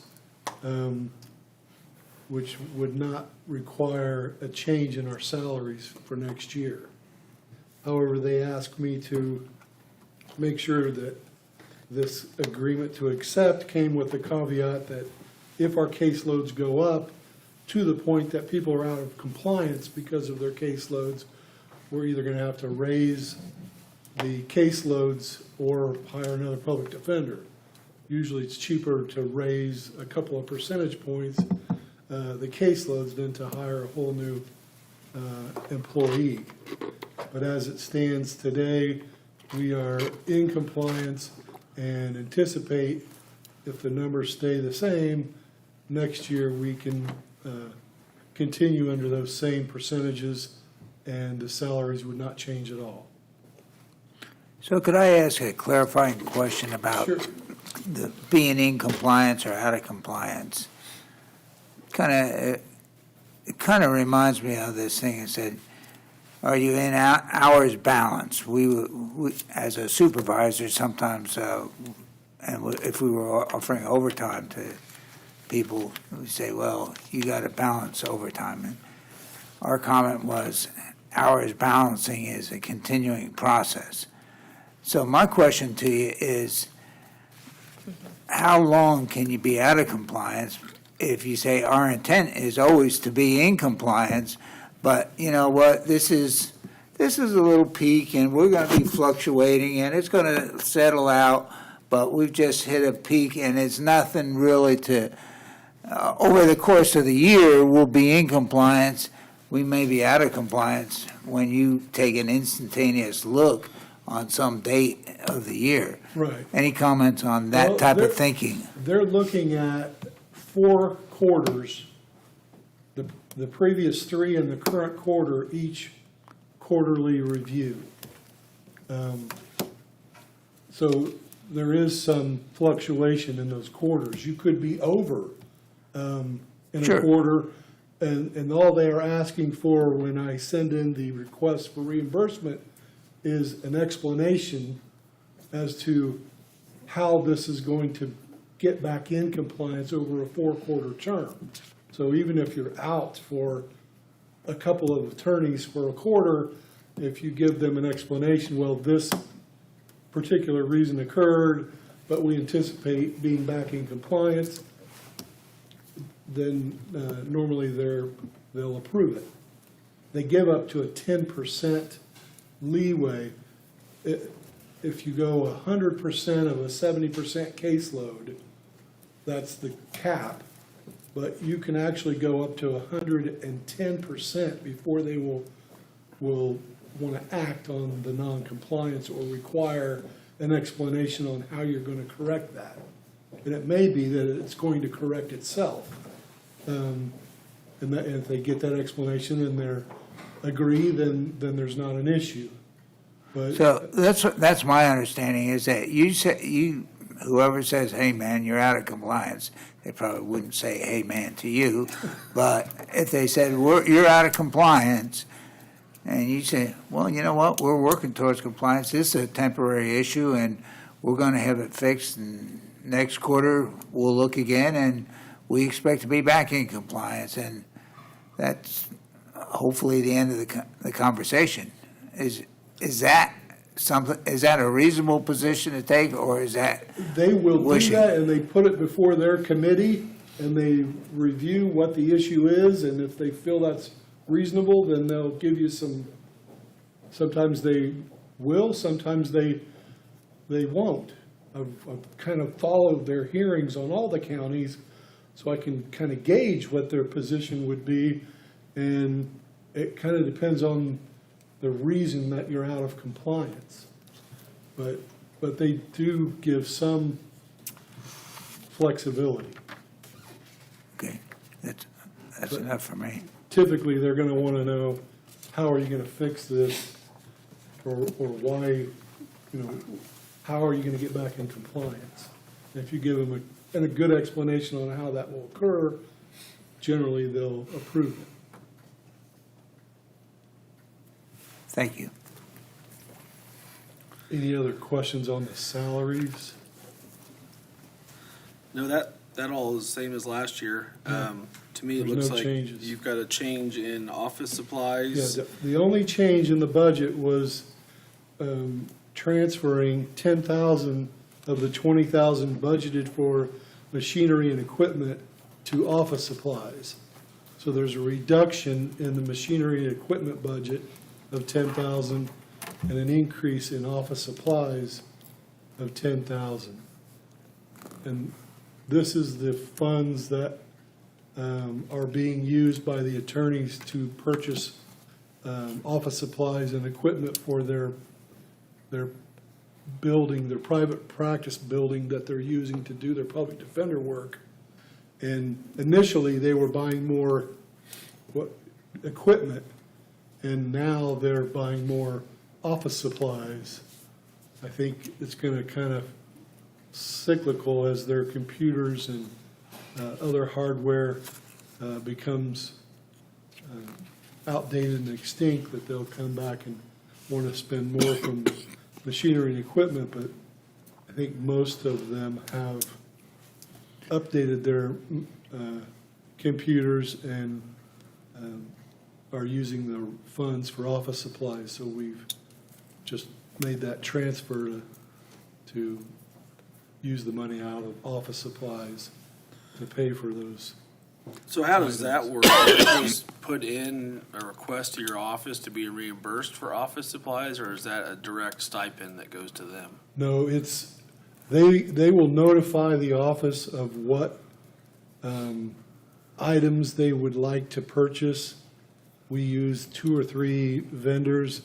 The Public Defender's Office actually tracks all of their, first they need to get approval from me to make that purchase. Okay.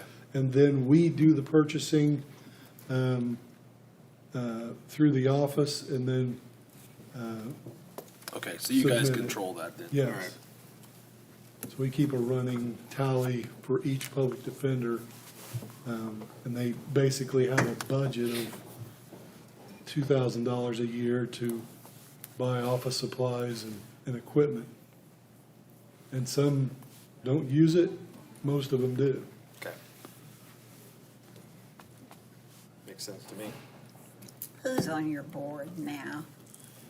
Brian Oakes is the He's the- president, Okay, took over as president from Larry Merle, who resigned.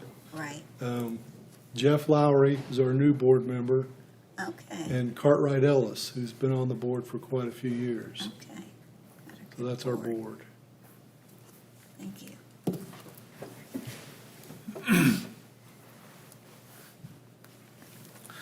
Okay, any other questions or comments?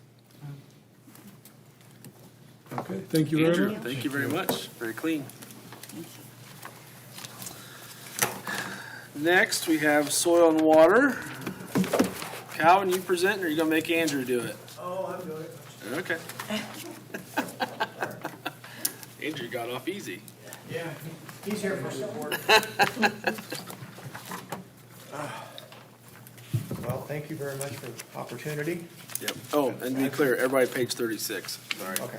I also would like to introduce our new person, Melinda Unger. She took over for when Renee retired, and she's coming along really well. So. Hi, Melinda. Thanks for all the emails. So I haven't been in to see you Next yet. year, she'll do this. Oh. He'll do it. He's easy. Yeah. I'm gonna make your job easy. We're presenting the budget with no change from last year. So, if there's any questions, Well, okay. how's that for easy? Wow. Well, thanks for waiting. Yeah, not a problem. Well, it's better than last year when we did this by teleconference, because I was never notified of the. Oh, that's right. You were one of them from that. I was one of forgot. them, yeah. Yeah, you Yeah. called in. We did it over the phone. Yeah, we got. So We didn't got- miss got you the- this year. Pardon? We didn't miss you this year. No, you did not. And we won't anymore. We'll just blame Renee since she retired. Yeah. Did Renee? So Calvin? Yes. Before you get away, where does your pay come from? Your personal pay? Comes from, I'm the, On page 36. I'm the district resource resource specialist on the list, The resource conservationist. or resource conservationist. That's what it is in our book. Okay. Yeah, Okay. Yep. the bottom. So we have an office manager, which is Melinda. We have, also, we have a part-time person of Patty Wortman. So, and then the overtime. Okay. And that is that split funded with the state whatsoever or federal? Like you don't receive anything from the state? No, no. This is, my position is paid, basically all paid by the county. Okay. I don't get anything, any other for this job. Yeah, because like Carrie, well, he's retired now, but Carrie and That's Sarah? Sarah, they're They're federal people. federal people, yeah. We have another person, Jess Hatton, in our office, that's paid by the state. Simple. All right? Nothing else? I'll keep you guys moving then. Thank you very much. Thank you Calvin. guys very much. Thank you. Yep, have a great day. All right. Jeremy. Come out from behind the wall. Finally, you've been there for 2 days. We have you down for information systems, 9601. Is that okay to start there? Yeah, well, Well, yeah, you got a presentation. yeah, the IT department has two funds, the general fund and the QCAP fund, so that makes up the total. I'd like to talk as a whole, instead of the each one. It makes sense. Over the years, different accounts were in the cum cap, now it's in general. And so I don't really care where they come from. And so I just speak as the account. So the pretty simple. You gave the directive of reducing the budget by 5%. So that's what I did. If you look at it, you may see that it looks like more than 5% if you compare the 2026 to the 2025. But if you recall, 2025, it was a special project that increased the budget by a significant amount.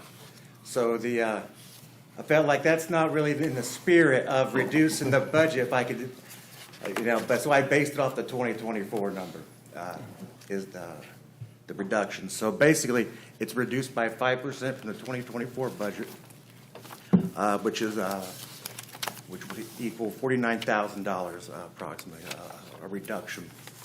The accounts themselves, basically, any account that was not fixed cost, I lowered it. And then to get to the 5%, reduce the amount of computers that we proactively replace every year. And so what that means is, and I try to shoot for computers to be no more than 5 years old. That's usually the general time frame that Microsoft likes to end their support and give you the updates. And it's also about the time when the computers start going out more frequently and causing more repairs. It might make, by reducing it, some might be 6 years old. I don't think it's going to be an end of the world situation, but it might, long term, it might be a thing, but to keep an eye on. But with this 5% reduction, it's that's how I hit it. And so and that's pretty much it. Do you have any questions that I can answer? When you replace computers, what do you do with the old ones? We do with the old ones. We bring them in and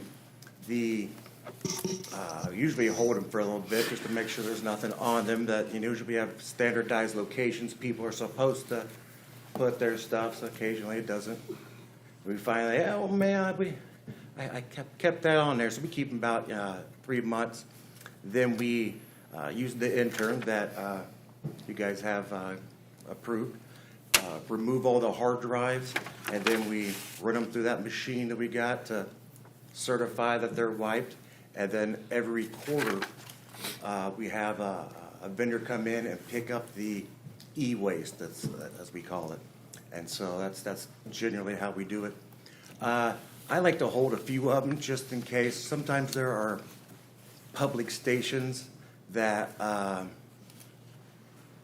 maybe they like the clerk or something. They'll have a public station so that they can access their stuff, and it doesn't need to be the greatest computer, and it's not directly on our network. So the fact that it's not touching our stuff, reduces the risk significantly. So Well, I guess what I was wondering is if there's any market for resale to get some of that recouped, or if not, even if there's a market to give them to low-income communities. That's not a bad idea. We've over the years since I've been here, the IT department's tried a few different things. One, we wiped the computers, reinstalled them to their factory specs, and then we had the employees have the option to purchase that complete working computer system. I think it was for like $50 or something, which is a good deal. And however, with the caveat that you can't be calling the IT department for repairs, and these are as is, and it's let's say that was a struggle, right? So I think the next year, this was when Terry was in charge of that stuff. I think he partnered with Bonavista to we would take the computers, we would wipe the computers here because we don't want data to leave. But once we certified that they were clean, we would give them to Bonavista, and they would create eBay listings and and do that. And the idea was that they would, provide, give us some money, they have jobs, right? And it turned out that we were only getting, now, don't quote me the numbers, but it was small. It was like $5 a computer, and it was a lot of work to get that $5. And I'm not sure all the ins and outs of the program, but after that, it was just kind of like a lot of work for not much return. But it should be, I feel like there could be something that we could. I would think, I mean, for $5, I wouldn't mess with it, but I would think that there would be a lot of programs who service low-income kids or whatever, who we could just donate them to. Yeah, I mean, that's, we could do that as well, because. Rather you said you give them to a vendor, I don't know what, they Well, probably make money off of it Yeah, somewhere. they do, because the vendor, we used to have an e-waste, we used to pay every year for e-waste. It was, by the pound, to the recycling district or whatnot, and that cost kind of got expensive. And, Yeah. well, this vendor comes and picks them up every quarter. We don't have to deliver, they come and get it, and they actually pay us something like $2 a computer. And I mean, without the hard drive, we keep those and certify that they're wiped. But they actually give us money for those computers. So now, instead of paying like, I think the last one was like $1,400 was the e-waste. Now, I think my whole e-waste budget that I spent on it last year was like under $100. Because sometimes there are an old TV or something they don't really take or make money on. But they're not in business to as a charity. No. And so somebody's making money there. That's what I'm saying, I don't know what else, but I'd rather see us, can you give them away with the hard drive still in it, wipe clean, so that without the hard drive, they're not usable, right? Yeah, they're not usable. So can you give them away But so there's that they're also another in a challenge. usable way? Yeah, so we can take the hard drive and we can wipe the drive, and we got a little machine that does that and puts a sticker on it. And we can provide that with that. But then there becomes the cost of, well, you got to install everything because the drive is empty. And who's doing that? And then there's, well, what license are they using? Who's Microsoft Office? And so there's some of that kind of complexity, but I bet you there is some, if we look hard enough, maybe there's a partnership with the rescue mission, or maybe they have people volunteer their time that I can just, instead of the vendor coming and picking up, maybe we can do that. There's got to be something. Maybe not the computers, but that's one thing I was thinking of. We've got 5 copiers now in the basement that we own, and we're going to have more as they get replaced. Well, they're good working copiers. I know that there's probably some churches out there that would like to buy those, or some nonprofits, because they are still working good copiers.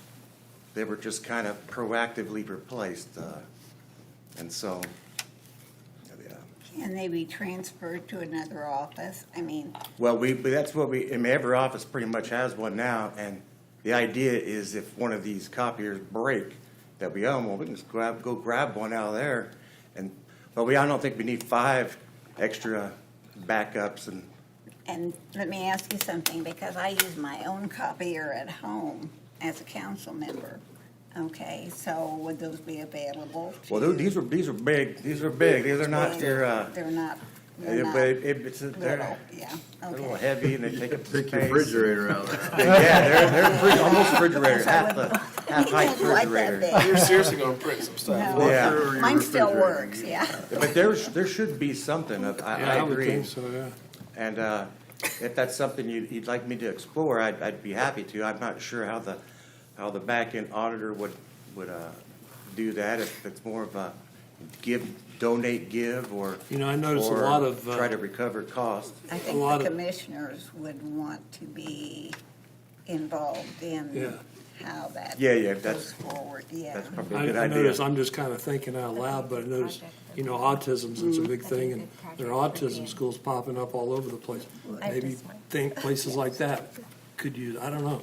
Yeah, I agree. It does feel like a waste. You know, we can't really keep them in production because they don't have Windows updates and there's a security risk, but they'll still I'd rather run do that to Microsoft give them to Word. some company that's, Yeah. So do you ever offer them to employees? No, Ever I in- try not to, because it's usually not worth the hassle. It's, I know, we had. to we be did honest. I mean, that I'd love to once, be able yeah. to, in an ideal world, we could, you know, I could sell all the old ones and then help fund this budget and then use that money to proactively replace computers, but their value just tanks so hard, and then who's doing the labor of getting them back in shape, and that's really kind of prohibitive. But it does feel like a waste a little bit. I can definitely explore that as an option and report back and speak with the commissioners and see if they have any ideas as well. yeah, no, the commissioners definitely would have to be involved, but I'd like to look into it at least. Will do. Any other questions? So maybe I Good missed, job. this. So are you going to cut back on the amount of computers you're going to buy? Yeah, so with like this I plan? try to target, you know, we operate and we have like about 500 computers-ish, and so I try to target the oldest 100 every year. Right. And then therefore, after 5 years, there's, no computers older than 5 years, that's the target. Right. Well, instead of buying 100 computers, now we're down to, I think, about 40, so, which will still target the oldest ones and the ones most in need, but we won't have that proactive. So when the cycle runs, there might be some running into 6 years of age versus trying to keep them all to 5 years, if that makes sense. Yeah, my concern is if you keep up that.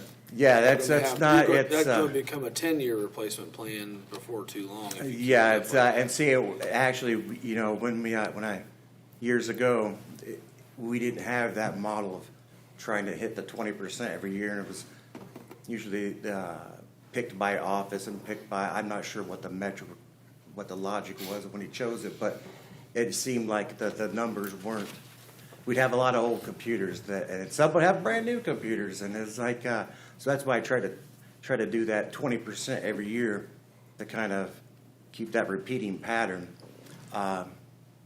Yeah, I know what you're saying, but a lot of my costs, I don't have much discretion in them, right? The biggest portion of my budget is the computer maintenance and support, and those are set contract numbers. I can argue with them, but I'm not sure if they'll lower that, so I can't change that. Then the communication costs are fixed. So the only real flexibility that I have is the budget I have to repair some computers and some ad hoc projects, and both of those I did reduce, so to try to hit that 5% number. But I didn't make it all the way to the 5%. So what else can I cut? Well, the only flexible one was the proactive computer replacement. Yeah.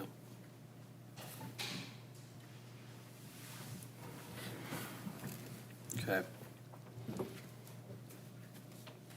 So you think, going back to 23, 24, your budget between the two was roughly 950,000. Yeah, That's- so that's 904, I have right here, the number I have is 946,000, and now the budget for 2026 is 897,000 Yep. as a total. Yep. Okay, that's what I'm tracking with you.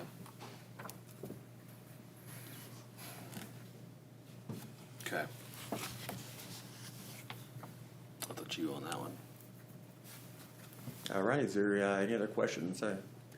Do you see any new products or anything that you will want to be changing in 2026? Well, I've tried not to change anything. It's kind of hard with the reduction of budget. But I'm always on the lookout. We're looking at this password utility now that will automatically check to see if the user's passwords are on the dark web or compromised, with all these breaches, and kind of make it an automated process. And there's also a user benefit. I know they love it when they need to change their password. And to be honest, you should probably change your password less, because the more you change it, the more you write it down and use a pattern that is easily guessable. So if you just make a good password in the beginning and it never gets compromised, well, you should never have to change your password. And so the regulations or whatever, the recommendations from these security companies, that's their new model. But that's hard to manage. And so that's one of these tools that we've been exploring is it shows the user as they create their password, the complexity. It's like, hey, if you make your password this, you're going to have to change it in 90 days. But if you make it this, you wouldn't have to change it again unless it's on that compromised list of breaches and things, and it kind of automates that. So things like that, we know we're always on the lookout, and we do have that ad hoc project line. It's very little, so I kind of only targeted things that I think are most beneficial or most bang for the buck, right? And there's all these vendors always wanting to sell you something, so. So that one password you're talking about, that if it's really a good one, it's permanent, but you still need to have a different password for each program or each ideally, yeah. access any app you have. You need a different one for each one because. Yeah, but one nice thing about in a business environment, we create, so here you have your Howard County username and password. And you don't need a separate email password or a Windows login or an Adobe because it's all unified to this one password, which is better. So if someone leaves the organization, we can disable it in one place, and they're disabled everywhere that's tied together. It also helps ensure that passwords are complex and strong and uniform. But not all services support that feature, and a terrible trend that I see coming is vendors now are charging extra for that benefit. I don't set the rules, but I think a couple of the last software that got installed had that as an option, and it's not a cheap option, and I don't know why they're doing that. It's a shame. But yeah, you're correct. Every unique service, you should have a different password, because if your Target account gets breached, they're going to use that against every banking institution, because maybe they'll get lucky that you use the same password. And it's the same thing here at the county. So they usually don't try the local counties, but they target more now. So you'd still need, because they know we'll pay the ransom. You still need 10, 12, 13, 15 different really great passwords just to cover all your. Well, I don't want to get too into the weeds here, the IT, but there is a solution for that, and I recommend everybody, at least in their personal life, use this. It's a password manager, right? It runs in your browser, it's on your phone, so anytime you go to a website, like I don't even know my passwords, because the password manager knows them, and it's a long string of characters, and it's unique for each site. I couldn't tell you what any of mine are. And that's actually the better way to do it.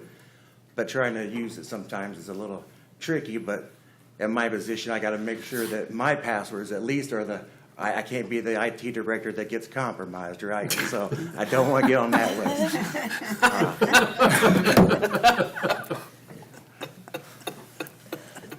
You look bad amongst all your peers.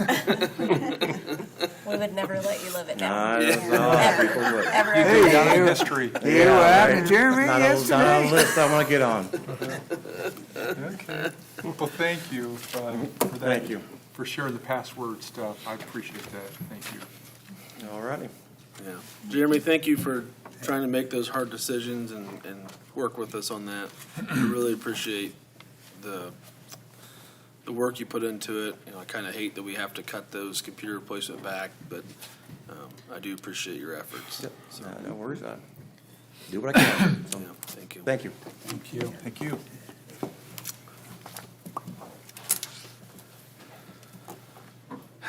All right, who we got left? Anybody? Oh, there's a judge in the room. Okay. Solo performance, Matt. Yeah, we got one more after him. Hey, another judge rolling in. Judge Elkins, how are you? Doing well. Where would you like to start? Well, we have general fund for Superior Court 1 first on our list, but if you want to go somewhere else, you got 3, you know which way you want to go. Well, basically, I can start with that one. Okay, page 22 for the council. And what I did, I can do 2 things, and I can eliminate 1 thing now. Okay. What I did is I added, let me think this one through, I think it was the $1,500 for office equipment. Both the chairs in Superior Court 1, whether it be my chair that's behind the desk or the one in this courtroom, are ancient, and the one in the courtroom falls over. We were able to steal from the public defender's office, so I got 1 chair that I can sit in now in my office, so I asked for $1,500 to potentially buy another chair for next year. That would be for the courtroom. But the amount of money for the drug screens, the 32,640 can be eliminated. It's $12,000. $12,000. Can go out the door. And you sure you won't need that? Will not need that.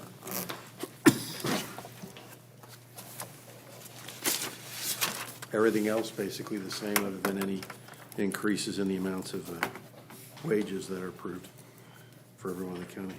Judge, that, the chairs you're wanting, is that your personal chair for the bench? It's the bench.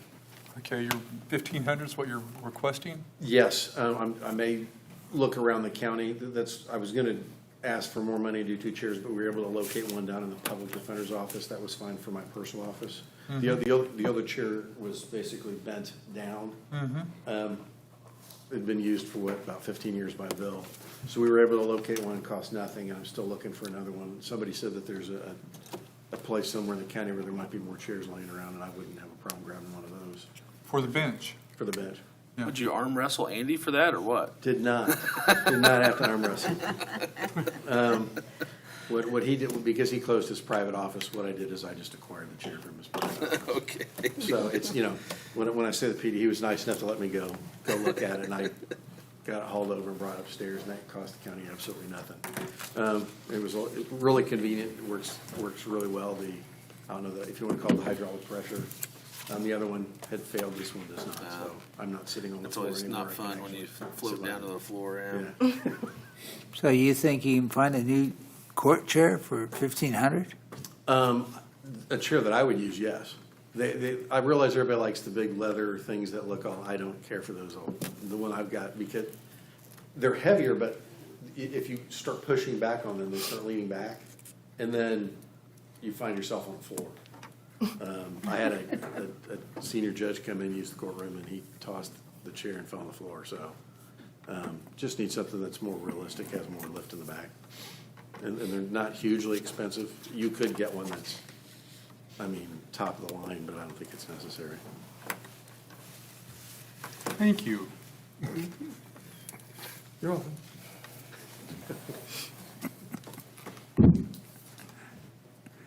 Any other questions about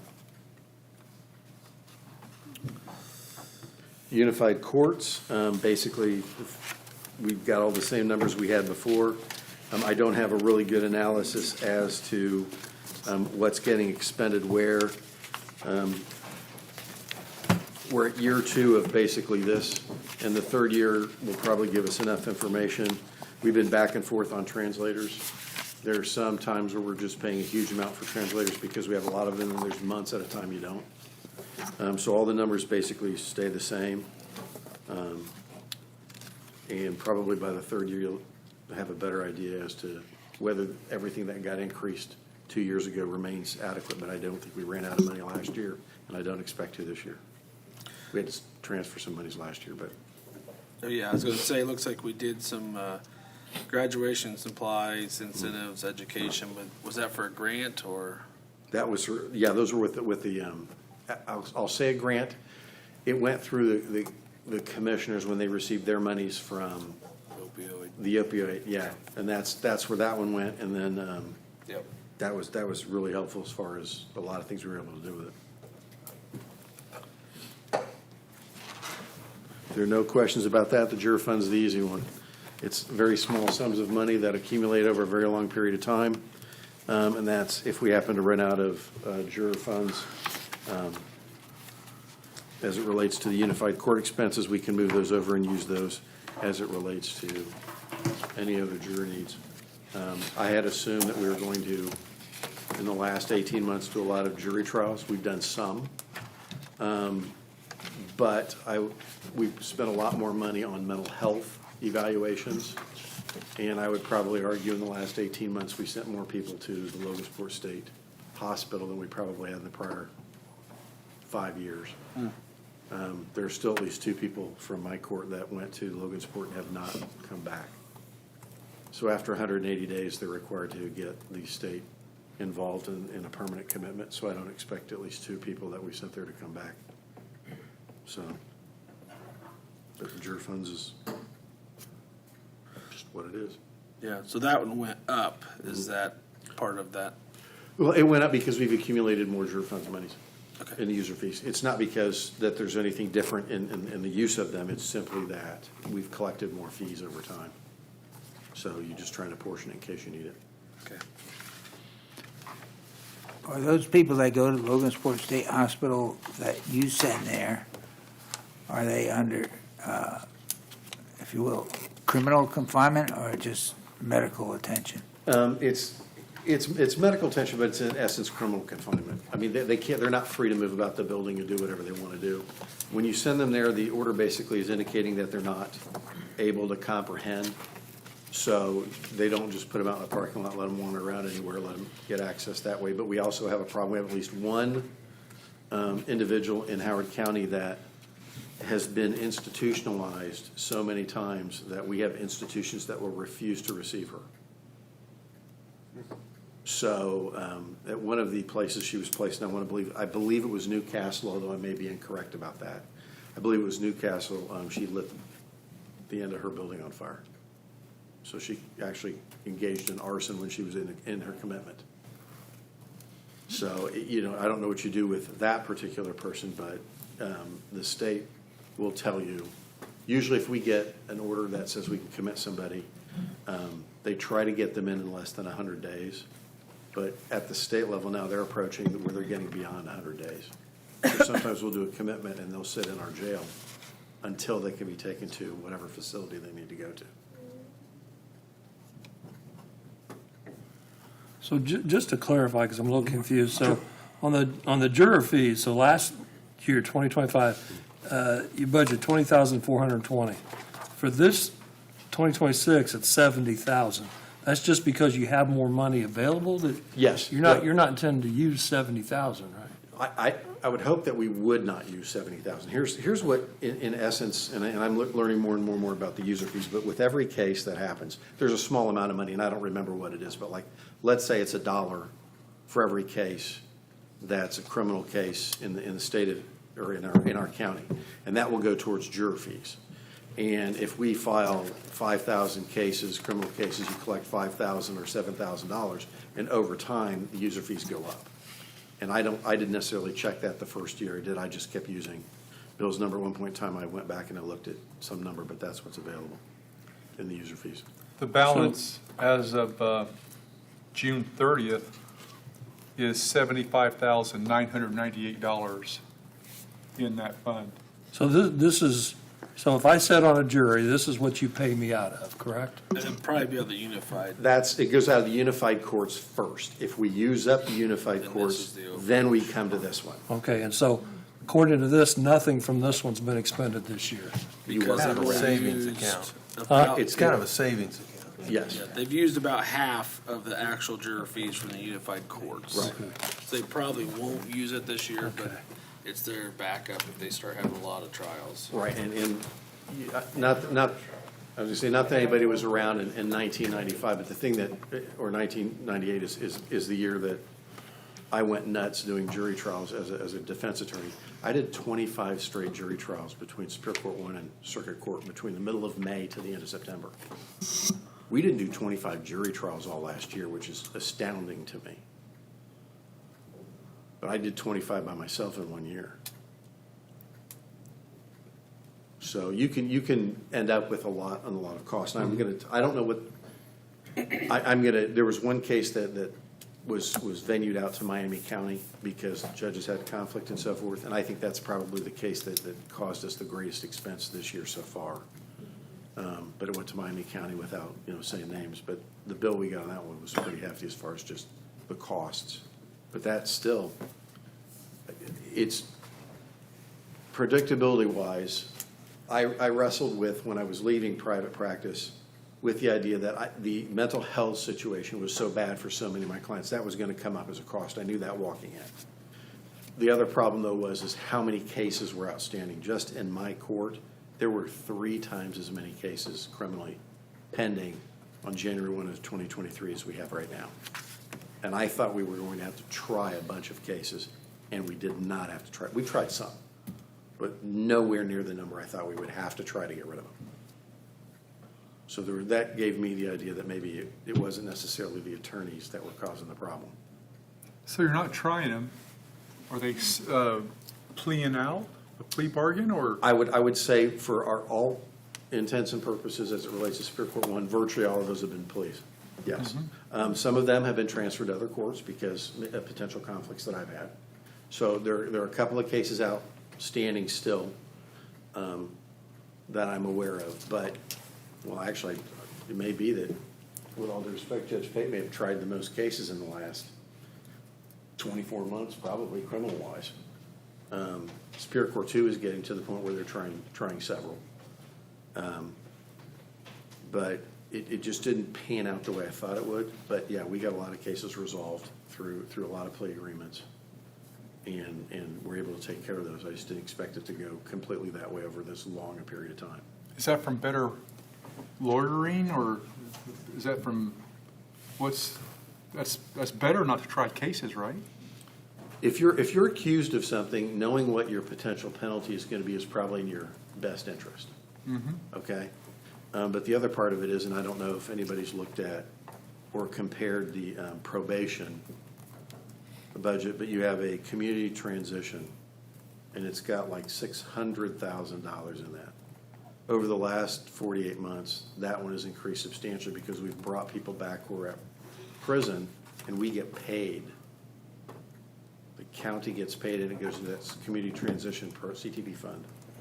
And I don't know what that can be used for, but that has increased because we've been able to get some people out of the big house and get paid for it. The other thing that was helpful is, and this may be counterintuitive, is because we've reduced the population of the jail, the question you have to ask yourself is, if the person is released from jail on some kind of bond or released on their own recognizance, and I'm going to say, obviously, nonviolent offenders, because I don't want to get into the debate as to whether this guy should have been let out versus that guy. If they're out long enough and they're not getting rearrested, I don't want to say they've learned their lesson, but they're probably not the biggest problem you have in your neighborhood. Okay, they may be a problem, but not the biggest. And you end up then coming to other resolutions, and one of those we were using heavily was work release, which is why the guy's side for a very long time was maxed, and you had a waiting list. We've gone long enough out that we don't necessarily have that waiting list anymore. I want to say there's more than 25 spots for men and more than 20 spots for women right now. But you have other problems, and we've had the uptick, obviously, with overdoses again. And there's a few theories behind that, but we end up in a position where I'm just hopeful that I think the public defender's office and I think the prosecutors are working to reduce it. I do think there are other things that can be done. But I'll use this phrase. Take this phrase wherever you go. As a judge, we're interested in, and constitutionally, we're interested in justice. Okay? Psychologically, if you're accused of a crime, you're interested in fairness. If a defendant feels like they were treated fairly, they are less likely to reoffend. Does that make sense? So even though if they're lying to me as a judge, or even if they know whether or not they did it, they know whether or not they're the bad person we think that they are. If you treat them fairly, they're still less likely to reoffend. And people don't understand that. So it's more important to treat the person fairly than it is to get justice out of them. You'd be surprised how many people will be willing to accept a long term in prison as long as they feel like they were treated fairly. But they can feel like they're treated unfairly by any part of the system. It could be they think me as a judge, I'm being unfair. They could think the attorney that got appointed to represent them is being unfair. They could think the police are being unfair. But if you jump through all those hoops, they're less likely to reoffend, and you've got to ask yourself, why is that? And, I mean, I can go through the psychology of it, and I can go through the mental health part of it, but in one sense, it's really simple. You're 600 times more likely to reoffend if you have untreated ADD or ADD, ADHD, bipolar disorder, or traumatic brain injury. And you just have to know where we don't diagnose those people.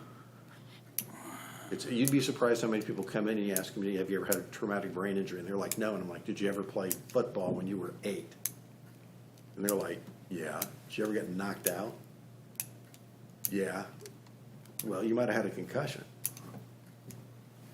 And then they start thinking, well, maybe my thinking isn't correct. And then you end up with somebody like, was it Aaron Hernandez, who was a patriot, and he murdered some people, and when they got a hold of his brain, it was the worst case of traumatic brain injury they'd ever seen. Mm-hmm. But you can't explain that to people in a logical sense. They have to understand it emotionally if they're accused of something, because they're not in the logical part of it. So part of the problem that we're going to deal with is from the very outset. If someone is arrested and they're not treated fairly in the system, they sit out at the jail and they're not brought in, they're not going to believe they're being treated fairly, and you're creating future criminals. It's right out of the box. You got to start at the very beginning and hit every button you can. So. Thank you. Yeah. Yeah, appreciate it, man. Any other questions for Judge Elkins? We always Comments? get a criminal justice lesson. Yes. Yeah. Criminal theology. I'd like to do physics, but. Physics, you like physics? Thanks, Judge. Yeah, and chemistry, yes. So, did you hear about the photon that checked into the local hotel? I did not. The bellhop says, sure, can I help you with your luggage? The photon says, no need, I'm traveling light. Okay, I like that. Thank you, sir. I'm just going to do the chemistry with that. What about his friend Neutron? Electron. Jimmy Neutron. Two neon atoms going to a bar. There's no reaction.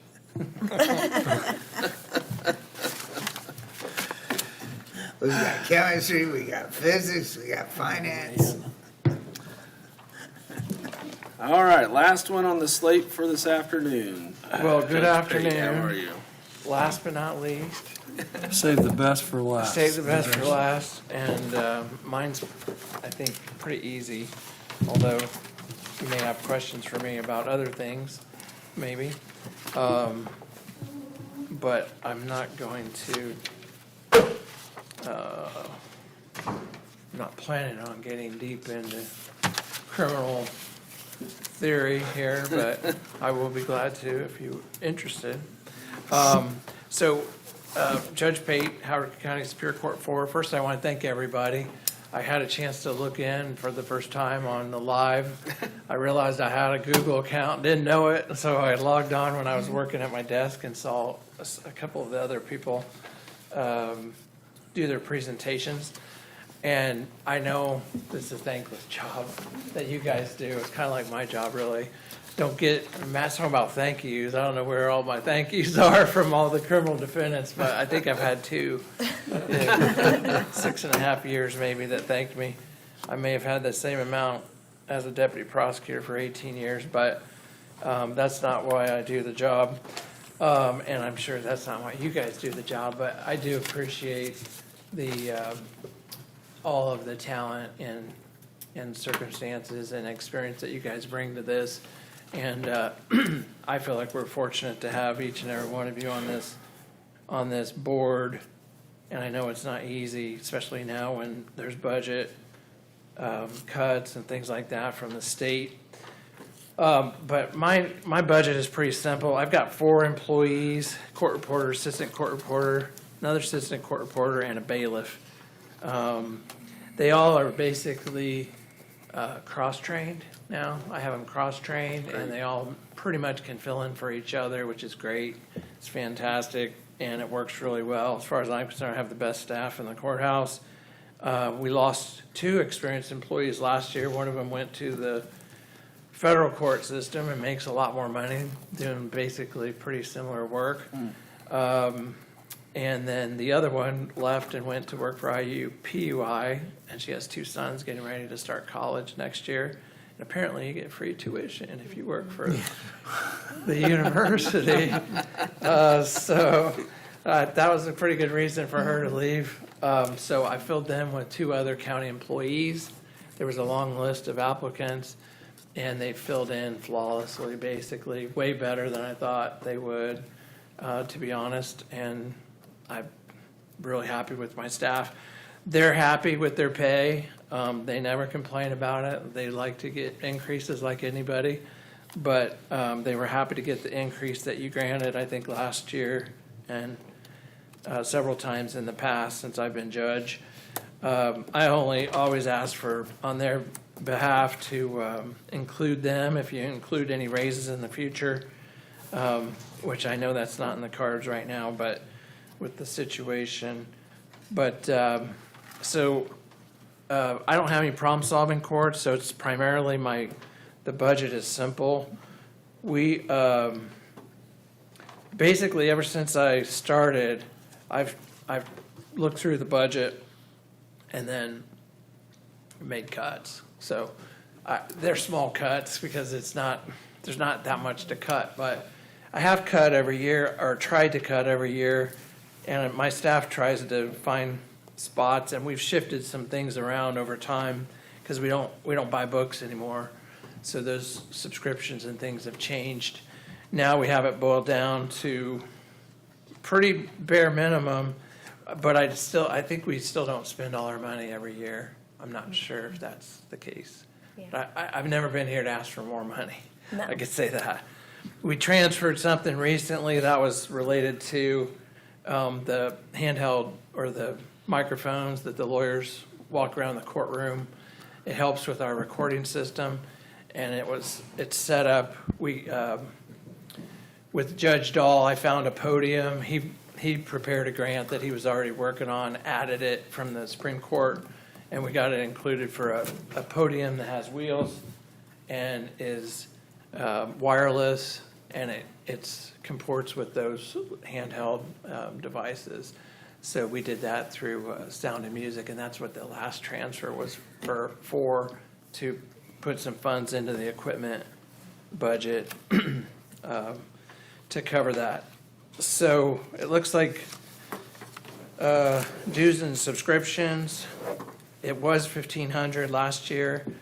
We didn't need that much. We're reducing it to $500, which is slightly more than what I think we need based on experience. And then continuing education, it was $1,500 last year. We didn't use that much. I'm reducing it to 1,000 requests this year. That includes, that's primarily for my staff. They have opportunities through the Indiana Office of Court Services to attend some training off-site. It's encouraged. I have 4 staff people, and I've told them in the past, if they all want to go, me and my court officer will hold down the fort and not schedule anything for that day because it's usually out of town and they have to travel. But none of these conferences have all of them decided to go. So usually we have 2 go, and they drive together, share expenses, and then if they spend the night, they share a room normally. That's what I request of them. And then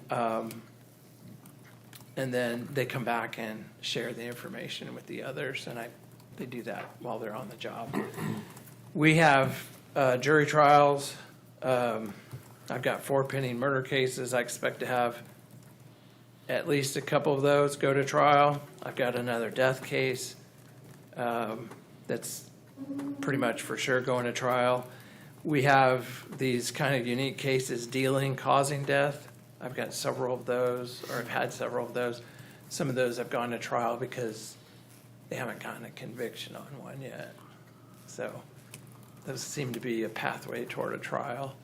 And those can be expensive, kind of talking about Matt's budget now, for the Unified Court Fund and the juror pay.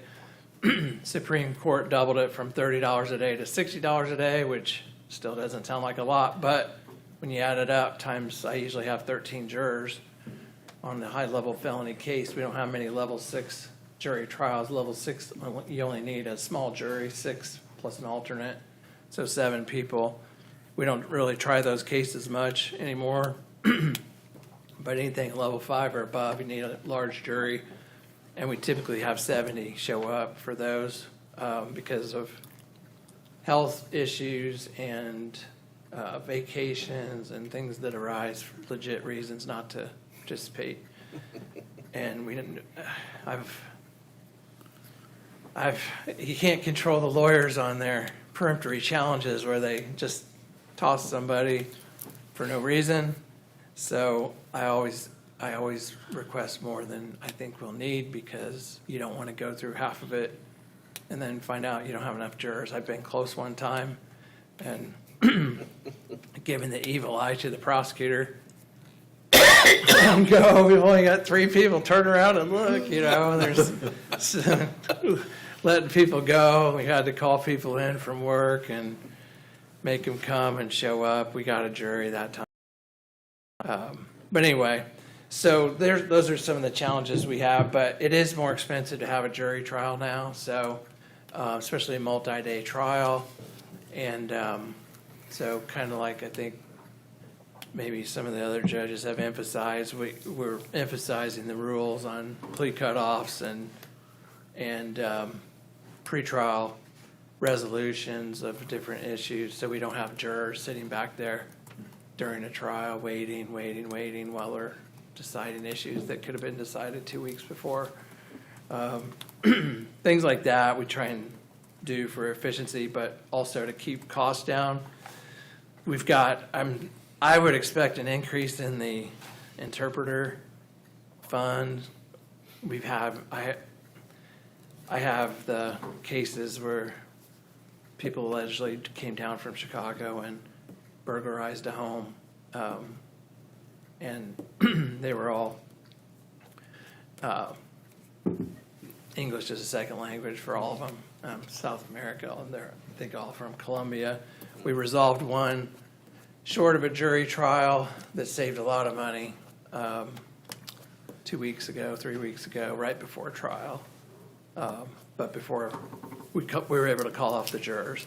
But so there's one co-defendant that's already been deported, and then one co-defendant that pled guilty and is in prison, and then there's one left that's not found yet. So actually there's 5 of them. So there's 2 that there's one that hasn't been found, and they will extradite him if they find him or when they find him. The other one is sitting in the jail waiting, and every hearing we have to have an interpreter.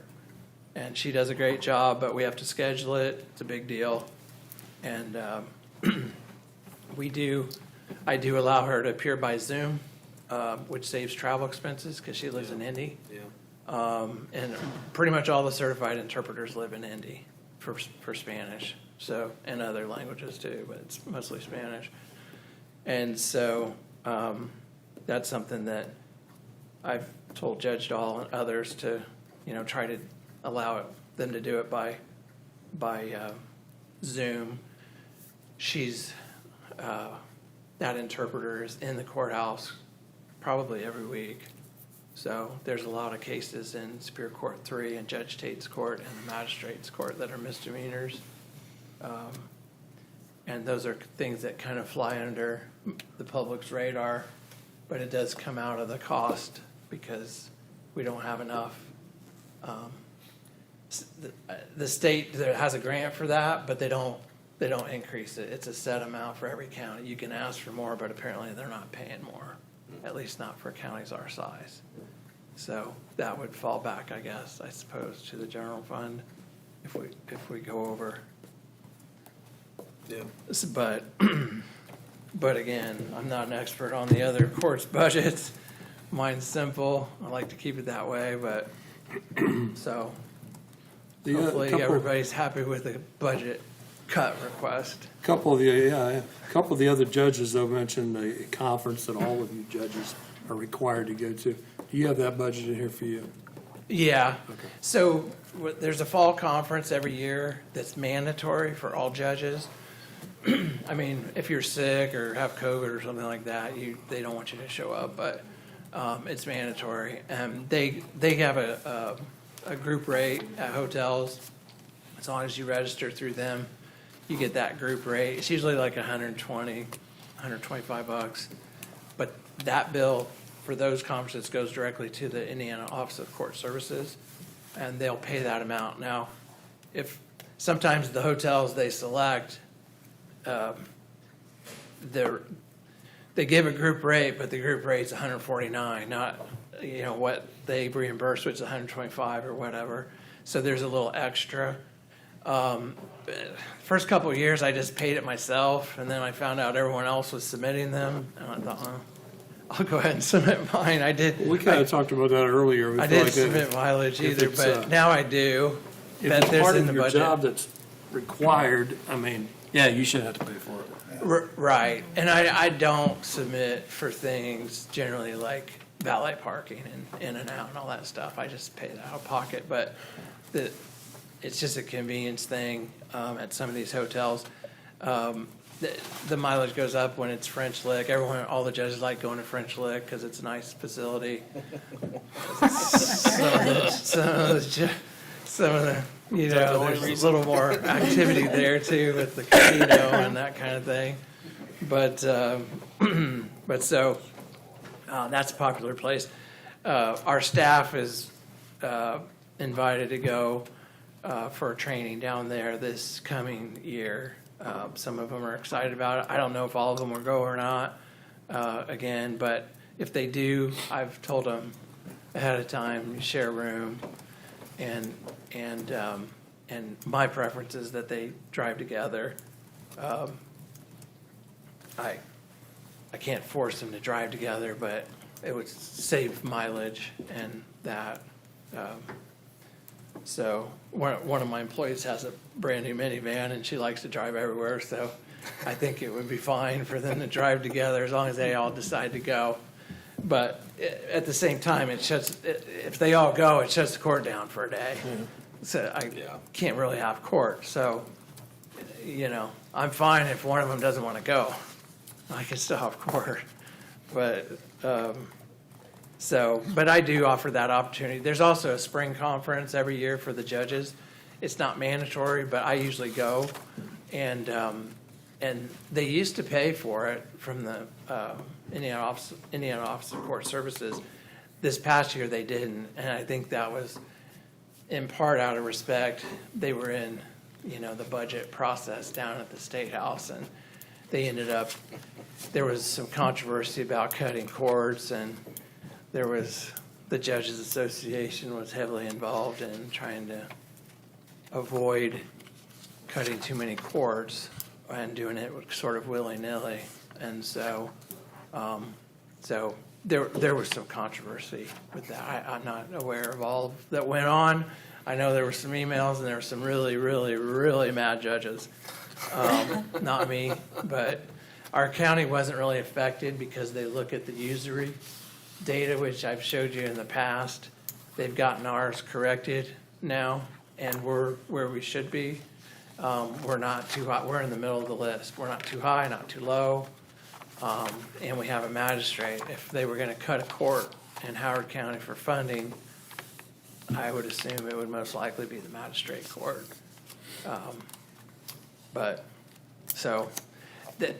They're not talking about that. That's not on the table. Our courts are very busy and they're well utilized. Some counties have lost such population, plus you can't control, the police activity.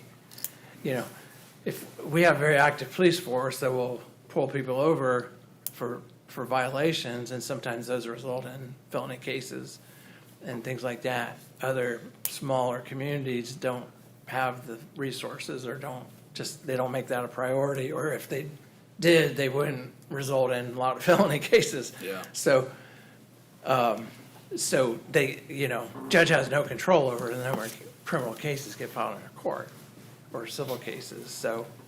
Yeah, Judge Murray shared those numbers, so you're right, we're right in line with the average. Yeah, all of our courts are busy. Yeah. And they're all fairly equal. Judge Murray's got one of the busiest courts in the state, and that's always been the case.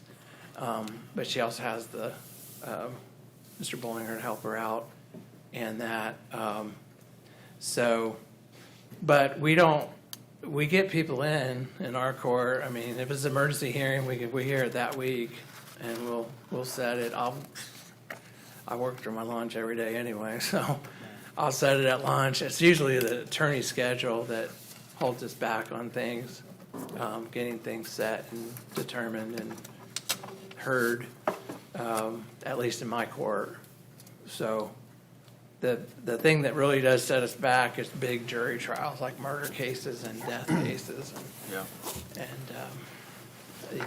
it kind of overwhelms the staff with everything. Something else, I heard someone talk about overtime. We don't have overtime. I don't have it in my budget. I never have.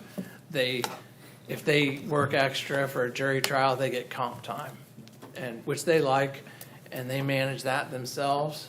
I only step in if I have to, and kind of like dealing with my kids, two of which are grown. Yeah. I only step in if I have to. Okay. It works pretty well, but yeah, they like the comp time because they can use that for, taking extra time off or scheduling doctor's appointments they might have in Indy or somewhere else, and take off an hour here, hour there for a doctor's appointment or to go to a family something, kids' school, whatever. So that works out well for us. I just never had the overtime issue. Yeah. And if we do that, and I'll talk to Judge Dahl about it, but I don't just let them all stay, So if the jury's deliberating, I need my court reporter and I need a bailiff. I don't need two other people hanging out because it's high drama. So I send them home, and they're not necessarily happy because they've sat through or listened to the trial and kind of lived it, but they could stay, but they're not on the clock. Yeah. So that's how we do it.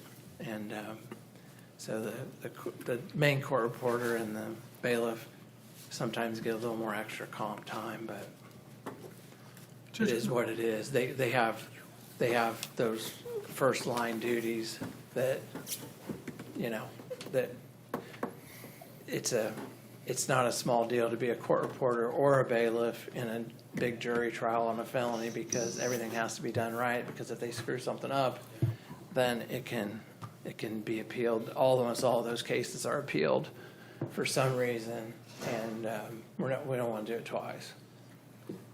I have a question for you, Judge. Being that you're the last presenter, thank you for being here, but you're also a judge, and this is kind of related, but perhaps not. This is, if you have a young person come to your court and you say, well, I want to send them to the Kinsey Youth Center, do you do that? So I don't do the juvenile cases unless they've been waived by Judge Murray to adult court. If it's my week, then I would get that case. But first, they have to go through the juvenile system and then waived into adult court. And then they're normally held in the Kinsey Center by law unless they become a danger to the staff or the other residents, inmates, whatever they're referred to now, at the Kinsey Center. We have had a couple of those. And then they request, rather than just putting them over in the adult jail, they normally do a special request to hold them at the Indiana Department of Corrections in a special location that they have for juvenile offenders. It's got a special staff, special place, separate from the adults. I think that's more of a Judge Murray question. Okay. Probably, in my opinion. Well, if one of our juveniles is sent to out of county, to say our Kinsey Center's not here, does Howard County pay for their stay in wherever they go? That I don't know. I don't deal with any of that, but I'm sure Judge Murray knows. My court reporter probably knows because she used to work with Judge Murray. But no, I don't know all of the funding Okay. issues on that. Okay. I just thought I'd just ask because. Yeah, no, it's Yeah. no problem. Maybe I should know, but.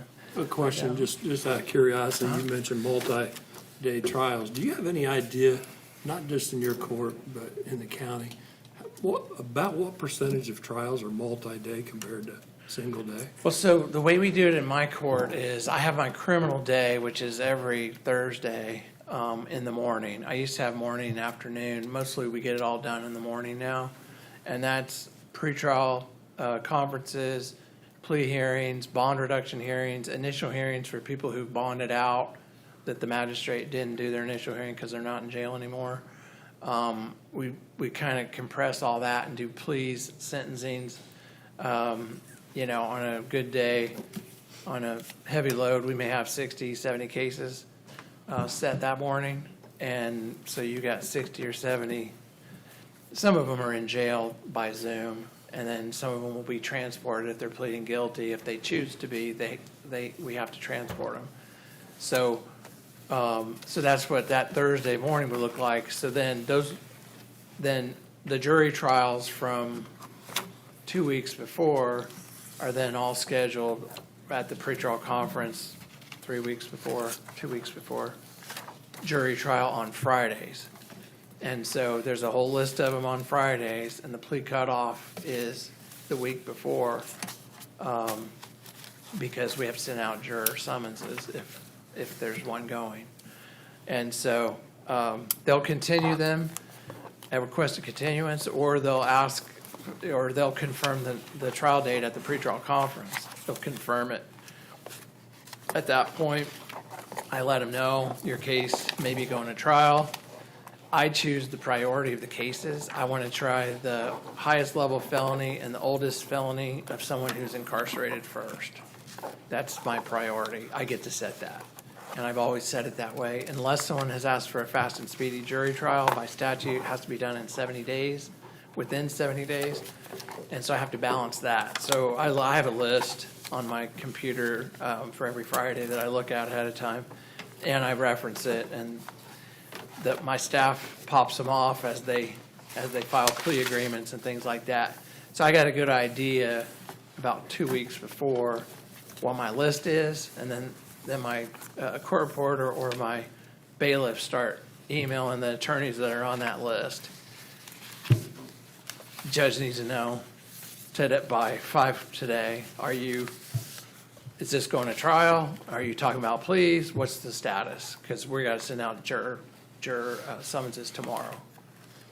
And then usually lights a fire under them, and we'll get a slew of pleas filed or continuances that I look at individually, or they confirm, no, we're going to trial.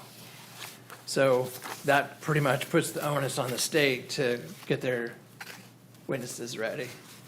And then if they have a problem, they can file an emergency continuance, say my case agent's on vacation, prepaid, whatever.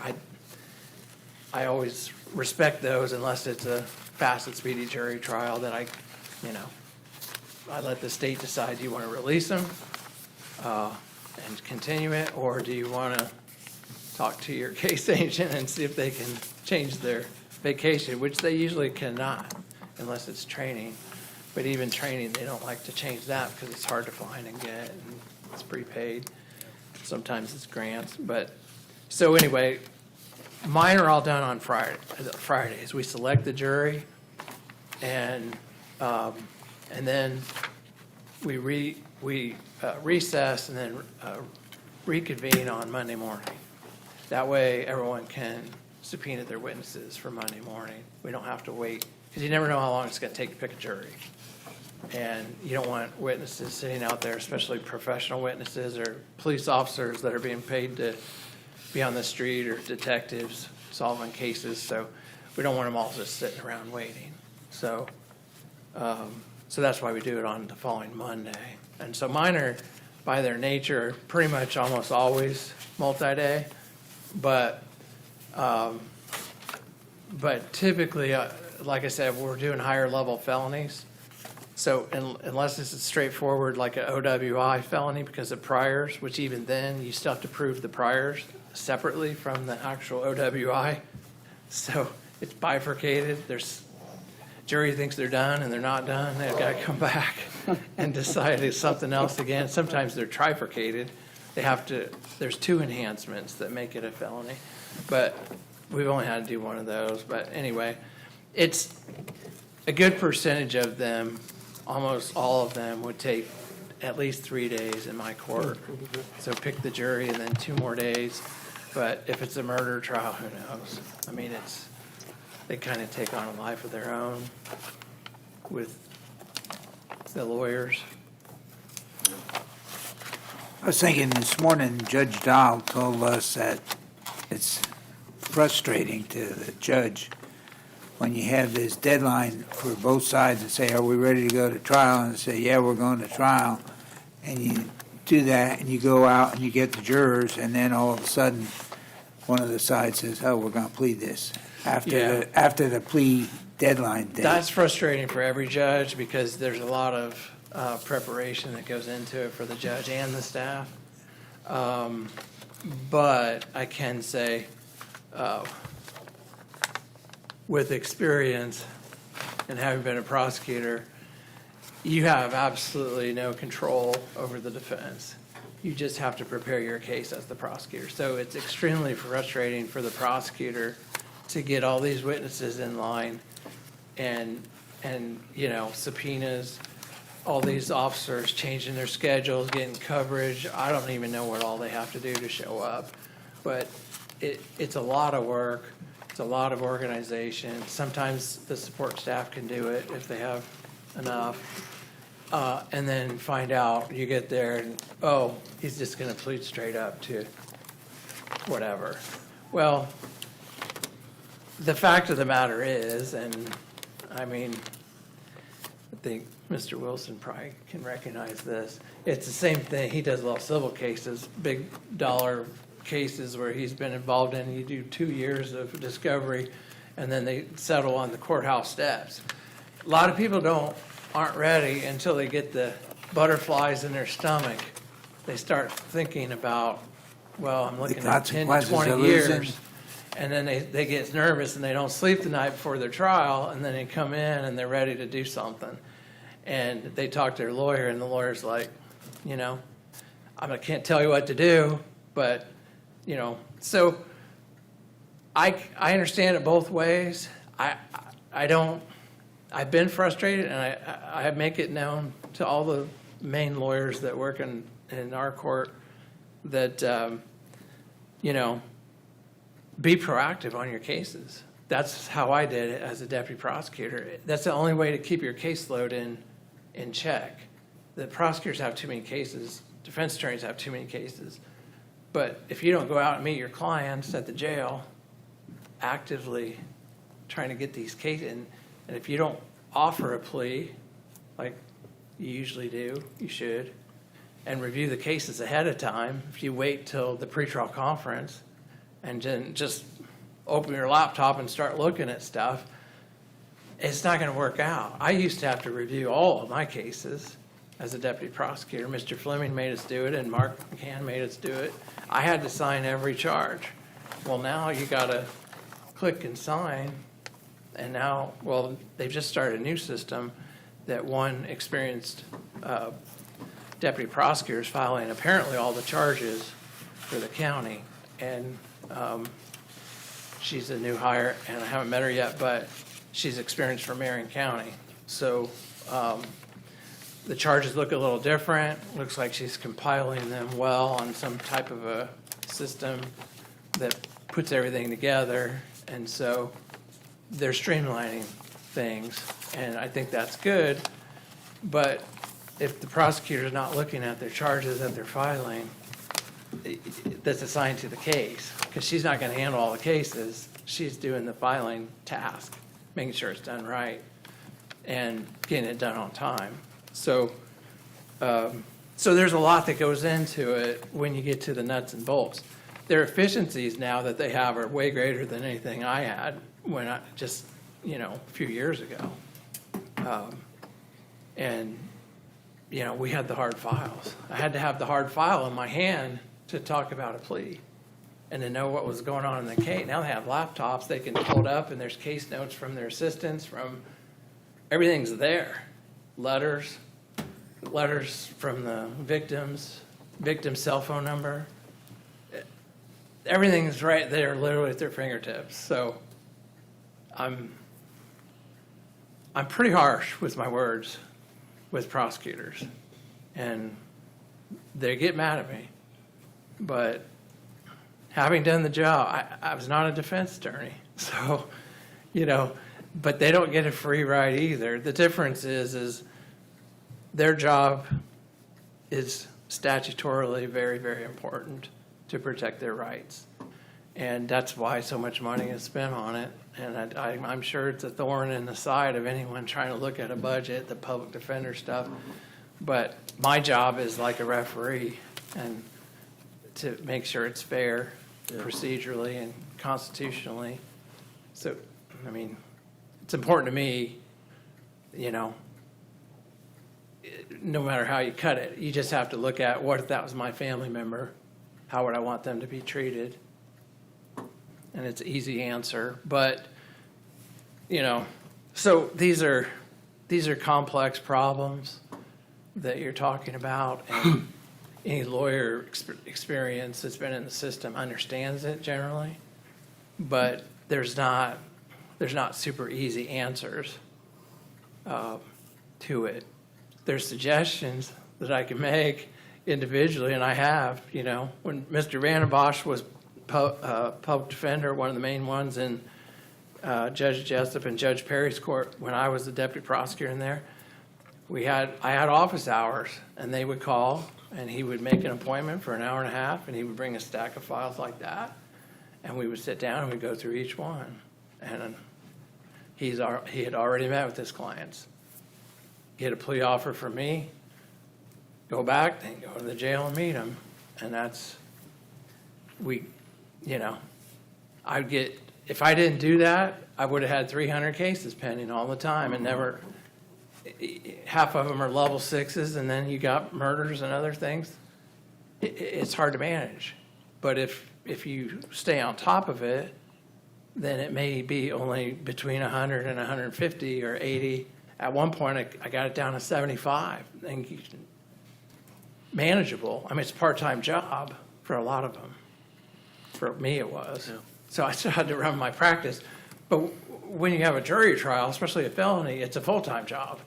And that's what a lot of people don't understand. You're staying late, working on the weekends, I can't tell you how many sports I missed with my kids. Start your term paper before it's due, right? Yeah, it's the part that people don't see, but it's the same thing if you run your own business, Yep, it is. You do what you have to do. Yep. Those of you who know that. Same thing with coaching. You don't get paid as a high school basketball coach to do all the extra, but you do it anyway. It's the same thing. Yeah. It's the same thing. So it gets tough when you're trying to compare people as far as like employees and that, because everyone kind of does the job a little differently. There's experience levels and personalities, and some people are like a ricochet rabbit and can get 1,000 things done fast, and other people are more slow plotters, very careful, and it's just the way that it is. But it's tough when you're sitting, I think, in your seat, because you got all these budget pressures, and everybody's kind of here trying to protect their own little fiefdom. But that's one reason why I like this court, and why, it's not that I'm against problem-solving courts or anything like that. I totally support them. It took me a while to get this court under control the way that I wanted it, with civil cases criminal cases, and we're there now. So we've been there for a while, and it's, I can make a little budget cut, or request for a budget cut, so. Well, Judge, thank you for the round-the-world, 30,000-foot view of what goes on. Appreciate that. Sure. And thank you for informing us and keeping us up to date on what's going on. Sure, So- no problem. Again, thank you for all that you guys do, and good luck with trying to figure it all out. And hopefully you'll be successful, as I'm sure you will. You always are. And like I said, nice to still see some smiling faces at the end of the day, and all friendly. And you do a great job, so thank you. Thank you very much, and for trying to cut what little you can. I understand that and appreciate it. so. Yeah, we'll still look for more for next year. All right. Have a good day. Thanks a lot. You too. Have a good night. Okay, so, clarification for our legal down there. Alan, since Debbie is going to go on Thursday, do we need to recess this until Thursday or just go until the 11th? I think you just go to the 11th. Okay, sounds good. So that's the last presenter for today. Thank you, everybody, for all of your attentiveness, great questions, and understanding. We will spend the next few weeks going through all this and trying to figure out where we land. So, individually, not together. Say what? When do we meet again on this? So I will need a motion to recess, and we will come back here on Thursday, September the 11th. What a date that is, one that will live on forever. What's happening with Debbie? I'm sorry, Debbie Stewart, the clerk, was busy this week, so she will present her, her budget pages on Tuesday at our next regularly scheduled council meeting. That's what that is, sorry. So, yeah, unless you guys have anything, I'll accept the motion and we'll move on. Move to recess until September the 11th. Second. Motion made by Councilwoman Lake and seconded by Councilman Sanders. All those in favor of the recess, assign aye. Aye. All those opposed? All right, the budget presentation is recessed until September 11th. Is that a 8:30 a.m. start? That will be 8:30 a.m., yes, that'll be. Do you remember, What you are right now. presentation yesterday, Jen? What's the dress code? And then what time?